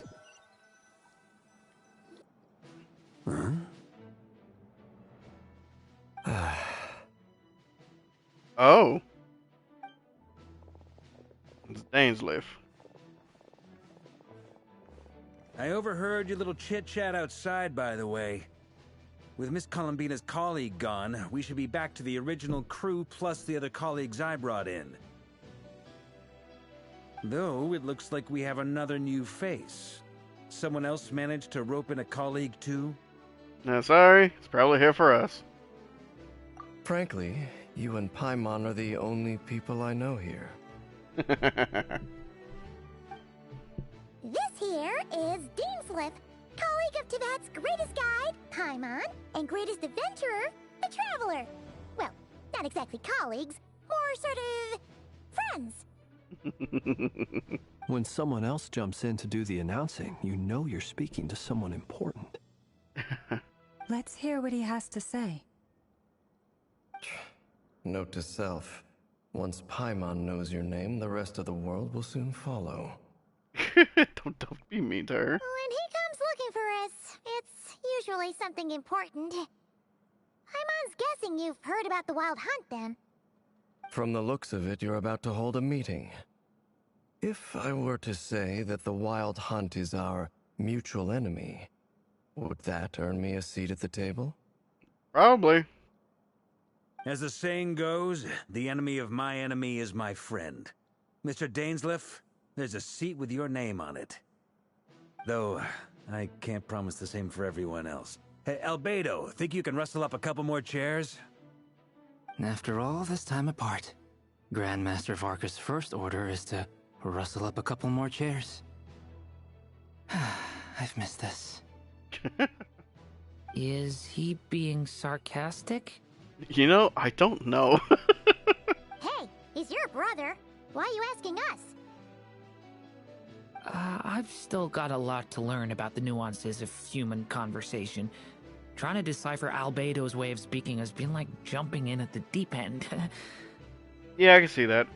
Oh, good point. Paimon gets you now. Don't sweat it. There are people who go their whole lives without getting the hang of it. You're ahead of the game already. Look at you, Paimon. Expert in the art of encouragement. Another teary eyes. I wonder what's taking Nefer so long. Perhaps you should go and check in with her. If anyone can hurry her along, it's you. I just got back from the curatorium. Besides, aren't you curious to see what's taking her so long? Oh, jeez, you two. Miss Nefer doesn't strike me as the type to share secrets. And since gathering intel is her specialty, I'm guessing she'd prefer to keep her methods confidential.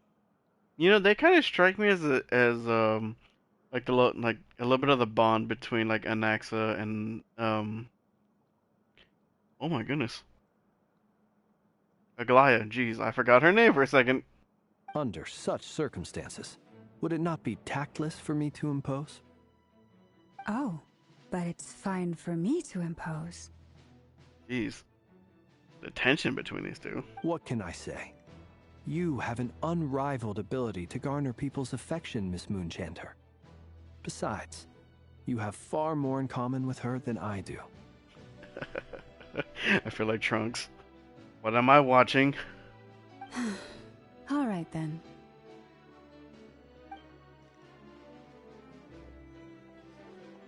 Impressive. She barely fought back at all. I admire your powers of persuasion, my friend. As I'm sure Miss Lauma will realize soon enough, the trick in life is to always pitch in with other people's responsibilities so that you can be selective with your own. That's mean. Another trick is to simply hide in the background. Spoken like a true sage. Anyway, looks like we've got some time to kill before the meeting. Let's take a little breather, folks. And feel free to chat amongst yourselves. We'll get down to business once the other two arrive.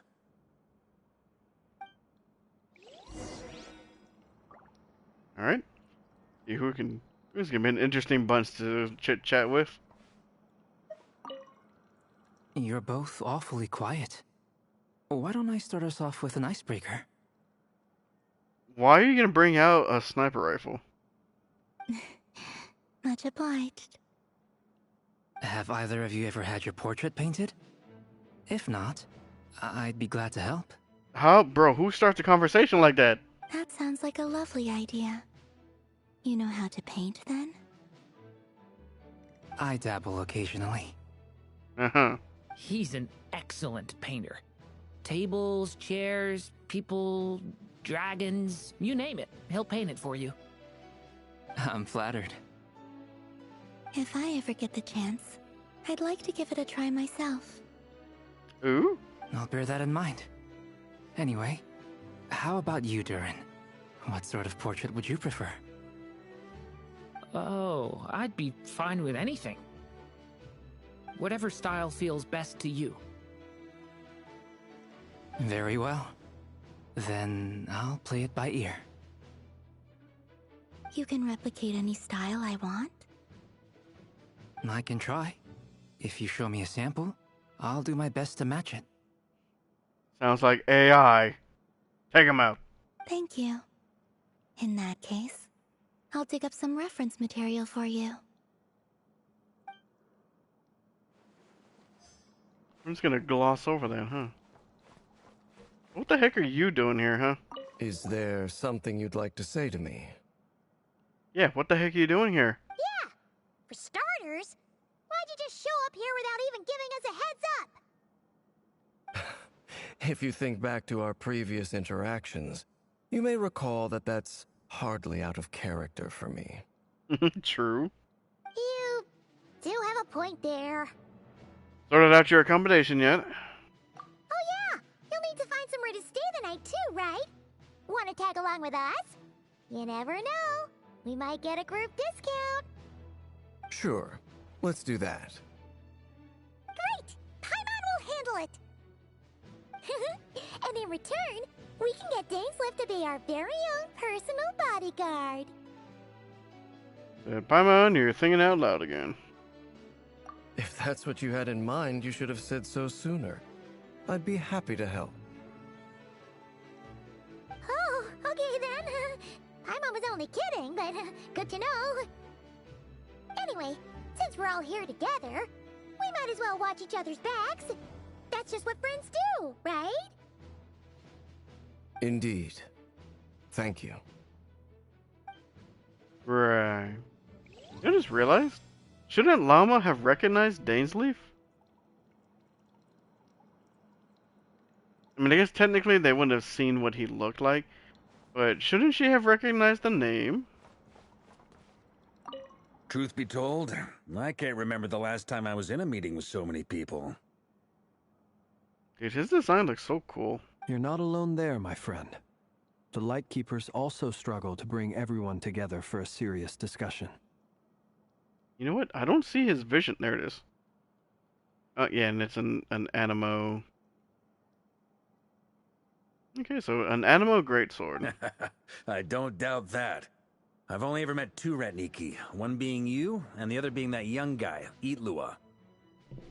Eatlua is a good apple. I'll give him that. He's kind, honest, and regularly delivers supplies to my lighthouse. A true Ratnik to the core. In that sense, he puts me to shame. So you're what? A fake Ratnik? That's what it sounds like you're saying. But I get the feeling that's not quite what you meant. Probably not. The silence. Jeez. Come on, why the awkward silence? Sorry. I'm not even gonna bother trying to hide it. You've known all along, haven't you, my friend? Jeez, dude. Now, that was an awkward silence. Let's just keep this between ourselves. Probably best if Eatlua doesn't know, huh? Don't be rude. That goes without saying. Gotta be careful what you share with youngsters, after all. Anyone else in the know? Let me guess. The Traveler and Paimon? You know what, dude? I like his boots. His boots are really, really cool. It's dangerous being too sharp for one's own good, you know. Then, in the name of the Animo Archon Barbados himself, I swear, your secret's safe with me. When we went for drinks, you said that you and Barbados were practically best buds. In the light of that claim, do you really expect me to take your oath seriously? Ooh. Of course. Just as long as you don't go spreading around the fact that I'm close with Barbados, all right? Fair enough, then. Nothing like a bit of mutual leverage to seal the bonds of friendship. Ain't that the truth?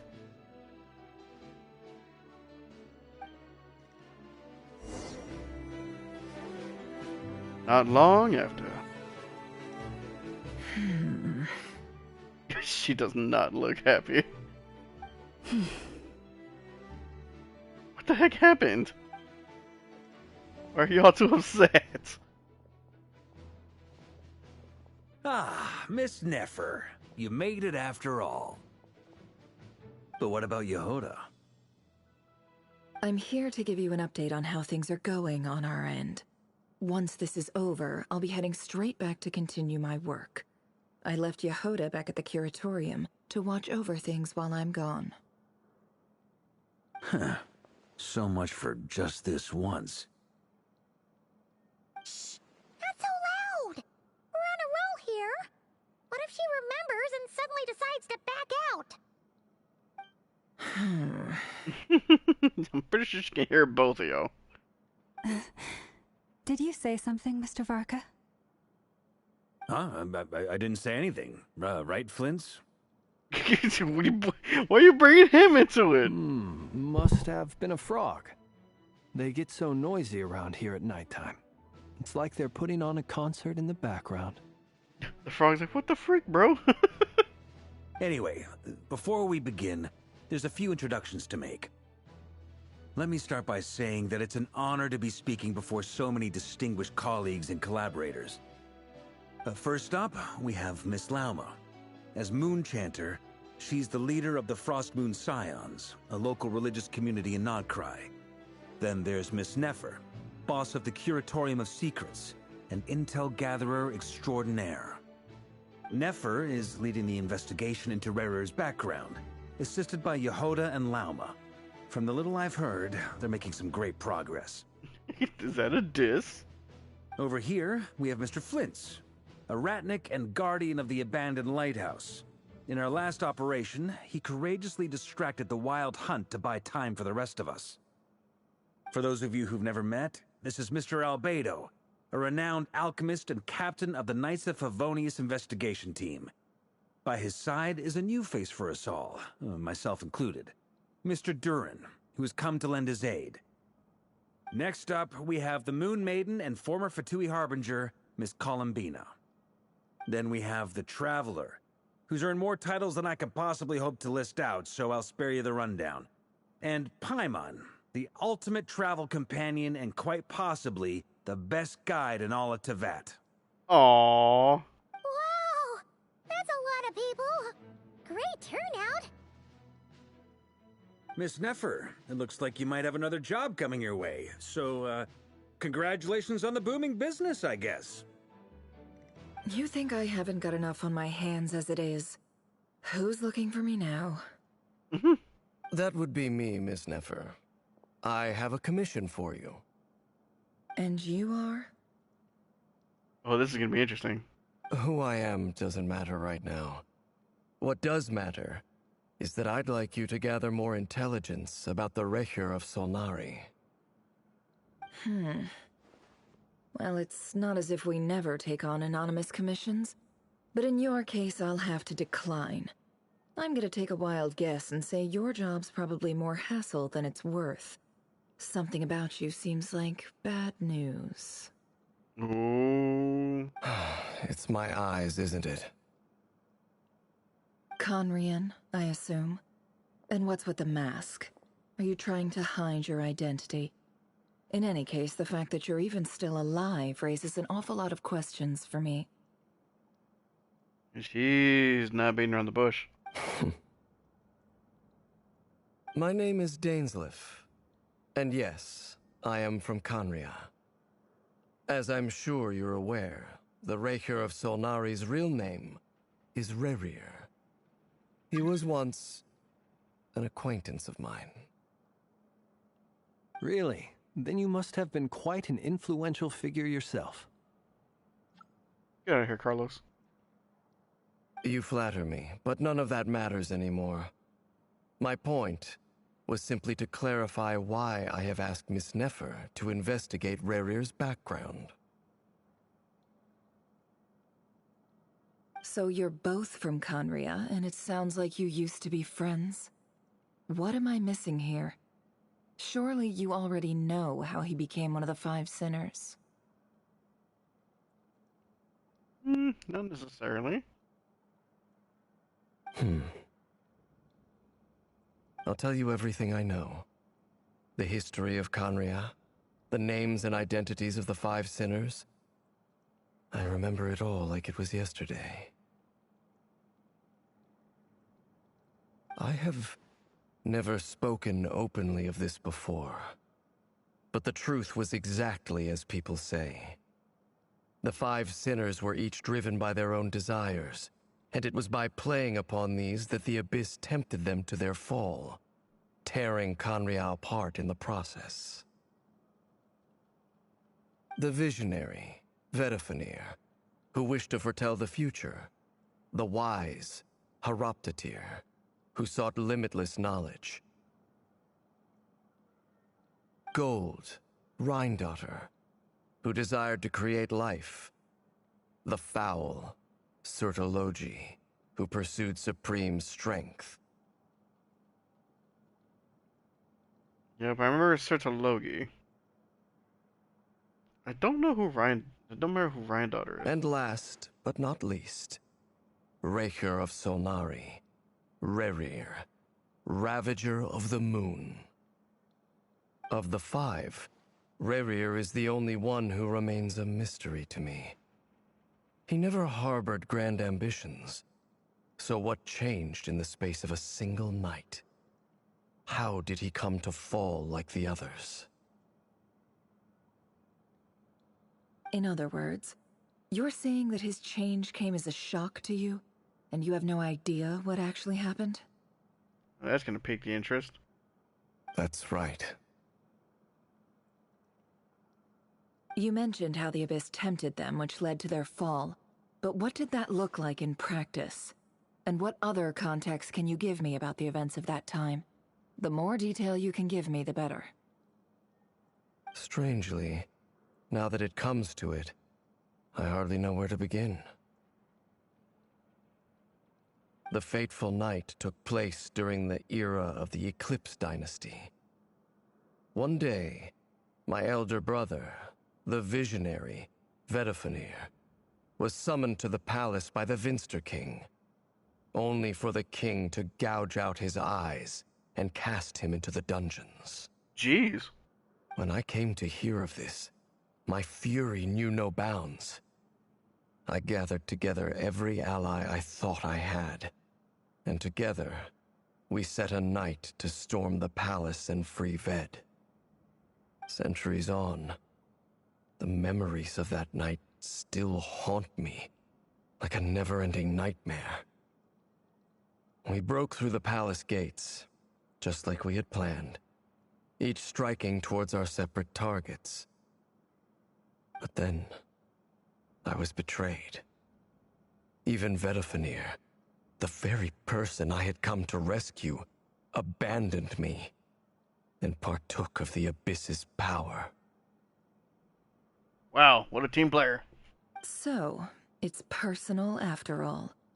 Then tell me, Mr. Dainsleif, what price are you willing to pay? You, of all people, must know that nothing comes for free. I cannot say what price would be worthy of such a commission. But know this. Rerir was not always a madman. Believe it or not, there was a time when he was just an ordinary man, working for the Conrian Intelligence Service. Oh, she knows. Uncovering the truth of Rerir's past is the only way to unravel this mystery. But before you decide if you will accept my commission, I will tell you more about him. Enough, I hope, to help you plan your next move. Sounds pretty good to me. Feels like we just flagged down a random passerby, only to discover he's actually a master strategist who has a score to settle with our enemy. Must be all that good karma I've been building. Who knew having a Conrian friend would come in handy? Can I borrow your halo? It could be useful in the lighthouse. Oh, jeez. Hey, enough with the wisecracks! Besides, isn't that lamp of yours bright enough already? Relax. It was meant to be a compliment. If that was a little over the top for your liking, I'll make sure to tone it down next time. Got a smart mouth. I'll give your proposal some serious thought, Mr. Dainsleif. Let's speak in private once the meeting is over. Before that, there's a few things I'd like to share. Oh, jeez. Okay, I wasn't ready for that one. Recount the knave, how the iridescent moon's marrow was retrieved from the crimson moon space. You make it clear that the knave chose to help you of her own accord, then conclude by reporting how the hearts of the three moons are finally in your hands. Now that we've united the hearts of the three moons, your power should be greatly enhanced. But it seems like that hasn't happened yet. I believe it will take a little longer. You've done so much for me, so I want to be completely honest with you all. Even though I'm doing a lot better now, the truth is, my recovery will likely be an ongoing process. From the moment I was born, my power has been slowly ebbing away. And that is because Tevat has never accepted me. Even with the moons united as one, it seems my rejection cannot be undone. So far, I have yet to find a solution. It may turn out to be a problem that will plague me until the day I finally leave this place behind. Even so, I will do everything in my power to help you drive out the Rayhir of Solnari. As Arlecchino put it, this is not about chasing the spoils of victory. It's just a gesture of heartfelt gratitude. Aw, using the words of her friend. Kutar. Seems a lot more energetic and positive than she did when we first met. Defeating the Rayhir of Solnari will be no easy task.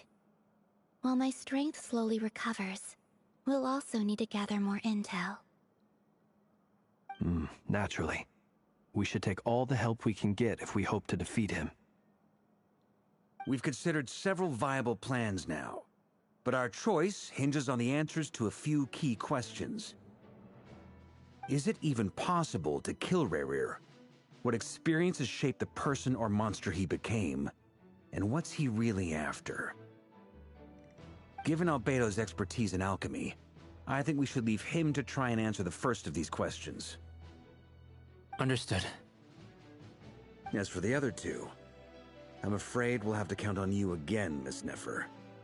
Believe me when I say it's not my wish to burden you. But right now, relying on your skills is our only option. So you're placing all your hopes on me, huh? You know it. We can't thank you enough for agreeing to help us. Honestly, I can hardly believe how lucky we are. You sure have a talent for changing your tune, Miss Moonchanter. Timid like Yehoda one moment, then flinches insincere flattery the next. Ladies, please. I must object to your portrayal of me. That's all. Feel free to keep bickering. Just pretend I'm not here.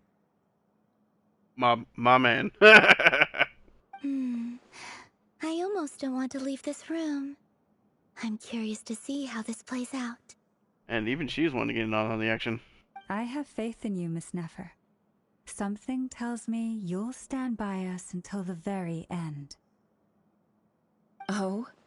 And what makes you so sure of that? What if I suddenly decide that my compensation is insufficient? This isn't about the money. I can sense that you've got a deep-seated distaste for Rayhir. And knowing you, that alone is motive enough. Bad for business. Look at them getting along so well. Like two peas in a pod. And I'm the one they accuse of insincere flattery. There is no justice. Or Flynn's. Miss Lauma, you have to understand something.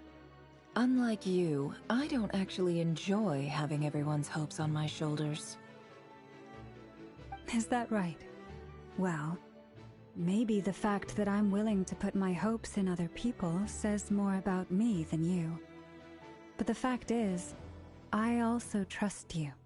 And that's because I know that you're someone we can count on. Oh. She's just like, please stop. Anyway, we've got our plan, so let's get moving. Mr. Dainsleif, let's talk. And Traveler, once we're finished, if you've nothing else planned, I'd like you to come with me. Sure. This whole experience is teaching me a lot. For instance, I now know that when other issues come up in the future, I'll have far more luck getting Lauma to convince Miss Nefer than trying to do it myself. You just say it. Hate to say it, friend, but that's one of the funniest things I've heard in a while. Why? You think I've got it wrong? Quite the opposite. But what makes it so hilarious is how long it's taken you to realize. These two became best buds. Nefer and Daisley converse intently for quite some time. From the gravity of their expressions, you can tell how heavily the next stage of the plan weighs upon them both. After a short chat, Albedo and Duran head off with Varka on what they describe as a sample-finding mission. Alma steps out for a while, then comes back loaded up with emergency medicine. She tells you that while people rarely expect to get hurt, it's her duty to be ready when they do. Always be prepared. You and Paimon wait patiently for Nefer, content to see how well everyone is working together. Once Nefer is finished, you follow her and Lama back to the curatorium.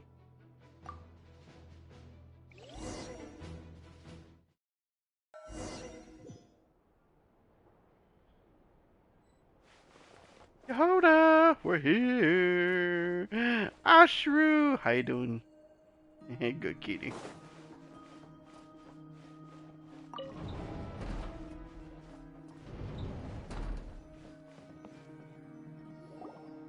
Oh, here we go. Thank you for waiting. It's okay. We actually used the time to help Dainsliff get a room at the hotel. That's very considerate of you. Mm-hmm. Now, I trust you share my curiosity about Rarier's past, and you seem fairly familiar with Mr. Dainsliff already. That's right, we've known each other for quite some time now. We spoke at some length after the meeting. He was the one who suggested I should invite you to join this operation. He feels confident that these secrets will be safe with you. Dane has a lot of faith in us, that's for sure. Thanks for your trust too, Nefer. Likewise. I appreciate that you got right on board without interrogating me about why I invited you. It shows that you trust me to explain everything in due course. That's because we know what you're capable of. We appreciate you too, Nefer. You might have been forced to help in the beginning, but this time, it was your choice.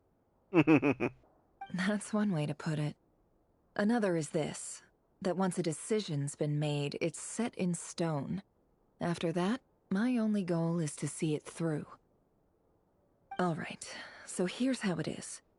I'm going to access Rarier's thoughts again using my confidential method. Now, I'm sure you've seen things like this before on your travels, so you're surely well aware of how dangerous it can be. The reason I've gathered you all here is to ensure my safety during the proceedings. I plan for us to enter the fragment of his consciousness together, and once inside, I will focus on searching for information. Think of this as a diving expedition into someone's brain. If I'm the diver, you are my safety equipment, tasked with keeping me alive while I'm under the surface. Oh, that's a lot of pressure. Once the ceremony begins, we will all be spying on privileged information. But in the interests of safety, you must remain absolutely silent at all times. We will discuss our observations after the ceremony has concluded.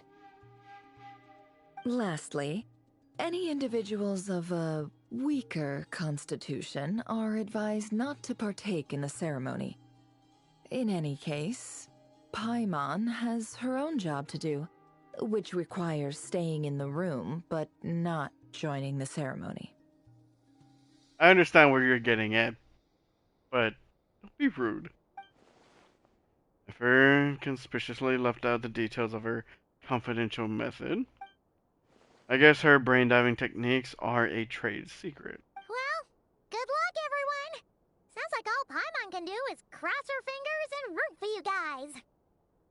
There's a little more to it than that. I was being serious when I said you have a job to do. While the rest of us are inside Rarier's mind, it's imperative that we have a team member on the outside. In the event that something goes wrong, you will be our first responder. I don't anticipate any issues, but the extra level of safety will be greatly appreciated. I second that.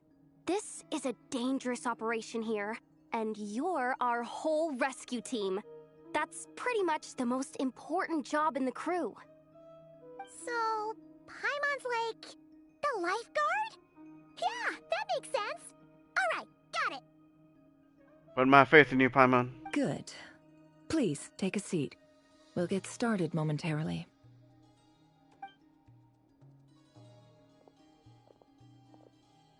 This is going to be very interesting, isn't it? So, did Mr. Dainsliff tell you anything else? He told me that he believes Rarier kept some big secrets in his life.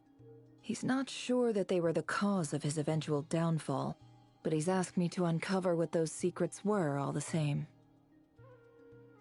But surely you're not planning to go through with this, no matter the cost. If you think that, you'd be overestimating me. I'm a businesswoman, not a mercenary. But I do have my own professional reasons for taking this job. You think I'd turn down the opportunity to get a first-hand glimpse into Conrian history? No chance. I mean, that is quite the thing to pull from this as well. Well, as long as you don't let morbid curiosity get in the way of safety concerns, we're good. We'll do whatever we can to help you. You're such a killjoy. She got incense candles. Almost feels like a summoning ritual. Seems like Nefer still has no intent of sharing her trade secrets, but now's not exactly the moment to pry. See, there's a chess set on the table. That has something to do with her intel gathering methods. That's a chess set? All right, I'm good to go. All set over here too. I'm ready as well. Promise, Paimon, you'll be extra careful. Pinky promise. All right. Let your whole body relax. We're about to begin. Close your eyes.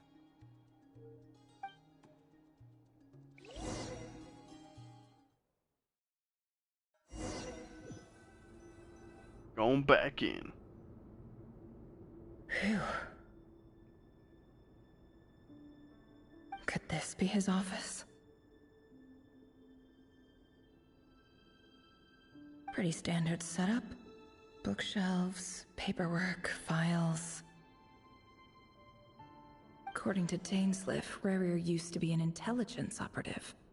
Chances are there's plenty of top secret intel stashed away in this room. Is this where you keep your secrets, Rarier? Can't say I'm not looking forward to this.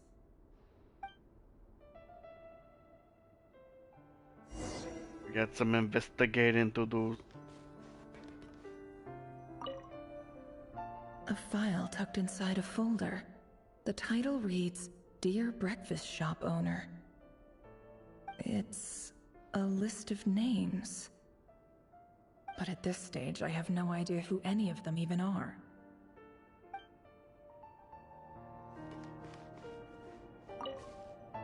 Device. Wonder what kind of encryption technique this is. Seems like it has to be inserted into that camouflage device nearby. Aha! It's an audio recording. Please, hear me out. I can't shake this feeling that someone's been spying on our house. No, I'm not being paranoid. It's true. I saw someone dressed in all black. It was a couple of days back, but that was on another street, not near my house. I swear, I know what I saw. There's a note in the margin. Surveillance of the Runforther residence has concluded. We apprehended the target and filed the mission report last night. Could the voice in the recording belong to one of Rarier's targets? It's a good chance. Another one up here. Bookshelves full of documents. Looks like these are all files, packed with the personal details of individual Conrians. The Crimson Moon dynasty preceded the eclipse. Since Rarier worked as a secret agent during the latter, It stands to reason that he was tasked with purging remnants of the old dynasty. Yep. Lines up exactly with what Dainsleif told me. Oh. Does she trust him, though? Does she trust what he's saying? He looks even gloomier than last time. I wonder what's changed.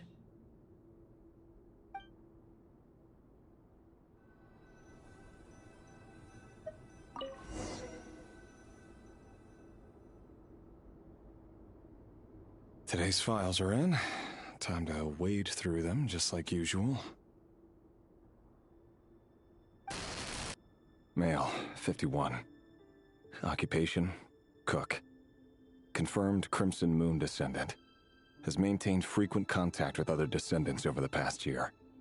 Poses a threat to the dynasty. Neutralized. Oh, jeez.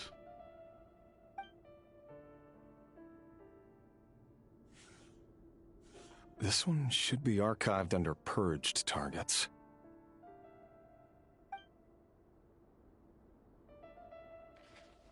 Female, 23. Occupation, office clerk. Confirmed Crimson Moon descendant. Has maintained frequent contact with other descendants over the past year. Poses a threat to the dynasty. Neutralized. Are all these people that have been neutralized?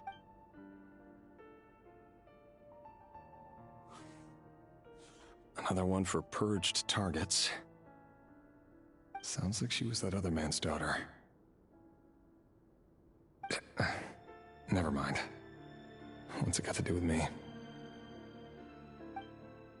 What happens when someone in this line of work has a conscience? Male, 40.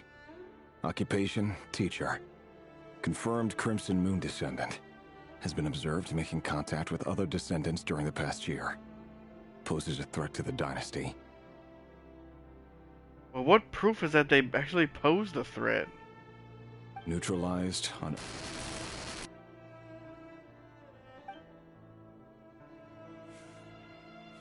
Just another nobody for the archive.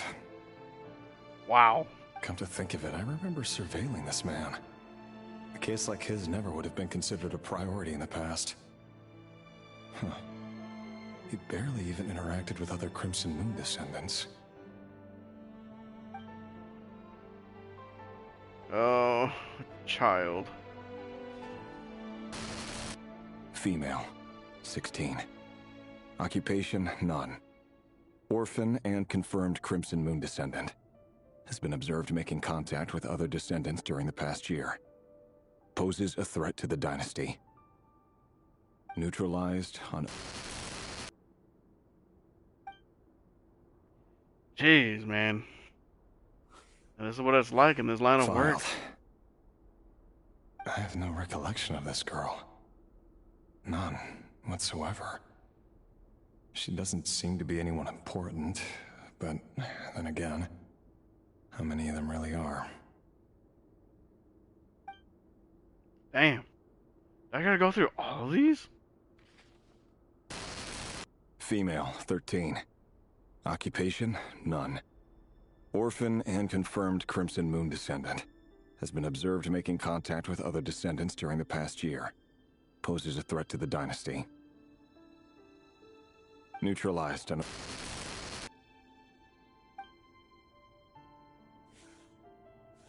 Filed.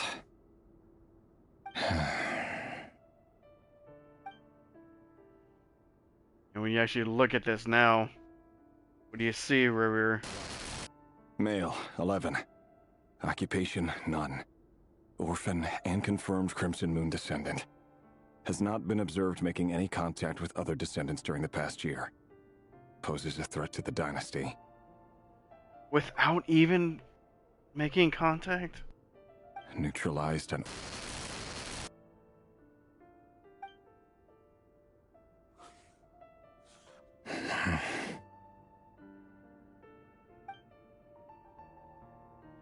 Having doubts.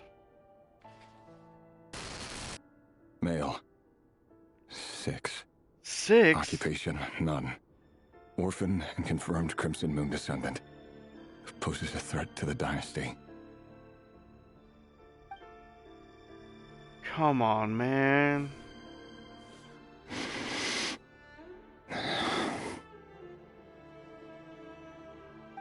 It's funny, isn't it? Your job is becoming both harder and easier at the same time, depending on how you look at it.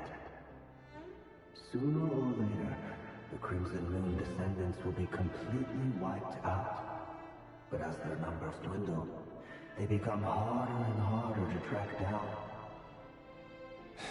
That's not how it is. Fortunately, however, most of the able-bodied adults have already been taken care of. The remaining weaklings will be increasingly easy to deal with. No! No. My job is to ensure the survival of the Eclipse Dynasty. And the only way to do that is by eliminating any and all potential threats. It's a perfectly legitimate line of work. Every single one of my colleagues can attest to my fairness. And if my friends were aware of the facts, I know they'd back me up too. Assuming, of course, that they were aware of all the facts.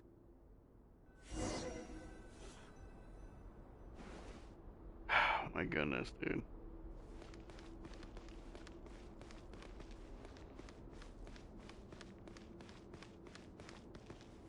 Box. A box containing a ring inlaid with a precious gem.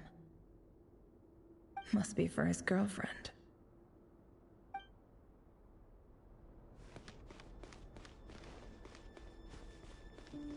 And then did she not get it?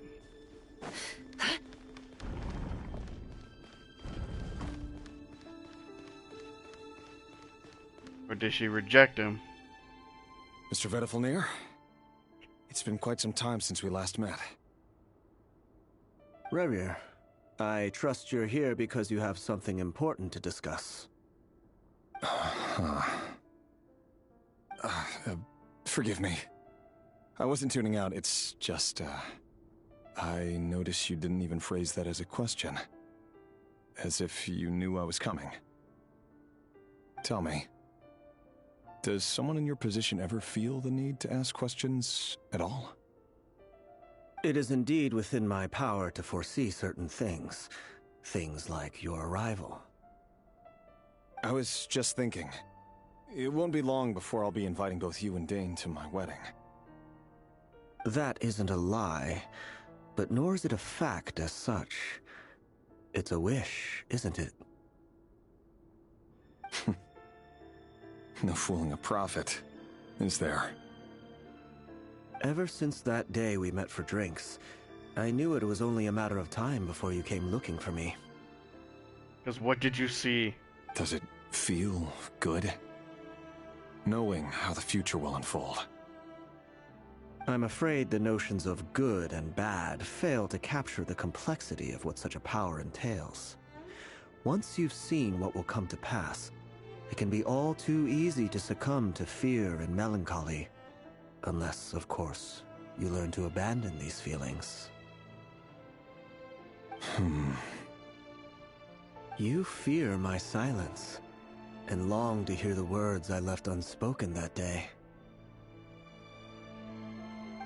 That's right. You must have noticed my reluctance to broach the subject. And the reason is simple. Because the truth could never have lived up to your hopes. For both our sakes, such words are better left unsaid. Yep, that's not a good sign. The burden of prophecy was never meant for your shoulders. So who exactly do you deem worthy to hear your prophecies? None but our exalted king? Or rather, our king as he once was. You're closer to His Majesty than I am. You must know better than anyone how much he's changed. You say that as though it is to my benefit. Yet precisely because of that, I dare not speak rashly. A king can turn out to be the most virtuous of rulers, or a tyrant more terrible than the most vicious of dragons. You are so wise and far-sighted, yet still you would have me live in fear of the unknown? Yeah, he probably would. Wait, trying to grab a drink real quick. Also, the audacity.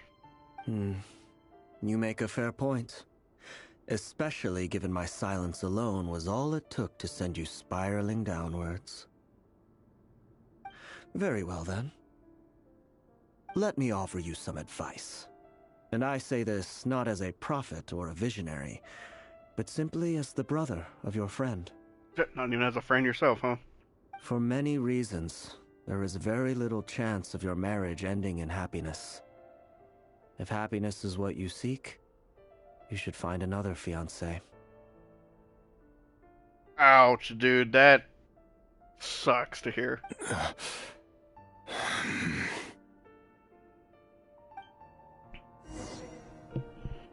Hold on. There's that same black fog again.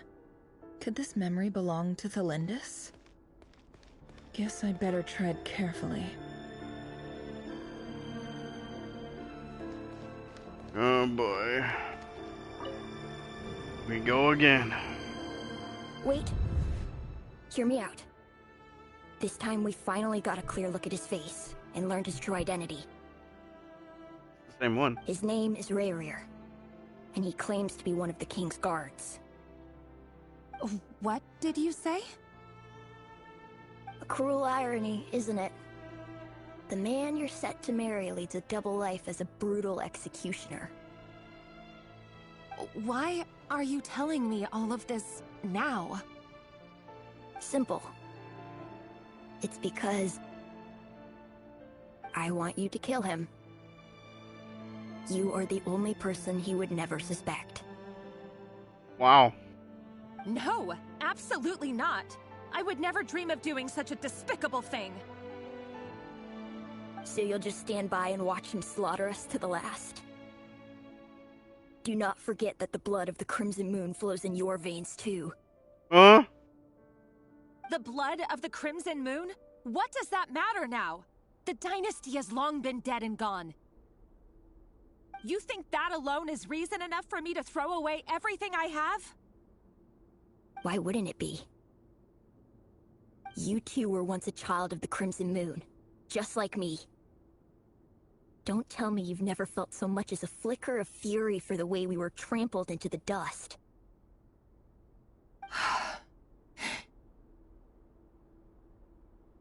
As long as you promise to abandon this pipe dream of restoring your dynasty, I can try to persuade him.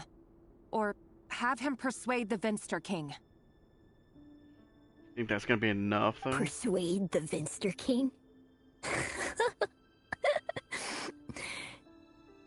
Do you even know why he's so obsessed with hunting us down? Why he keeps trying to force us to hand over our secrets? Over and over again? Or why we refuse to give up on restoring the dynasty? The Vinster King. A blind fool. His eyes clouded by powers from beyond this world. A petty little man with a miser's heart. And he dares to sit upon the throne? Mark my words. Sooner or later, Conria will fall. And it will be his doing. If you can't bring yourself to do it, so be it. Just you watch. It won't be long before calamity descends upon us all. Them heavy words from a child. The Rayhir of Solnari. That really is quite a secret you've been keeping from me, Rayhir. But who am I to talk? Am I really any better? I've kept my own past a secret this whole time, too. She's a descendant, too. Love should be built on honesty. But ours was born from lies. And yet, is it really so wrong to hide things that would only make life harder? If we don't cover up the parts that no one else should see, how can we go on pretending to be normal? Vedifulnir must have known all this. And that's why he made his prophecy. In the end, nothing stays hidden forever.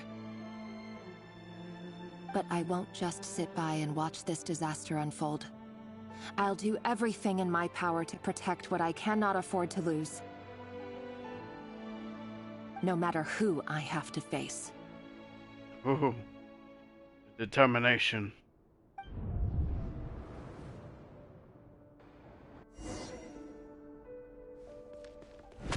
Huh?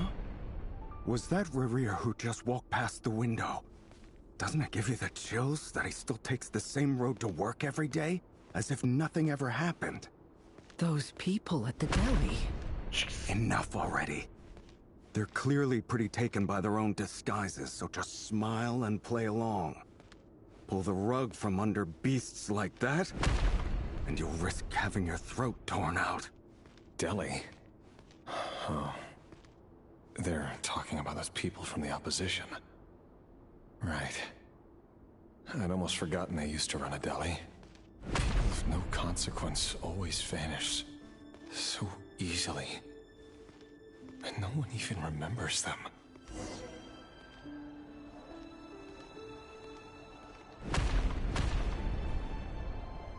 Jeez, dude.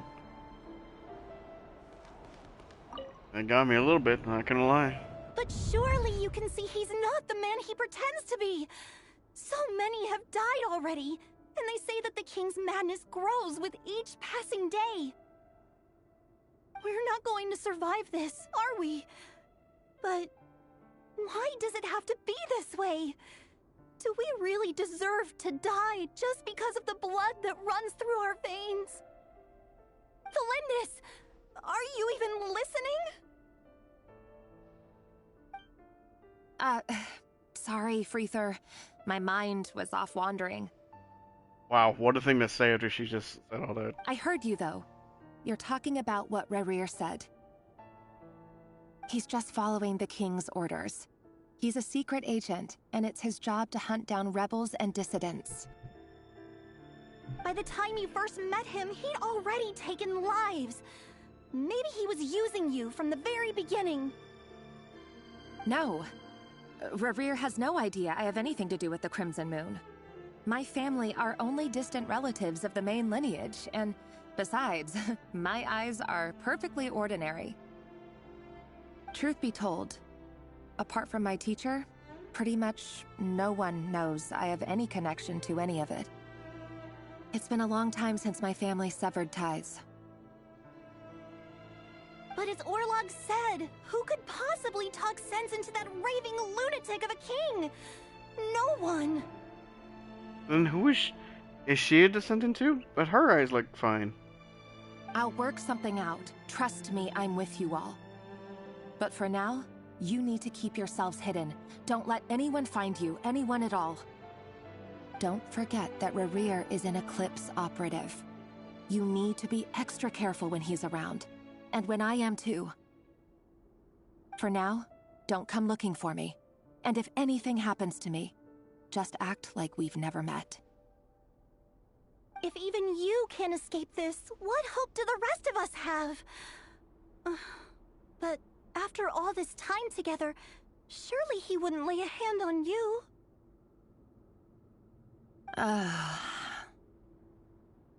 I won't speak in his defense. Nor can I give you a clear answer to that question. But I'll do everything I can to put an end to this. Here, hold on to this. If an opportunity to escape presents itself, take it. You'll be glad you took some spare change. You call that change? But what about you? Gave her a good handful of money, huh? I've got a job, and there's still money coming in. But you can't go anywhere right now. Please think about yourself for once. She's still trying to help them, though.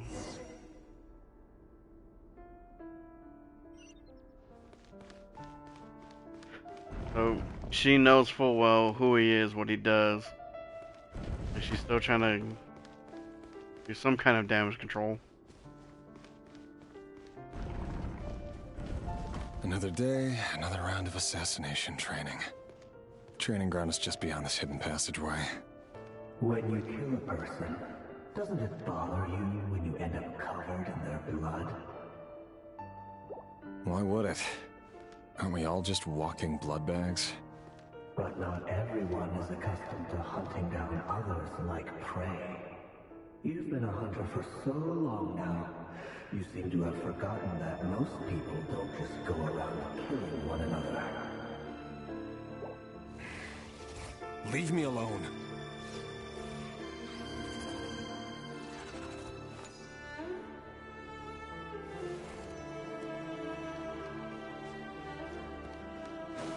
Become normal to him. Oh, those are dummies. I was about to say, why are there so many bodies?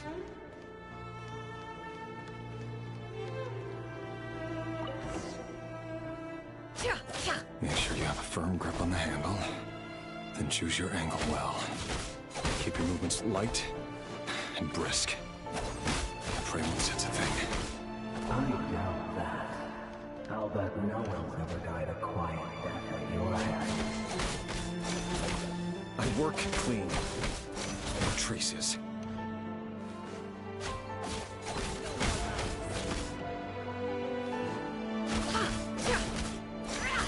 That doesn't make it open and above board. The king just happens to need you right now. What if somebody doesn't? That won't happen. He's changed. Ever since he fell into the spell of that hour. In the beginning, he only had to take out a handful of the guilty. Just now. The ones I've dealt with have always been guilty. And I've carried out my work flawlessly. So you say.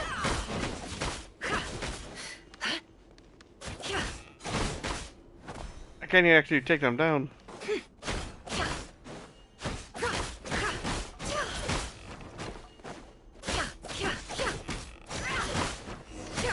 You know why Felinda didn't accept your proposal, don't you? Was it because she didn't trust you? Or something else? Oh crap!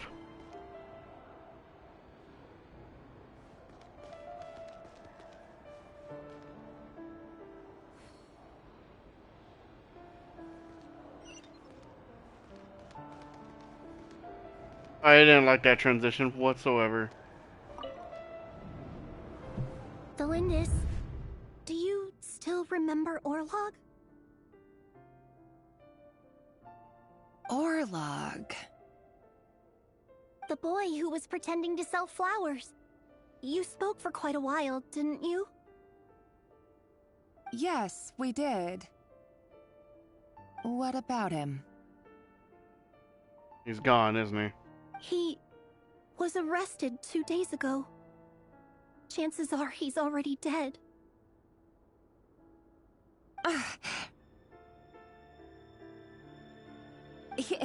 He... I just don't get it! After everything he's done, why do you still stand by him? Or does it mean nothing to you that people keep dying? No, that's not... Just hear me out. It's hard to... I need to go now, Thelindis. They're looking for us. You take care too. If you ever need a place to hide, come find us.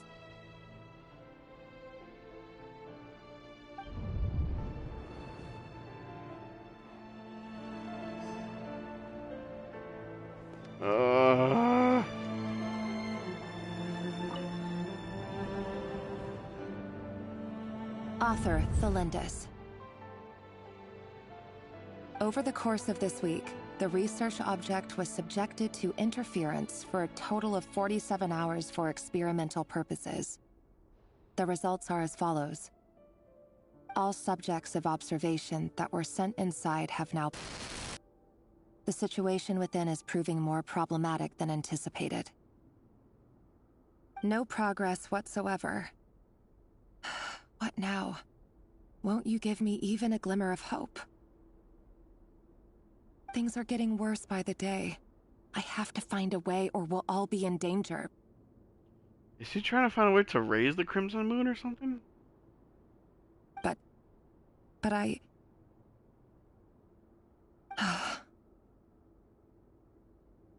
If all this research comes to nothing, what then? Sooner or later, it'll be my neck on the line. But could he really bring himself to kill me? No. Surely he wouldn't have the heart. I don't know. After he's killed so many people.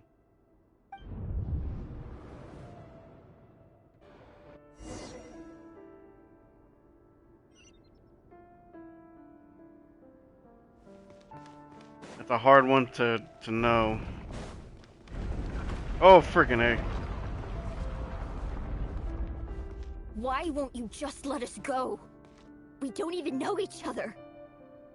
All we want is to live ordinary, peaceful lives. You want to live? Would you even question that?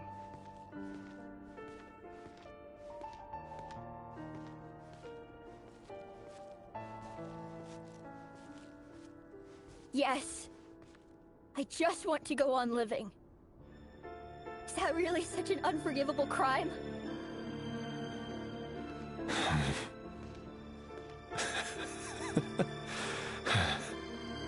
You want to go on living. I want to keep living too. To keep living forever. That's why I have no choice but to continue on the path I'm on. If only some savior would suddenly swoop down and change the way the world is. Too bad that's not going to happen. How do you know? You don't know.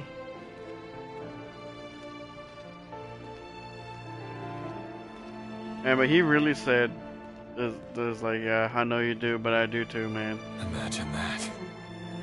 If there really were such a person, you and I wouldn't be standing here like this, would we?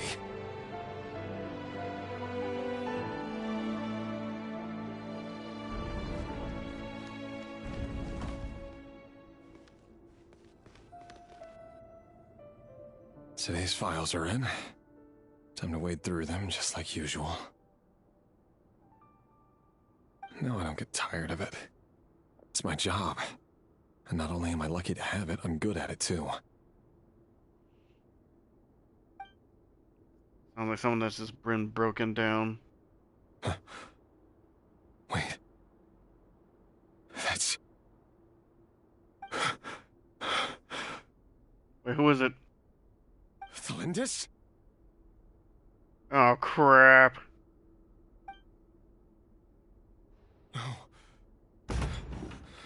No. No!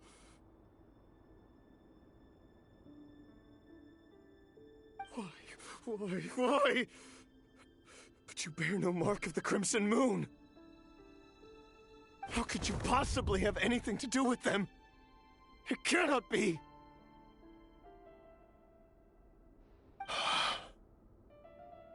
A diluted bloodline. Carefully concealed. I see it now. You've been living in the shadows just like me. What a fool I've been. Numbing myself with talk of justice. Even imagining my friends would back me up. But in the end,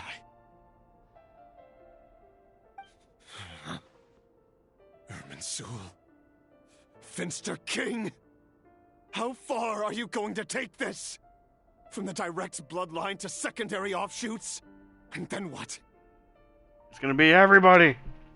Come on, dude. Think for yourself. Today it's the descendants of the Crimson Moon. Who will it be tomorrow? Will you not rest until everyone down here is dead? No. This cannot go on. This is where it ends.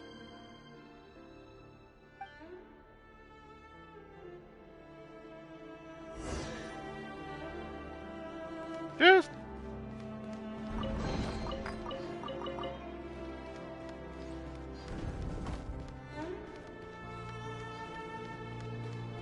Melindis, where are you? You're really letting me go? I am. As long as you can guarantee that no one will find you. Don't worry, I'll be extra careful. No one will know I was here. But what about you? Me? If you let me go, you won't be able to complete your mission, will you? Good point. In that case, maybe you should stay. No, please! I just want to see the outside world again. To... Go on living? Yes. I know you're a man of your word. So please, just let me go. If I let you leave, what will become of me? Just kidding. Go, now. That's a very cruel joke to try and do. But remember, don't let anyone know you were caught. We'll be seeing each other again very soon if you do.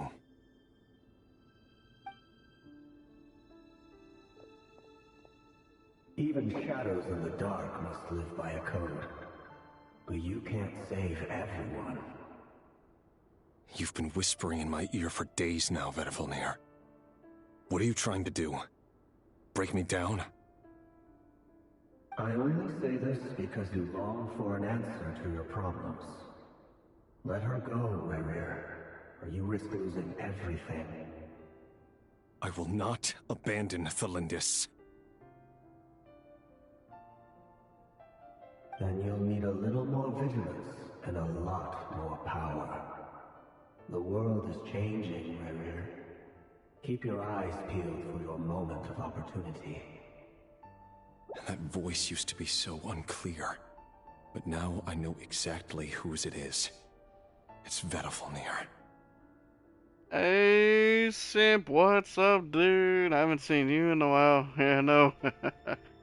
My scheduling plans have not been going as planned.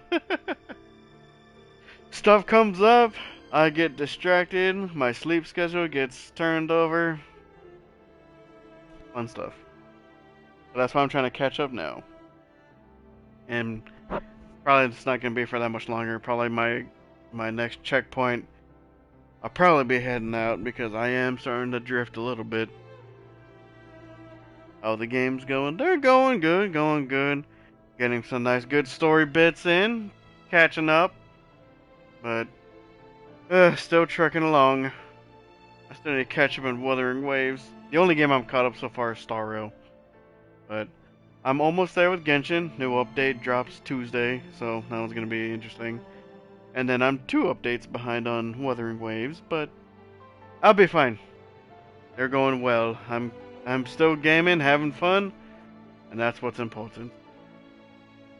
He won't tell me how to actually resolve any of this, but he keeps trying to manipulate me like a puppet. What's his game here? Tell me then. What will this moment of opportunity look like? And no answer. He's like a ghost. Always disturbing me when I'm on edge, but never answering when I need him most. So, the Eclipse dynasty was purging, well, massacring the descendants of the Crimson Moon. And it seems like it was all connected to the Vinster King's research. To be honest, I sadly stopped with Genshin since it's got boring, kinda, and only doing HSR.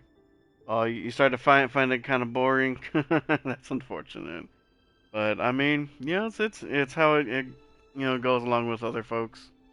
Because at some points, like when it came to Star Rail, I was kind of dreading trying to do the story stuff for Star Rail, just because for Enforced, because it's just because every single patch, the quests are so long. It's like 6 to 8 hours, each one, and it's just been like, ugh, like it doesn't have to be something super crazy, but it's set so long. It's a very good story. Like I love the Euphoria story, but my goodness, it was just really, really long. But I don't know. All these they catch folks differently. I will still say because I love for as far as Genshin, I loved Sumeru. Sumeru was fantastic. Fontaine was fantastic. But Natlan, I did like Natlan, but it didn't quite measure up to the previous two in my opinion. It was still really good though, but just not as good. The Iron Tomb quest for HSR. You kept skipping the talking. Yeah, it is a lot of yapping, but at the same time, depending which parts it is, it has some very, very awesome voice acting going on. And of course, I speak for the English side. As, for pivotal moments throughout the HSR, Castris has some amazing lines. Hyacinth has some pretty good lines out there. But Finon, my goodness, Finon, his VA went all in. And he didn't have to, but he did it for us. And I love it. But, no, I get it, though.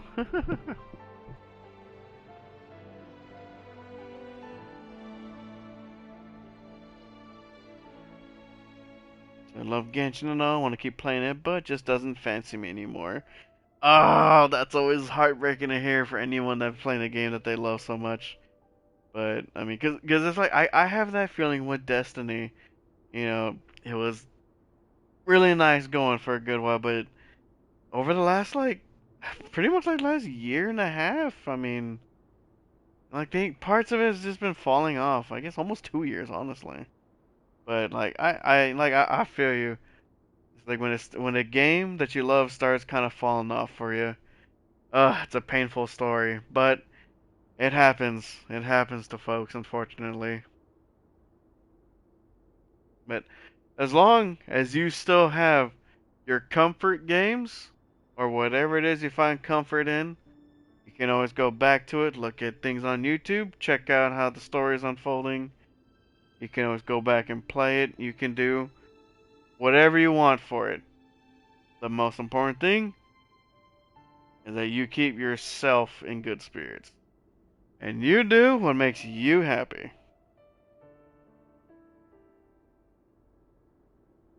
All That's all any of us can do.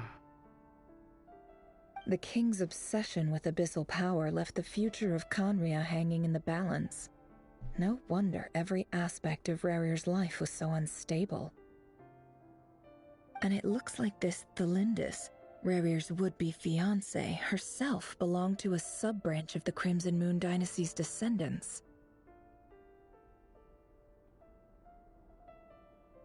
It almost defies belief that a couple like them could hide the truth from each other for so long. If the Vinster King hadn't intervened in such a drastic way, they might have gone on deceiving each other for the rest of their lives. It's like a case of Mr. and Mrs. Smith. And come back a bit before Farina returns, or Columbina. I believe, if I'm not mistaken, I mean, because how Columbina is like the quote Archon, of the region. She should release in 3.3. Why did I say 3? In 6.3. Because that's usually how the 6 point, or point 3 is usually when the Archon releases. Because then point 4 is for the Lantern Rite. That's how it's been the last couple of years. I mean, she So Columbina should be coming up pretty soon. I don't think Farina's gonna be coming back soonish. She'll probably come back in like 2 more patches, I would assume. Because I think she was just here, right? I think she was here when Nefer came out, and I think that was the beginning of this patch. I think that was at the beginning of this one. And why does Vetterfenir, Daneslif's older brother, keep talking in Rarier's head? This guy kept more secrets than I ever imagined. The human mind is like a vast desert of shifting sands. When you follow the flow of someone's memories, you only ever see the parts they're willing to let surface. Of course, that's why secrets are secrets. Time for something a bit more creative. Oh yeah, that's right. I remember you talked about that. You you lost your 50-50 to Dea. Man, I don't know what it is, but on like all of my games recently, I'm talking Zenless, Wuthering Waves, Genshin, and Star Rail. I swear, like my last like 2 or 3 50-50s on each one, I have lost. Like it's been so bad. I don't know what's been going on. My luck, I'll bet it's because I haven't been streaming as much. Once I started slowing down my streaming, I started losing my 50-50s. Like, ugh, man. Like, cause, like it's bad enough to lose one 50-50 on one game, but then to be losing them like back to back on all of your games, it's enough to make a grown man cry.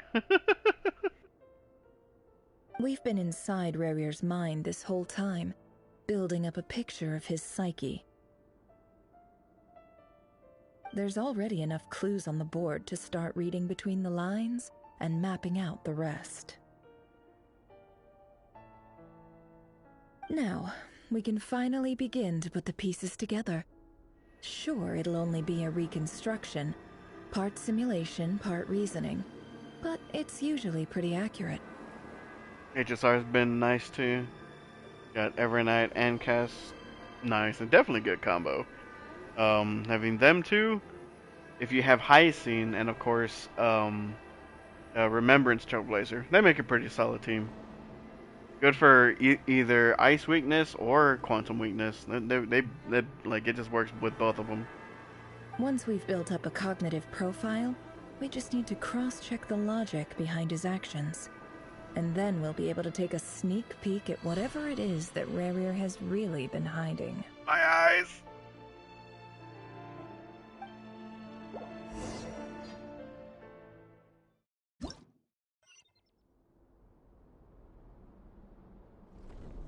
I can see.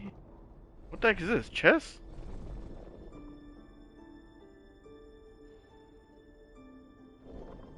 Rarier, are you there?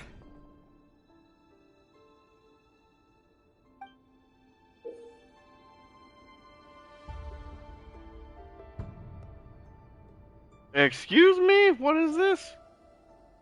Move your pieces to consume action points. When our action points are used up, if we return to the previous save point. When a piece moves to a square with this marking, you will gain the corresponding number of action points. The square will also become the latest save point. Excuse me?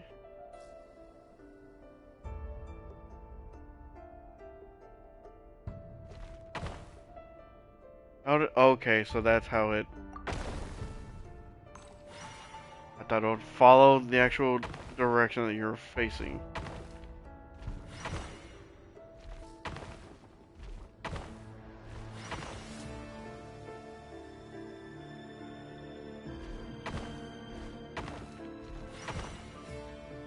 What's the point of it doing this way? Come out, it's urgent. Dane? What's wrong? Quick, come with me. I'll explain everything once we've met up with the others.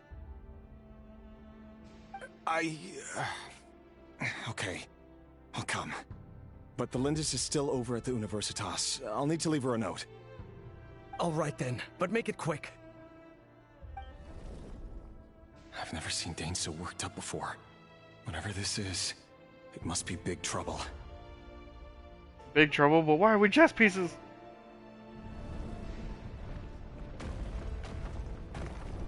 Oh, what is this? What is this?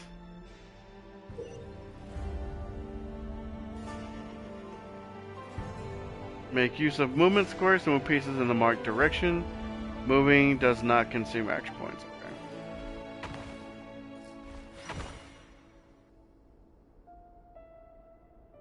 What says like I can't see?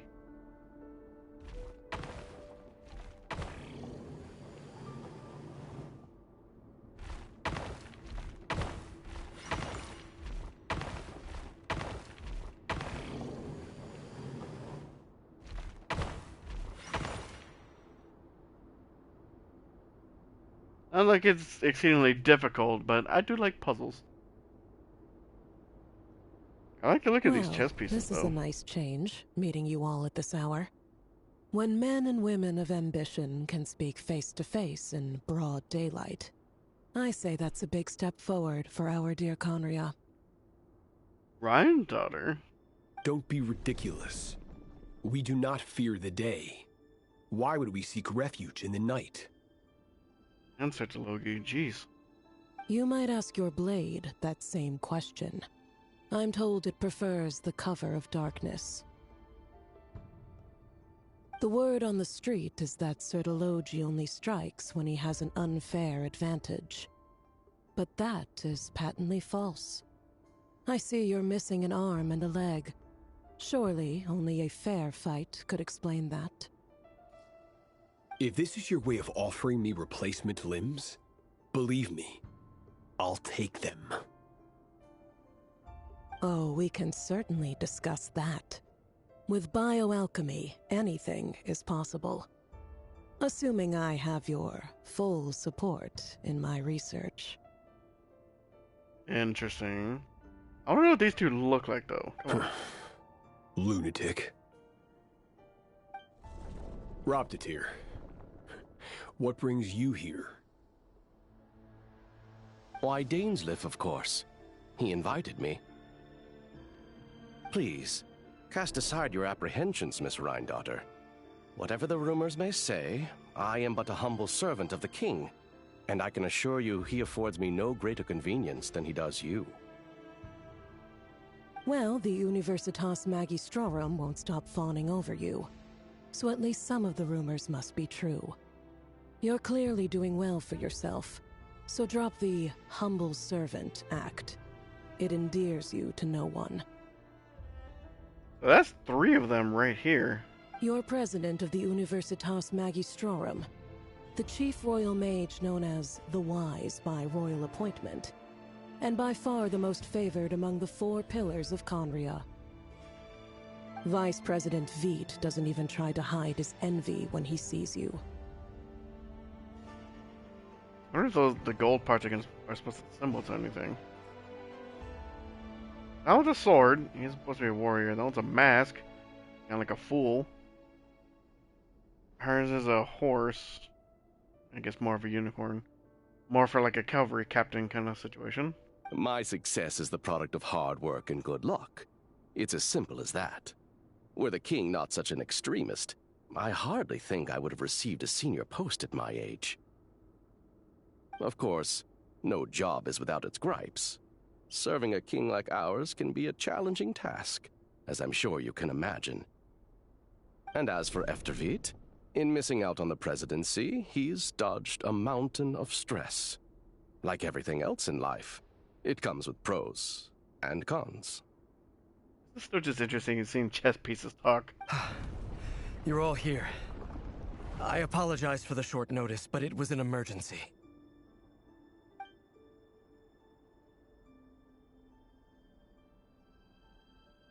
You must be Rarir.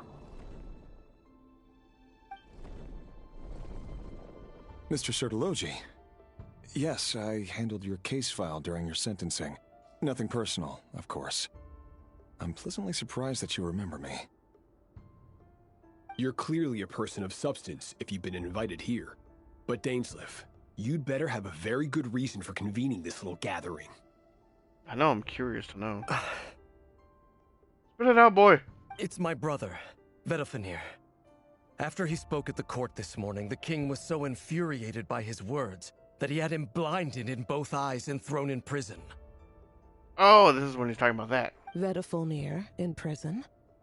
Strange. I thought the king trusted him and Heroptatir more than anyone else in the world. Does this mean the king's circle of trust just got even smaller? It has nothing to do with trust. It's about what the king wants, which is as clear as day to anyone paying attention.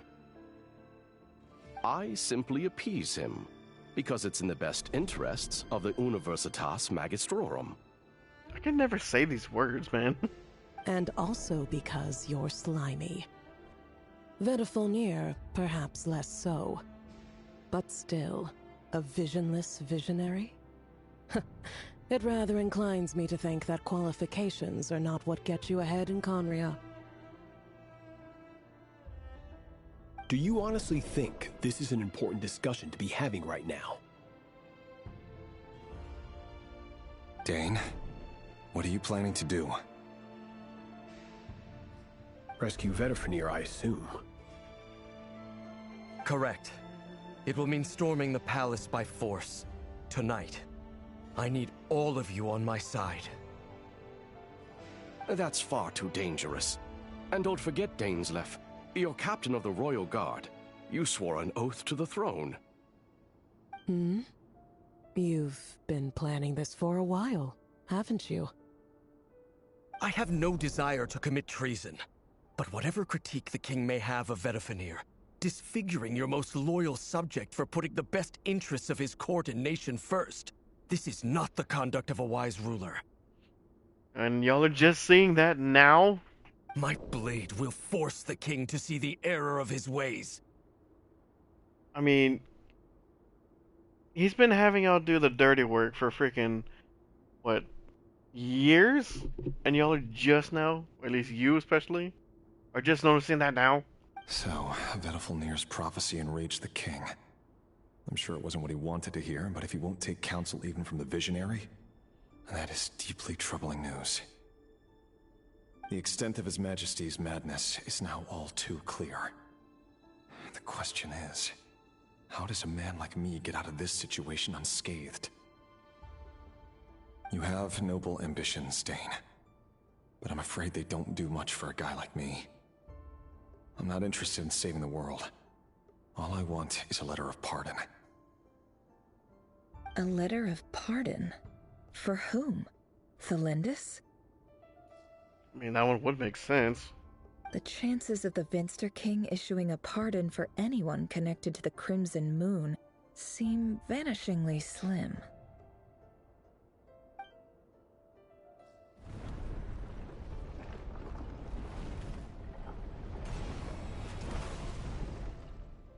Oh joy.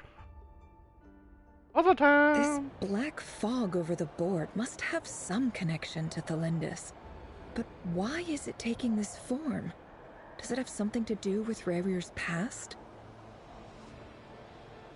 Another mystery I'll need to unravel.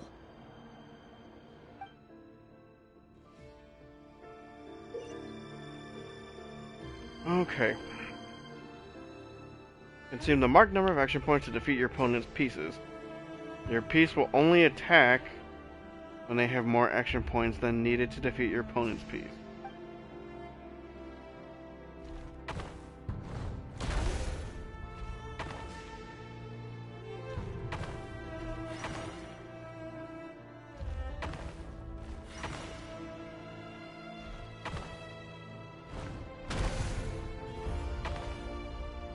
No.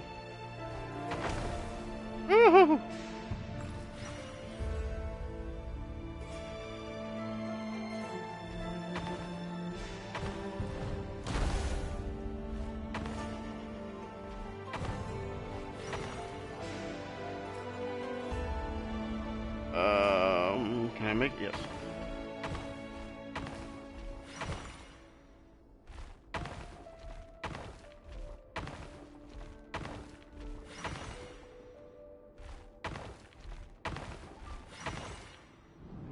Easy. Except for the one mishap, but easy. Author Thelindis. Over the course of this week, the research object was subjected to interference for a total of 60 hours for experimental purposes. The results are as follows. Research dating back to the Crimson Moon Dynasty has established 2 points regarding moon marrow. Firstly, its origins have something to do with a god's power. Secondly, it serves as a portal to an as-yet indeterminate location. Moon marrow can thus be defined as a spatial gateway. However, there are a number of hurdles to overcome before we can answer the question of where it leads to. To start with, opening the gateway requires a specific power source, which the relevant literature indicates. An enormous amount of power is then required to keep the gate open.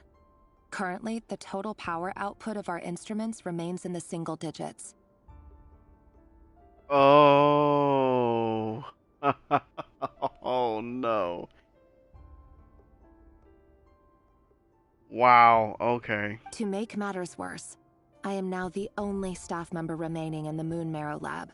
The Universitas Magistrorum recently decided to move most of its personnel into abyssal energy research, which has stymied all Crimson Moon-related projects. This is not a wise move. I have always maintained that placing all our hopes in a single source of power is risky, especially one as poorly understood as this. As well as making ourselves overly reliant on a single resource, we are neglecting other promising technologies. You sure about that? I'm not sure. I apologize if this comes across as disrespectful. But as a Moon Marrow researcher, I desperately want to see the world beyond the gateway. If we really made it there one day, what would we find? And how would we go about taming the unknown? My imagination is endlessly fueled by questions such as these.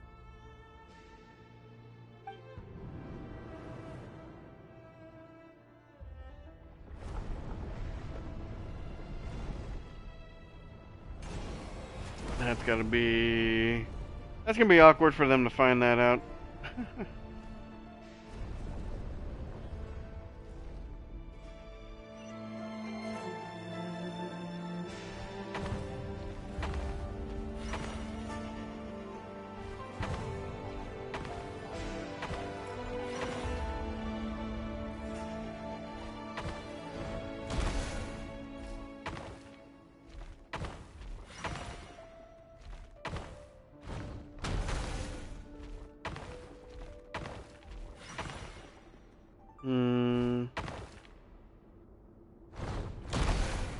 I don't even know if I doubt I even have to mess with those, but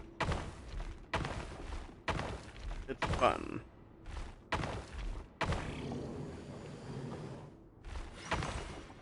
Oh, there's still one more over there. No! This is for you. I heard you're gonna leave the city with your parents. Thelindis, did you hear about what happened? I have 2 other games to catch up that are non-Hoyo related. Well, what games are those? I may or may not be trying to branch out to different ones. 'Cause Destiny's gonna fall off pretty soon, I'm pretty sure. We'll see how Renegades goes. I've heard nothing. Rerir got back very late last Friday, and he was acting a little unusual, but he slept pretty well, so I'm guessing whatever he did was a good deed. Oh. What did he do? Are you gonna tell her? You never saw him, and I don't know what he did. And this conversation never happened. You understand? What if he finds out that you pried into his secrets? Don't be silly. I don't know what secrets he does or doesn't have. All I know is he's just a normal guy who happens to run some errands for the king. Are you scared of him? Ooh. I don't know. Oh, jeez. Not an answer you want to hear to that question. You got Overwatch and Fortnite. Play lots of Overwatch, but Fortnite is still a game because of old friends. Man, I don't. It's like a half and half if I go back to Fortnite here and there. I mostly played it to play with my half brother, and I would still kind of play it off and on here and there. But it's not really something I like going back to like a lot, because I mean it's just kind of meh. Like it's fun to play, but not for very long. Overwatch, I definitely need to get back to that one though, because the new season whatever is gonna be starting up, and I still gotta finish my battle pass for that one. I'm like level 16 or something like that, so I got some catching up to do. Try and hit 80 before the before the new season comes out. Got the Fortnite battle pass because of a hot guy skin. Nice. Can never have too many hot people skin. That sounds creepy. Gotta continue Fortnite because definitely have not been wasting money. Oh jeez. That sounds oddly suspicious. Just saying. The Revere I know doesn't match the person you all describe. Logically, I should be scared of him. And yet, I don't want to lose him. Because the power of love. But enough about that. You should get going, and be careful with the package I gave you. Keep it secret. Keep it safe. The little ha in your LOL. Swiping that card for Fortnite skins. For V-Bucks! I know it, and you know it too. What's in it? A piece of the moon. All you need to know is that as long as you keep it safe, then in the future, everyone will be able to see a red moon. What? A red moon? You mean our moon? That's right. Our moon. Promise me you'll look after it. I promise, Thelindis. You entrusted that to a child? The Crimson Moon bloodline will never die out. Its light, the color of blood, will become like a fire that flows in our veins. No matter how long it takes.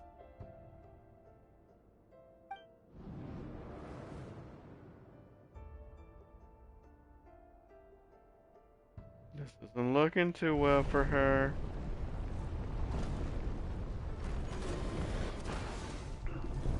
My goodness.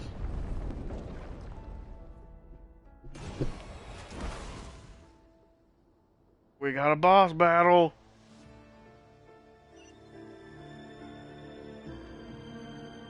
We gotta move back around this way. Who's next up on the banner? I only know that it's Durin as the featured 5-star, and then we got Yehoda as the 4-star. I think they're gonna be on the same banner. I'm not too sure though, because some of these games they like splitting them up like that.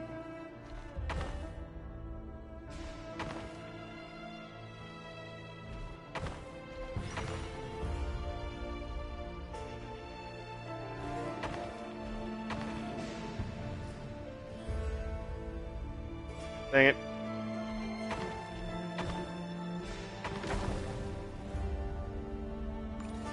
I think I might have messed up.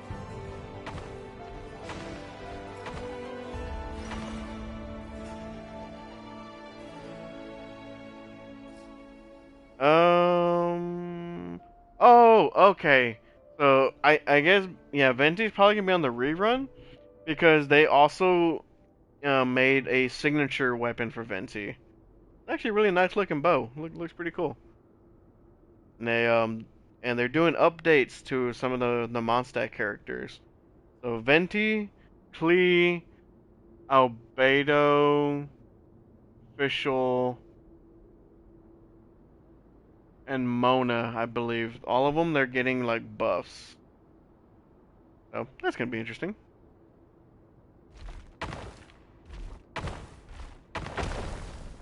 Damn it.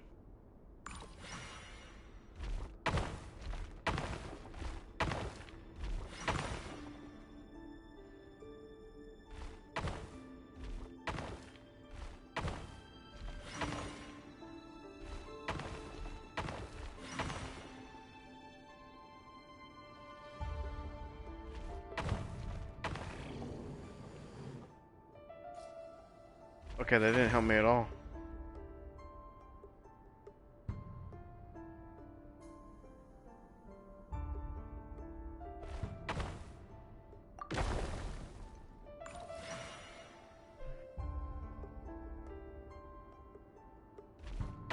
So then do okay, I'm stupid. I had to do that. Oh my goodness, I can't believe that. Hurry, everyone, and stick to the plan. Sir Dainsleif, what are you? Is this treason? You know what happens to those who betray the throne. Please, don't do this! Hey man, that's a good VA right there too. It is the king himself who has betrayed the throne. He has betrayed all of Conria. If you have any love left for justice in your heart, you should join me. It's showtime. Dane and his group will handle the troops in the palace. Then Hraptatir and Rheindater will disarm the security measures. My job is to enter the prison and rescue Vedifalnir. Stay safe. Wish me luck. Look after my brother.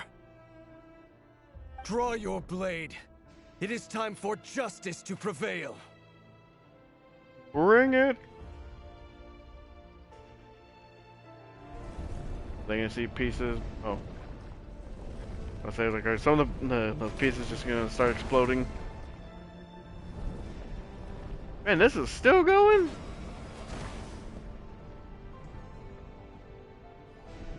I'm having flashbacks to Zenless when it was first released.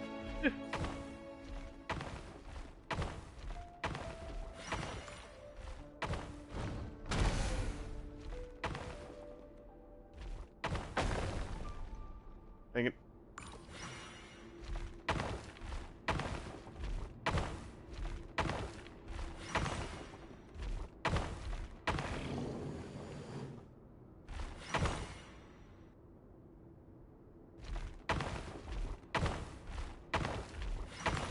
Attack!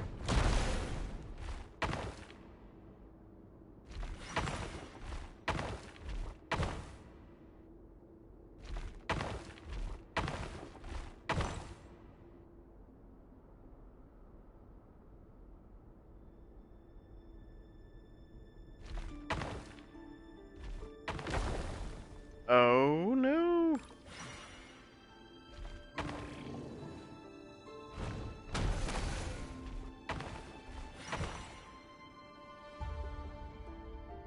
Ah, okay.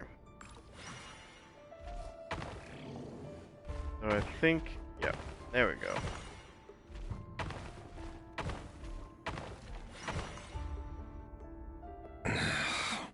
You're already getting Genshin back. That's what happens. Like, I'm excited for the buffs for Albedo because like, cause one of the biggest gripes with him is of course because that the flower field thing, it needs to be up whenever, you know, to do like the extra geo damage and all that. So it spawns a second intangible flower on the field as well. So that if the main flower gets destroyed, the field will still stay up, so that you can still do the geo damage. That alone was already a fantastic freaking thing for them to do. I have to sadly grind now and find a good team to use. Use a classic team. Was it? Cause you know what? I forgot. Cause was it you?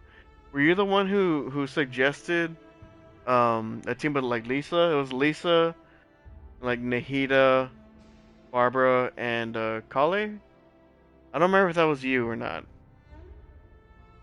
I want to say that was you, but because I remember that team was suggested of like the team like that someone wanted to use, and I did put that team together, and it was actually working out pretty nice. I just went up against a boss that wasn't good for it though, because of ice shields, but it was actually a really good team though. Like, it was actually putting in some work. Dude, that was you. I knew it. I still have that team saved on a roster because I go back to it every once in a while. I just don't have dedicated artifacts for all of them, so I swap out a few of them here and there. But the team does work. I mean, I like it because I had the oh my goodness, whatever the set was that Hatham uses. I have that one on Lisa, and then of course the Dendro for Nahida. Um, I think I was using just the regular maidens for Barbara, and then Kale, I had her with oh, the Inazuma one for the energy recharge. I forgot what it was called. But yeah, those are the sets I was running for him. It was working out pretty nice though. There was some pretty nice numbers going. This place is filthy. And the smell is abominable. Clearly, the king doesn't allow his prisoners a single shred of dignity. This is dire. I mean, that's kind of what a prison does, man. Found you. Hello, Mr. Vedafilnir. Oh, what's he have to say? It's you. Surprised? Oh, wait. I guess surprise isn't an emotion that prophets feel very often. I say, yeah, I want to use Lisa and make her overpowered. I don't know if you can make her overpowered, but you can definitely make her strong. Because you pair her mostly with like, you know, with like the Dendro in her for the hyper bloom. Because I think her overall damage output just doesn't compare to like a lot of Electro users now, unfortunately. Because that's where still my Beto lands. Like, I keep trying to go back and use Beto, but my goodness. He just doesn't have the damage anymore. It doesn't cut it for new stuff. I certainly felt some surprise in the moment when I was blinded. Surprise at the king's sheer ignorance. Surprise at just how unfairly this world responds to words of earnest remonstration. I'm curious. What did you prophesize this time? It wasn't a prophecy. It was a word of warning. Someone had to say it. Oh, his is a snake. The king has forsaken all reason in pursuit of his obsessions. I simply told him that if he continues on this path, Conria will surely fall. But he didn't listen. Worse still, he stabbed you in both eyes and locked you away. Dane asked for my help. The court is in complete chaos now, but I'm sure you predicted that. Everything is transpiring as I foresaw, yet I am powerless to change it. Fate is an immutable force. I can but lament as the inevitable unfolds. I do wonder whether giving a man the power to see the future does nothing more for him than slowly crush his spirit. Forgive my curtness, Vedafilnir, but the king did not suddenly turn on you today. His suspicions have been brewing for a long time. Yeah, they've been there for a little bit. You can't have wisdom beyond the reach of your fellow man without attracting his fear and suspicion. There are things the king does not want to see. So, he doesn't want you having visions of them either. He blinded you because he thought this would make the visions stop. That's ridiculous. It's not just something that you just see with your eyes. He wasn't entirely wrong. I did indeed lose my power to see the future. Right up until... What? Until what? Just now. I believe I saw something new. Well, tonight could go a lot of different ways. 5 of us banded together to storm the palace, also we could rescue you. This will go down as the most tumultuous day in Conrian history. I sense hatred in you, but also hope. A desperate hope that with the tyrant deposed, that will be the end of the story. But this is not the end. It is the beginning of a new chapter, in a whole new story. There are many men of honor and courage in this world, Rerir. But you are not one of them. You're not here for justice, are you? You're here for yourself. He's got his own reasons. Is that a dagger? Interesting. Why not the polearm? It was always your weapon of choice. With your abilities, I don't doubt that you were able to recover some of your sight. But I also doubt that you want to make an enemy of me right now. Do it. Of course not. We're on the same side, aren't we? We could be. But I need you to be honest with me, Vedafalnir. At this point, you're my only hope for the future. You mean your future? With your beloved, Felindis? Yes. And I know there are bigger things at stake here. A dynasty, a nation, maybe the entire world. But forgive me, I care first and foremost about myself. Hell yeah, I would too. I can't abandon the one I love to save myself. I just can't do it. But you see a broader picture of the future than I. You see the solutions to the biggest problems of our age. So tell me, what is my solution? What's the answer? In matters of fate, answers are either right or wrong. What will be and what will not. Maybe you are willing to pay a certain price in the pursuit of happiness, but unfortunately, fate does not negotiate. That is the cruelest thing about fate. It is unmoved by your sacrifices. Yeah. That can't be true. I know it's your voice that I keep hearing in my head, urging me to see how the world is changing, to seek more power, so I can protect the things I love. You show me disaster, but you won't show me how to avoid it? Why? Why are you doing all this? My voice. In your head. Oh, crap.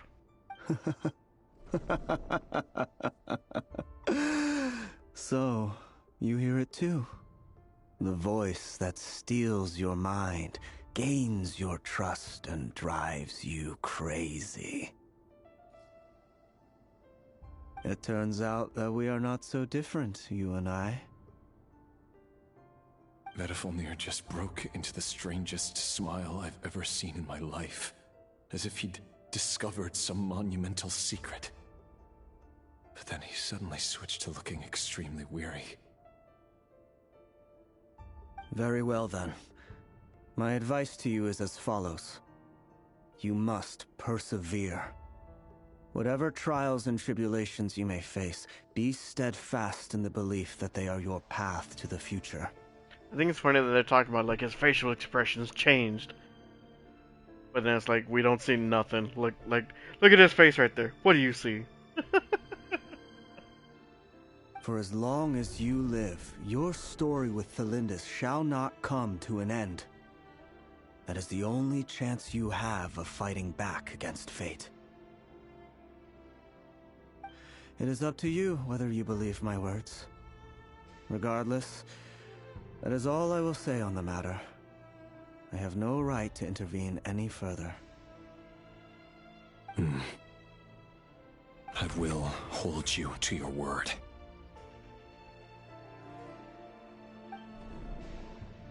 Thank you for setting me free.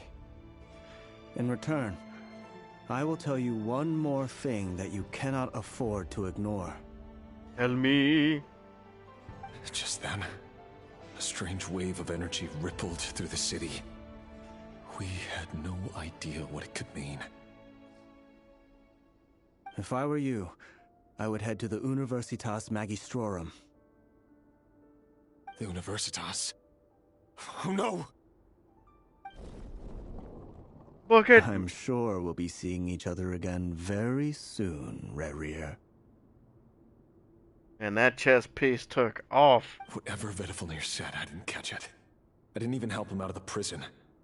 There was no time to lose.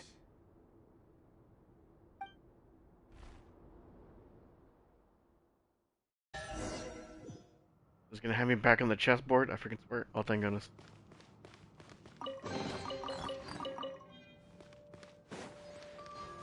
Ooh, I have my team. Oh, yeah, I'm not sure how much of Meliestra Wonderland you checked out, but...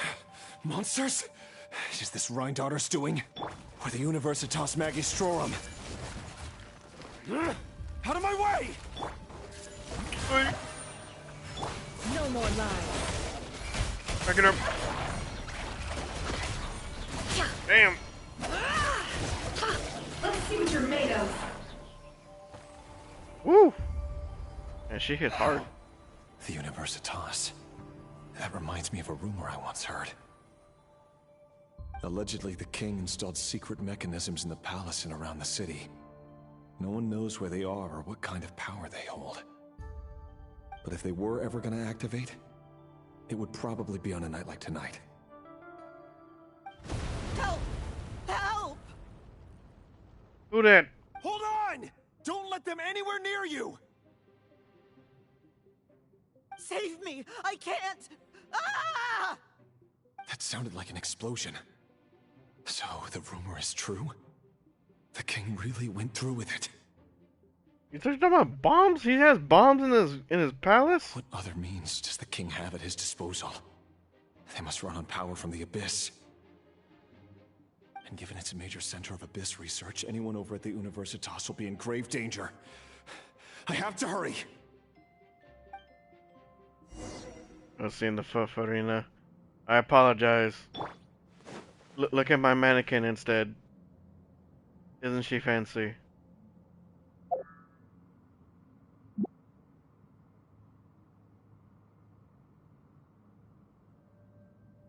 I put a little bit of investments into it, so I like her so far. Kinda wish the hat was a little bit different, but it's part of the set. Interesting. That's all you gotta say? How dare. Oh boy.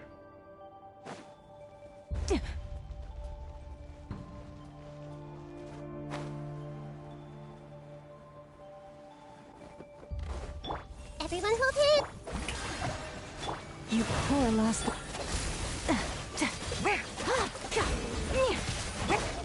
Can't hide the truth. Seek within. Oh, well, that was a waste.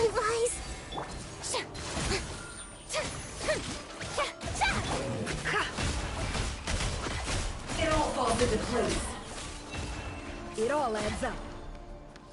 Regicide's blood money.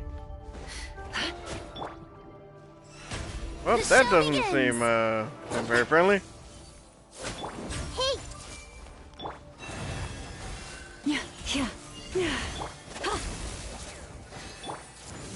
No more lies. Let's see, how'd you do this by yourself? The deception ends here. It all adds up. And using Nefer here, who super said that I missed it on her banner. I didn't do enough of the story to get more pulls. Grill. Strike a pose! Time to shine! Bring it on! Heck, what kind of cores are those?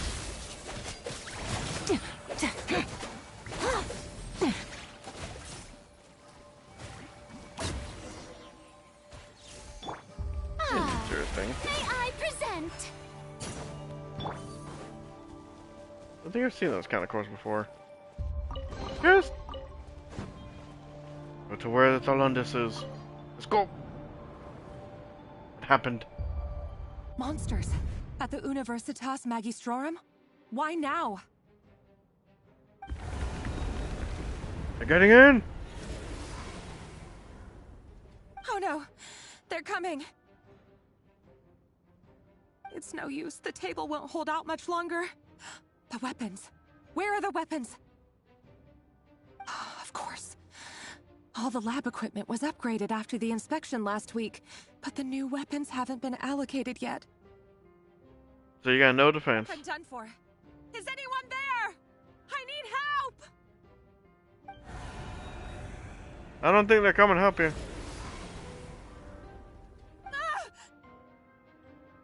Essentially, pretty much just like a Hyper Bloom team. Stay back! Please stay back! Please!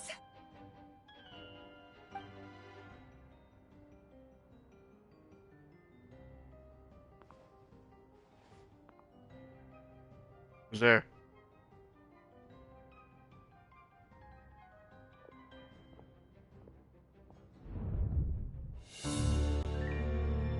What?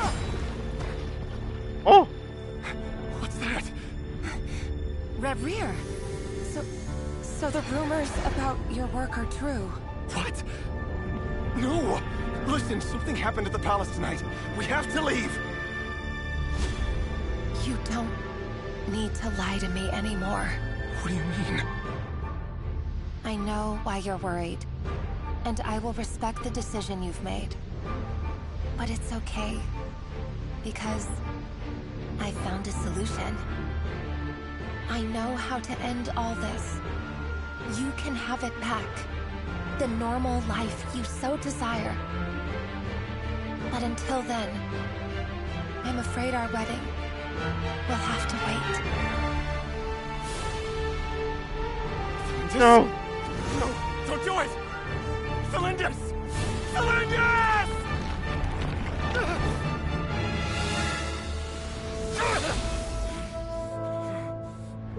What are you doing, dude? Let her go. You will find someone better. No! No, I won't do it! I have to save her! By what means exactly? A lowly pawn. You lack the power and the strength of will. Do you know a way? Tell me! Come to the palace. Join us.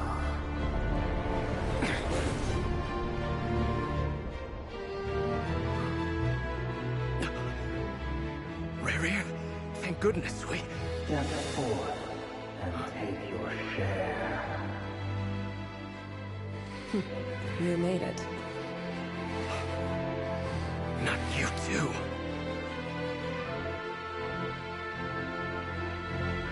Hatred or grief, despair, desire. We all have our own.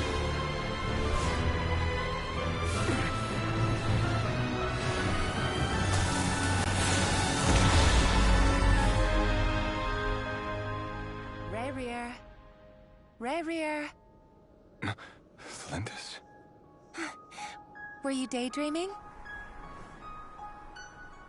What? You still remember, Reverie? That question you asked me a couple of weeks ago? Oh. You mean the proposal? Yeah. I'm wondering, where do you think would be a good place to discuss it? Maybe in the garden? Or were you thinking a fancy restaurant? It's your choice.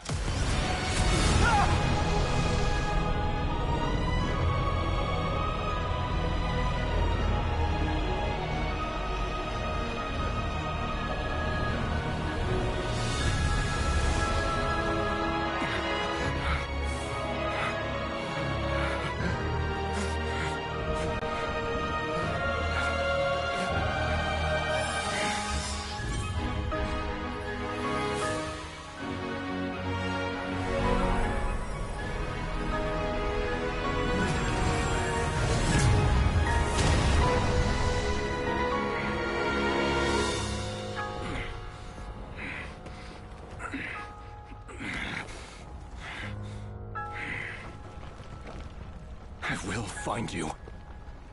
And then... you can give me your answer.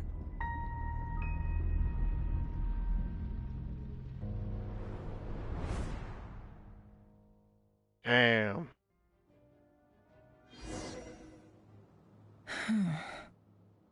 I understand it, though. I understand him. So that's how the Raker of Solnari was born.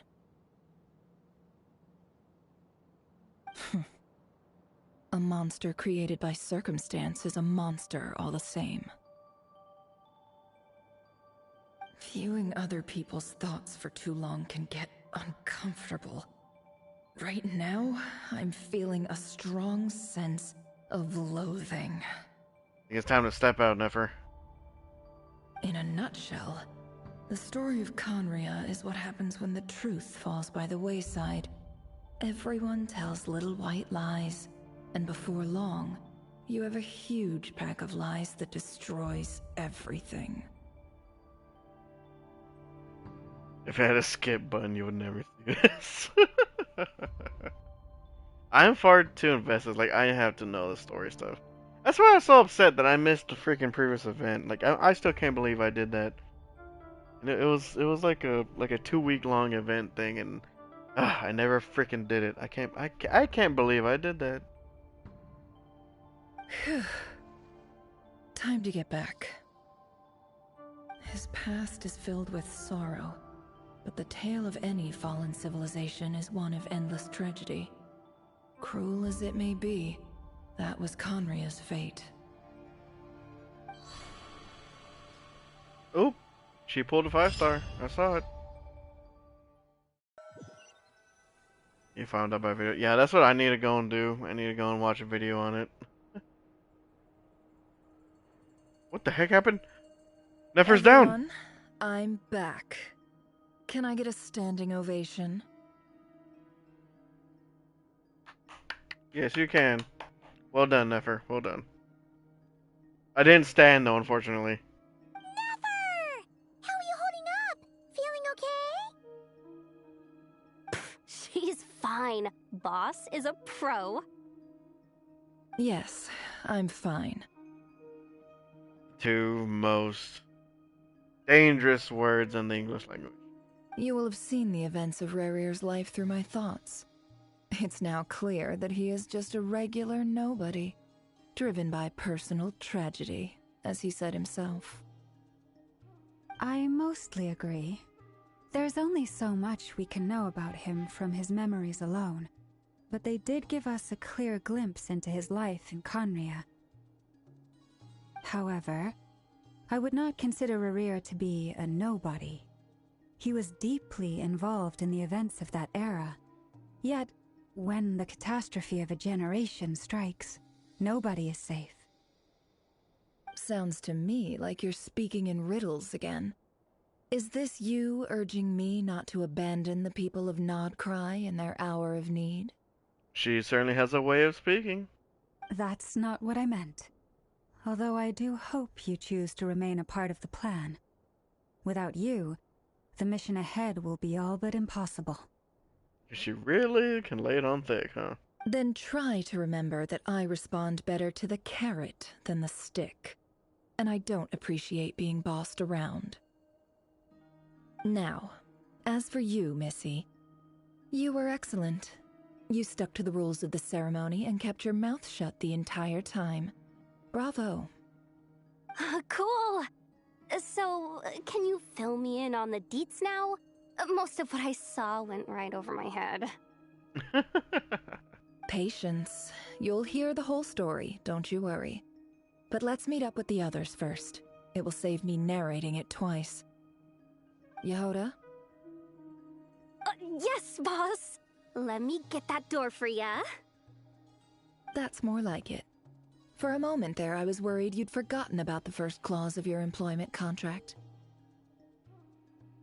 Forgive my curiosity, but what does the first clause say?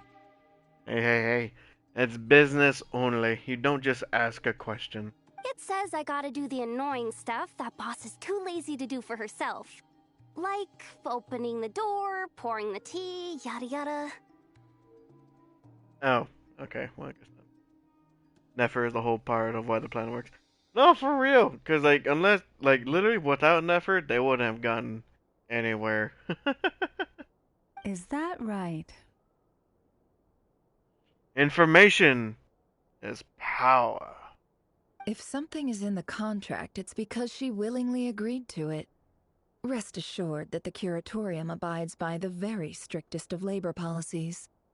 You don't seriously think I'm cruel enough to treat her like my slave? You said it, not me. In any case, I've hardly shied away from my share of the work today. Hope I don't catch Flintz and Varka lounging about in their chairs, enjoying a leisurely cup of tea. There's nothing I dislike more than other people enjoying themselves while I'm hard at work. You know what? For their benefit, I hope not. Or for their sake, sorry. Oh no. My eyes! What the heck happened now? Sorry to disturb you, but we seem to have run into some trouble. What the? Evidently so. Don't worry, I'm not about to leave you to fend for yourselves. I'm not that kind of boss. And it would go against the Curatorium's labor policy. The hell are we? This is Sumeru? I'm sorry? What did you hear me say? I wasn't talking about labor policy. Wait. How long have I been standing here? Not long. You just appeared by the door a moment ago.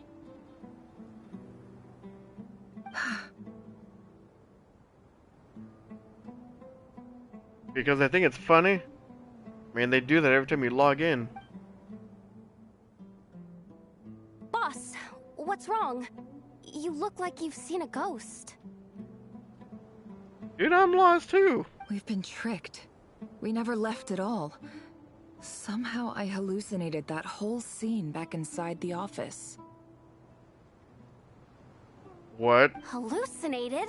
But how? How indeed. This place should heed my will alone. All thoughts and actions that occur in here are just a result of pawns moving across the chessboard in a carefully calculated manner. And nobody has access to this chess set but me. So you control everything in here? More or less. But yes, it's a special technique of mine. So are we still in his head? Has anything like this ever happened before? Only once. It was the first time I used the chess set. Is there any similarity between what happened then and what's happening now? I suppose my thoughts are a little turbulent, which was also the case my first time. Is there anything I can do to help? The first clause of your contract clearly states that I only need your help with things that I'm too lazy to do myself. Meaning, you're not feeling lazy right now? The sass. Meaning, this is not something Yehoda can help with. The chess set is a personal treasure that I alone understand. I must be the one to find our way out of here. Boss, it's fine. Really. Let me do something useful. He's trying to be helpful. Oh, listen to you. Whatever would I do without you, Yehoda? What? Really? Aww. Yes, really. Where would I ever find another employee as obedient and servile as you? God forbid anything ever happens to you. Oh, okay. Oh, okay. Way to compliment and demean in the same sentence. Well, anyway, I was thinking of fetching some water. There's gotta be a source around here somewhere. I suggest everyone finds someplace comfortable to take a rest. We gotta conserve our energy. Even though all this chess malarkey doesn't exist in a physical sense, mentally speaking, it's all real. And so is our tiredness and fatigue. You don't want to dismiss mental fatigue. Just because it isn't physical doesn't mean it's any less serious. But anyway, Very true. I got your backs, so don't worry about a thing. Still have no idea where the hell we are, though. Don't I have the best employees? Jealous much?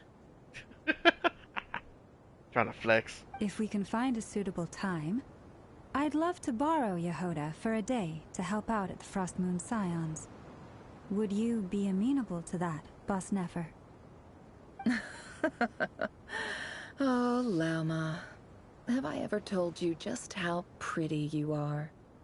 Beauty runs from the tips of your antlers to the depths of your imagination. Okay, I was about to say, is she okay? But she was just setting up for a for a comeback.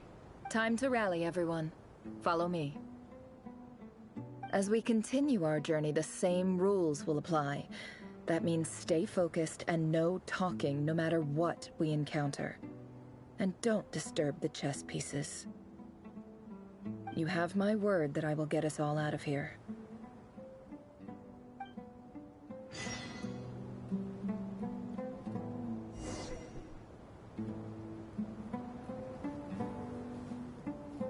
Well, let's see. Hopefully it puts me right back in the same spot. I think this is where I'm going to end up calling it. At least section by section. Okay, cool, so I can just go back right in there.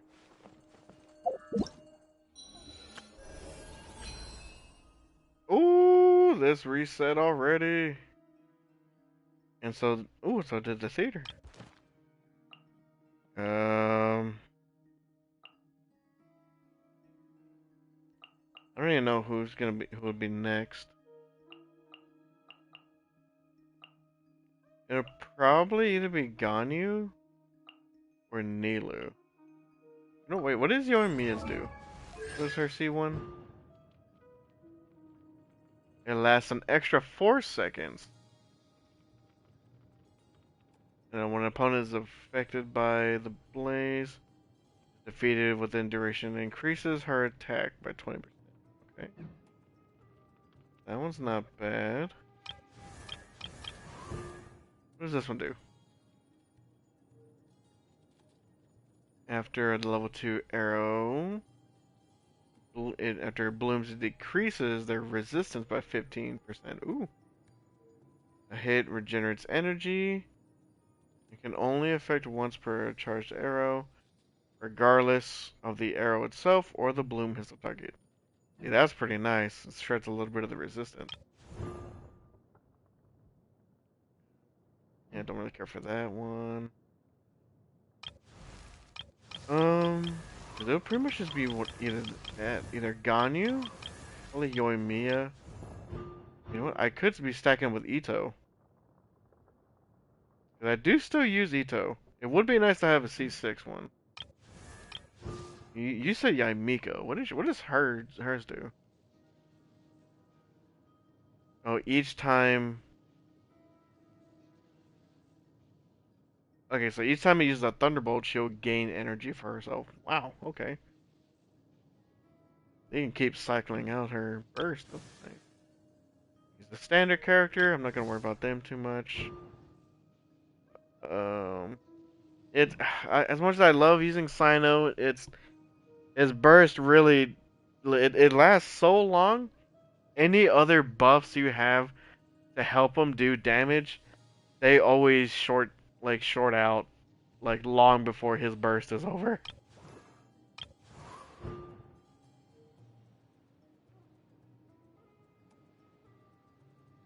I'm gonna use that too.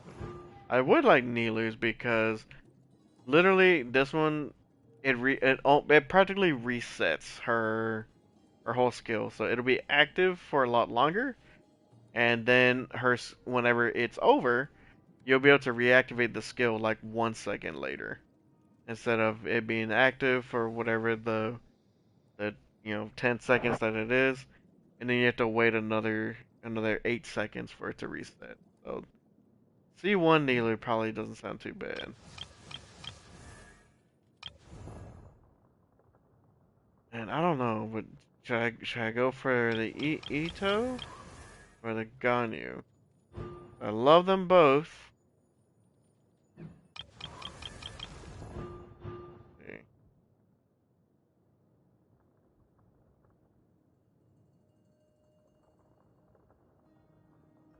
And that just works around with his, basically with his energy, which I don't have any issues with.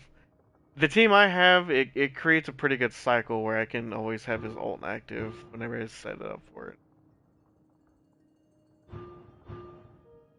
The rest of it would be super nice though.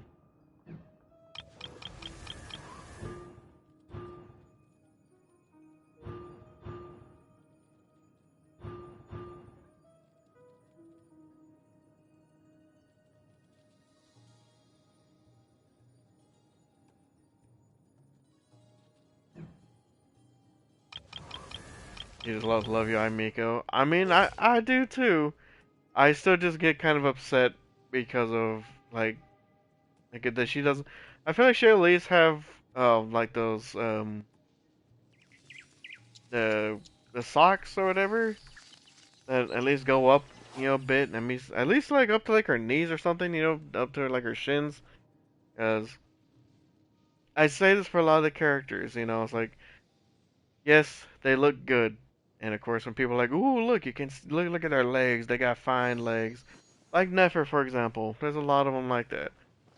But they don't necessarily need to always be showing their legs that much. Like some of them make more sense than others. So like Nilu with the rest of the outfit how she is, that one is befitting.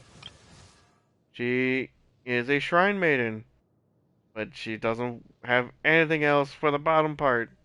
Don't make no sense to me. She's just wearing a whole bodysuit. I mean hers is pretty evened out. Hers evened out. Her as well. She doesn't have anything else except little tiny socks and shoes. I think she's another one that needs something on her, like some bigger socks or something. She has a bodysuit as well. I mean, something could be said for Klee, but she's also just a child. I love the alternate outfit for Mona, so that's fine there. Well, it doesn't show all of them here, but I hope you understand my point, because it's just like something's missing, you know. I do love Miko, fantastic character. Her voice is incredible. Her intimidation is fantastic. The way that she loves to mess with people, all great. But give her some freaking socks. I just feel like it's a bit too much for a lot of these characters, in my opinion.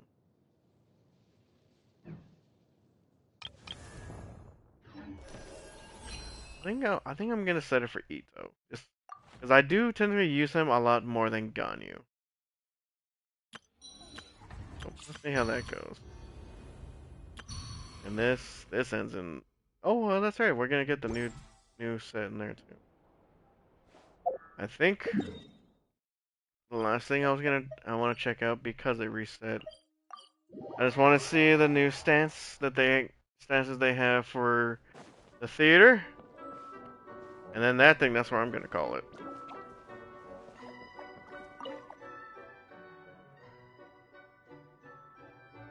I don't know how to do that thing though. Do what thing? What thing are you pertaining to? There's a venti. Ooh, Klee. Oh look, she's holding the Dodicos.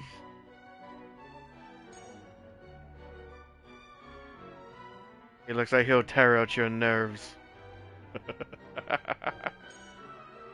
Ooh, a Kale. She's thinking. Hey, wait, she doesn't have it open though. I'll take the Klee one. Looks cute. It doesn't show up in your event tab. Because it should be just a standard thing. No. Like it's like how this would pop up for the new quest that comes out. It should be one of these, like alongside the test run and all that.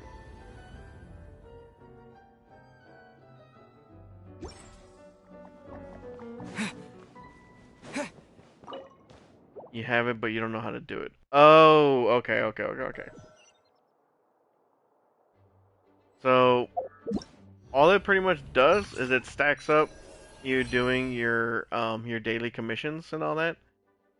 So whenever you do your daily commissions, 5 days out of the week, you get 1 point of this thing, whatever.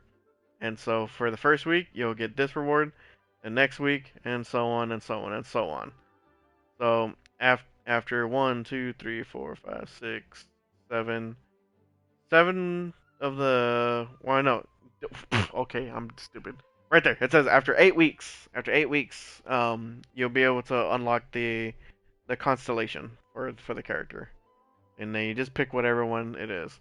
And apparently, I mean, I didn't change it, but supposedly until you actually unlock it, so even if you're on week 7, you can still switch your choice at the end as well. So if at the last second you feel like you want to change the character constellation, you can. So that is handy. I didn't try it because I kept it for the Hu Tao, as I knew C1 Hu Tao was gonna be fantastic for the stamina regen, and you know what? I haven't used that yet. I really need to. Hey. No, you're good. You're good. Because I didn't quite understand what I was doing either. But it wasn't until like I was putting it together with doing the dailies, and they'll start doing like the little check boxes. It's like, oh, okay. It pretty much goes off of those. So that's good to know. But yep, so after 8 weeks, you'll be able to get a constellation, and I absolutely love that they added that. And I know some folks like, why don't they put it on for the new characters? It's because they're freaking new. That's why.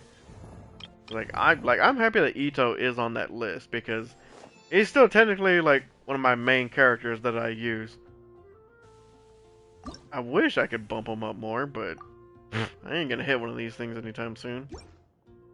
I think the closest one I have is Kaching and Delug. They're both problematic for me. Well, I mean, Kaching not too much, but he's Delug is C4. I think my Kaching is like C5.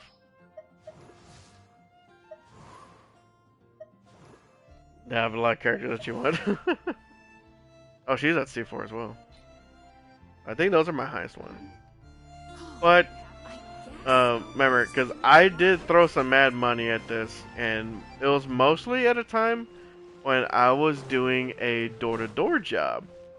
I was selling stuff, making commission, and I was making some mad money. And because like I got to take care of my personal expenses, got my groceries in order, and I still had quite a bit of money to have over it. So I would pull for the new character on the banner and the reruns that were going. That's the only reason why I was able to collect so many characters at that time. But I only worked that job for like 3 months because, oh my goodness, that job is taxing. Like I didn't have the mental strength to be dealing with that every single week. Oh my goodness. Like to be a door-to-door salesman, you have to have the right mindset for that. Otherwise, it will eat you alive, like it did with me. So for now, I only put a certain amount of investments, and especially like the biggest investments I do now are whenever it does the reset for the Genesis crystals. You know, what's my pity at? I think it's like at 40 or 50 or something like that. I could be ready for Durin.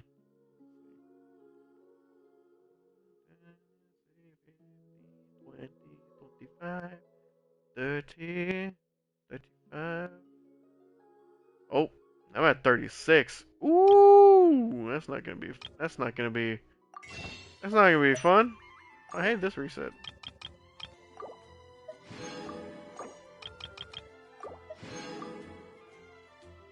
That was all my mad money.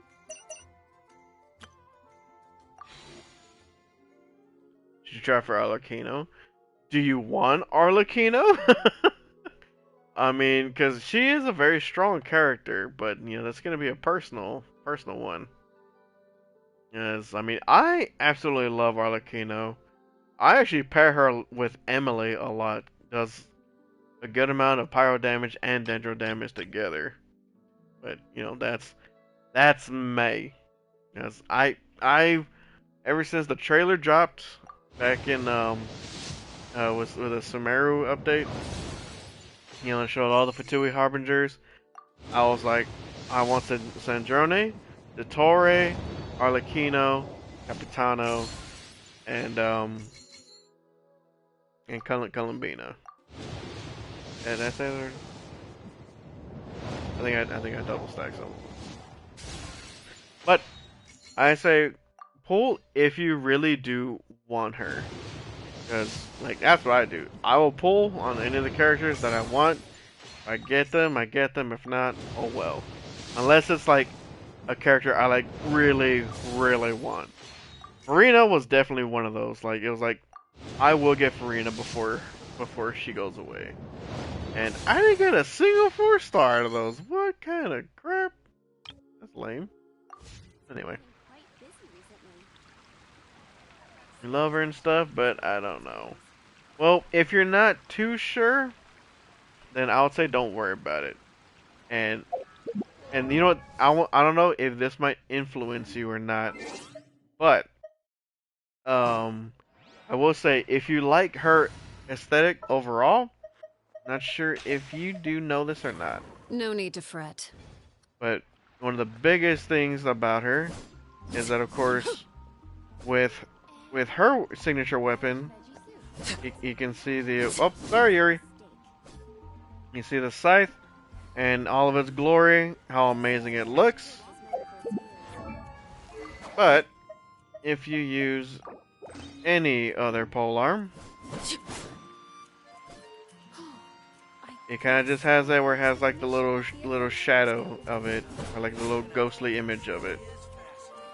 So if you're one like me that's for details, regardless, I was gonna pull for her weapon, but especially after I saw that, I was like, nope, I have to get her weapon too. So that's something else. If you're someone like me and you have an eye for details like that, it's like then you're gonna want to go for Farina, or go for Arlecchino and her weapon. So if you don't feel like putting in the investment for both, and you know that that's gonna bother you, then I probably wouldn't. But if you're someone that can just sacrifice, you know, still her being a strong character and using whatever, you know, weapon that she would have, then that, you know, that's gonna be on you. You're gonna be okay with that. Should have gone harder on Farina. I mean, maybe. But I will say Farina is definitely like a must-pull character overall, because she is really good, consistent healing, stays on field, and has a nice range to it. You can swap it out for some nice off-field hydro damage with application. So like, I would say Farina is probably a higher priority pull than Arlecchino, but it also depends on like what kind of other characters that you have for damage. Honestly, you could probably still pair like a Xiangling with her as well. Get some good vaporized damage going in alongside it. Plus, you have another DPS character in the middle. So you know, like there's different ways you can be versatile with it. Don't necessarily need to have it.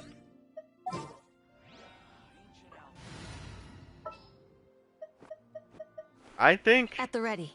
If you can feel like if you didn't win your 50-50 for Arlecchino, would you be that upset about it? Then I think that you'll be okay. That you don't really need her too much. So you still have like a day to do so, or you can just wait for Durin to come out. 'Cause like I said, it's probably going to be another few patches before Farina comes back, because she was just here. And then most likely, my speculation is that Columbina is going to be out in 6.3, and we're at six. We're in, I think it's a 6.2 that's going to be coming out tomorrow or on Tuesday. So, you are, if you haven't pulled since when you got that data, you're at least on a guarantee. So, yeah, that's something else to consider. The next character that you go for, as long as you put enough pulls to it, obviously, then you're gonna be guaranteed. So, that's something that you have the luxury to weigh in at this point. So, if you are fine with Dragon Boy, which I'm still gonna pull for him, we'll see what happens there. He's not gonna be a must pull for me, but I'm still gonna try and pull for him because he does look kind of cool.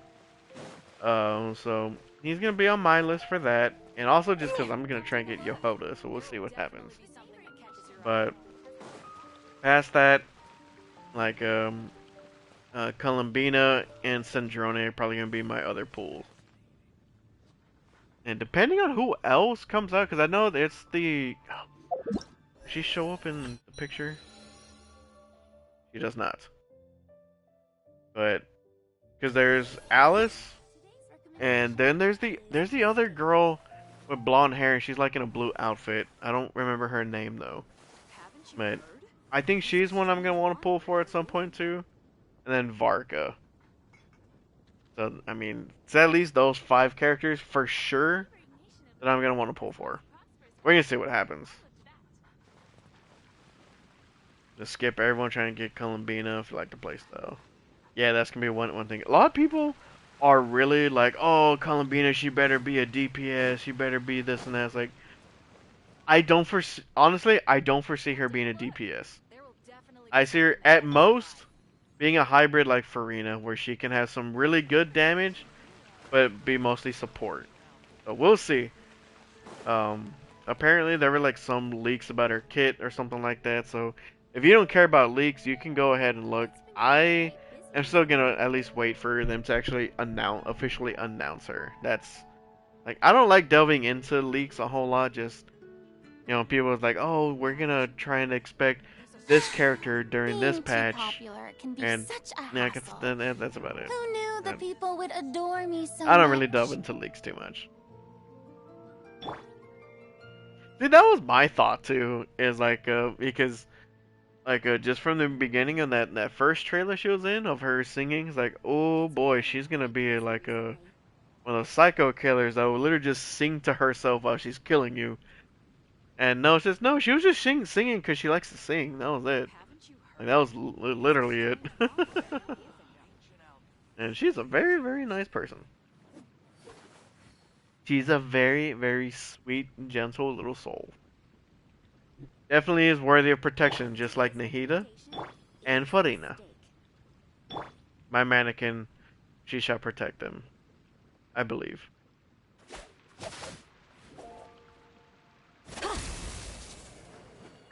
Ah! It was a crazy 360. Yep. But it's what fits in for some folks, apparently. So, like, it's just like, it is a definite turn, but I mean, like, it's one that I'm okay with. There are some characters that I feel like when they were released, it was a bit different. Who was?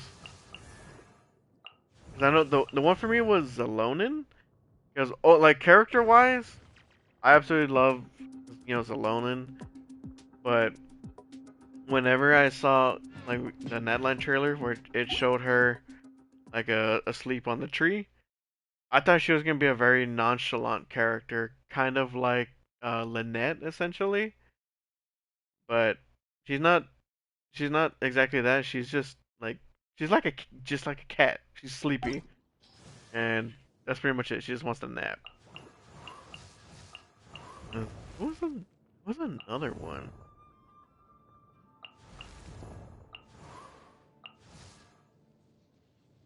I'm trying to think of how many of those are like deceiving.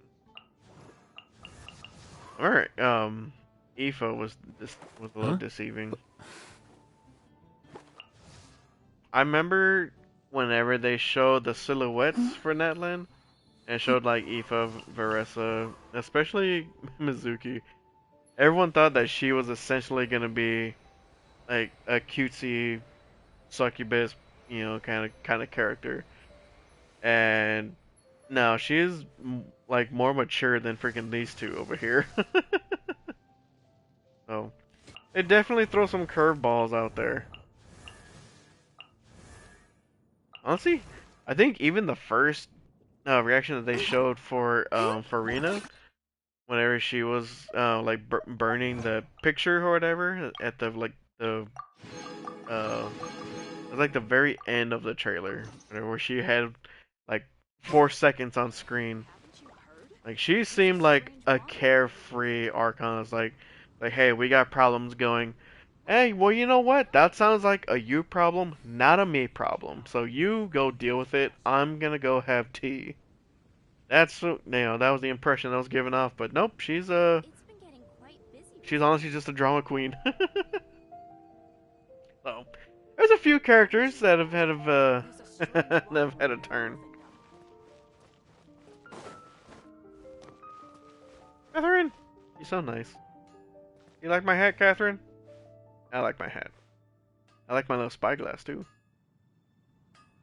I wish I had actual glasses for her though. I'm okay with the monocle, but I wish I actually had actual glasses.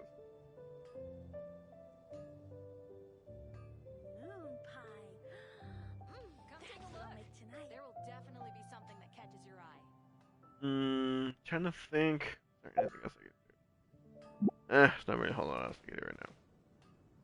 I think that is actually just gonna be where I'm gonna go ahead and end it.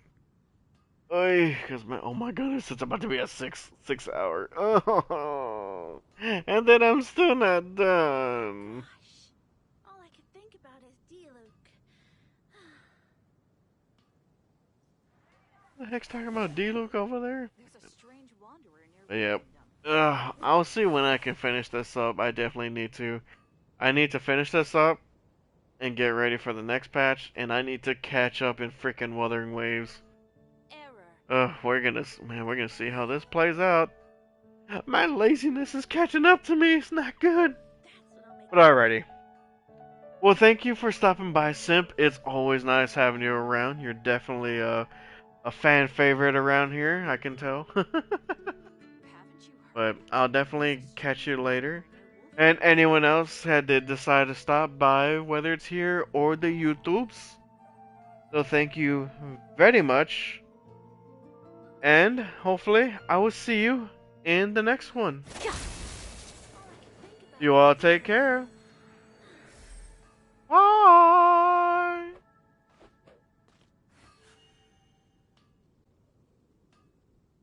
Haven't you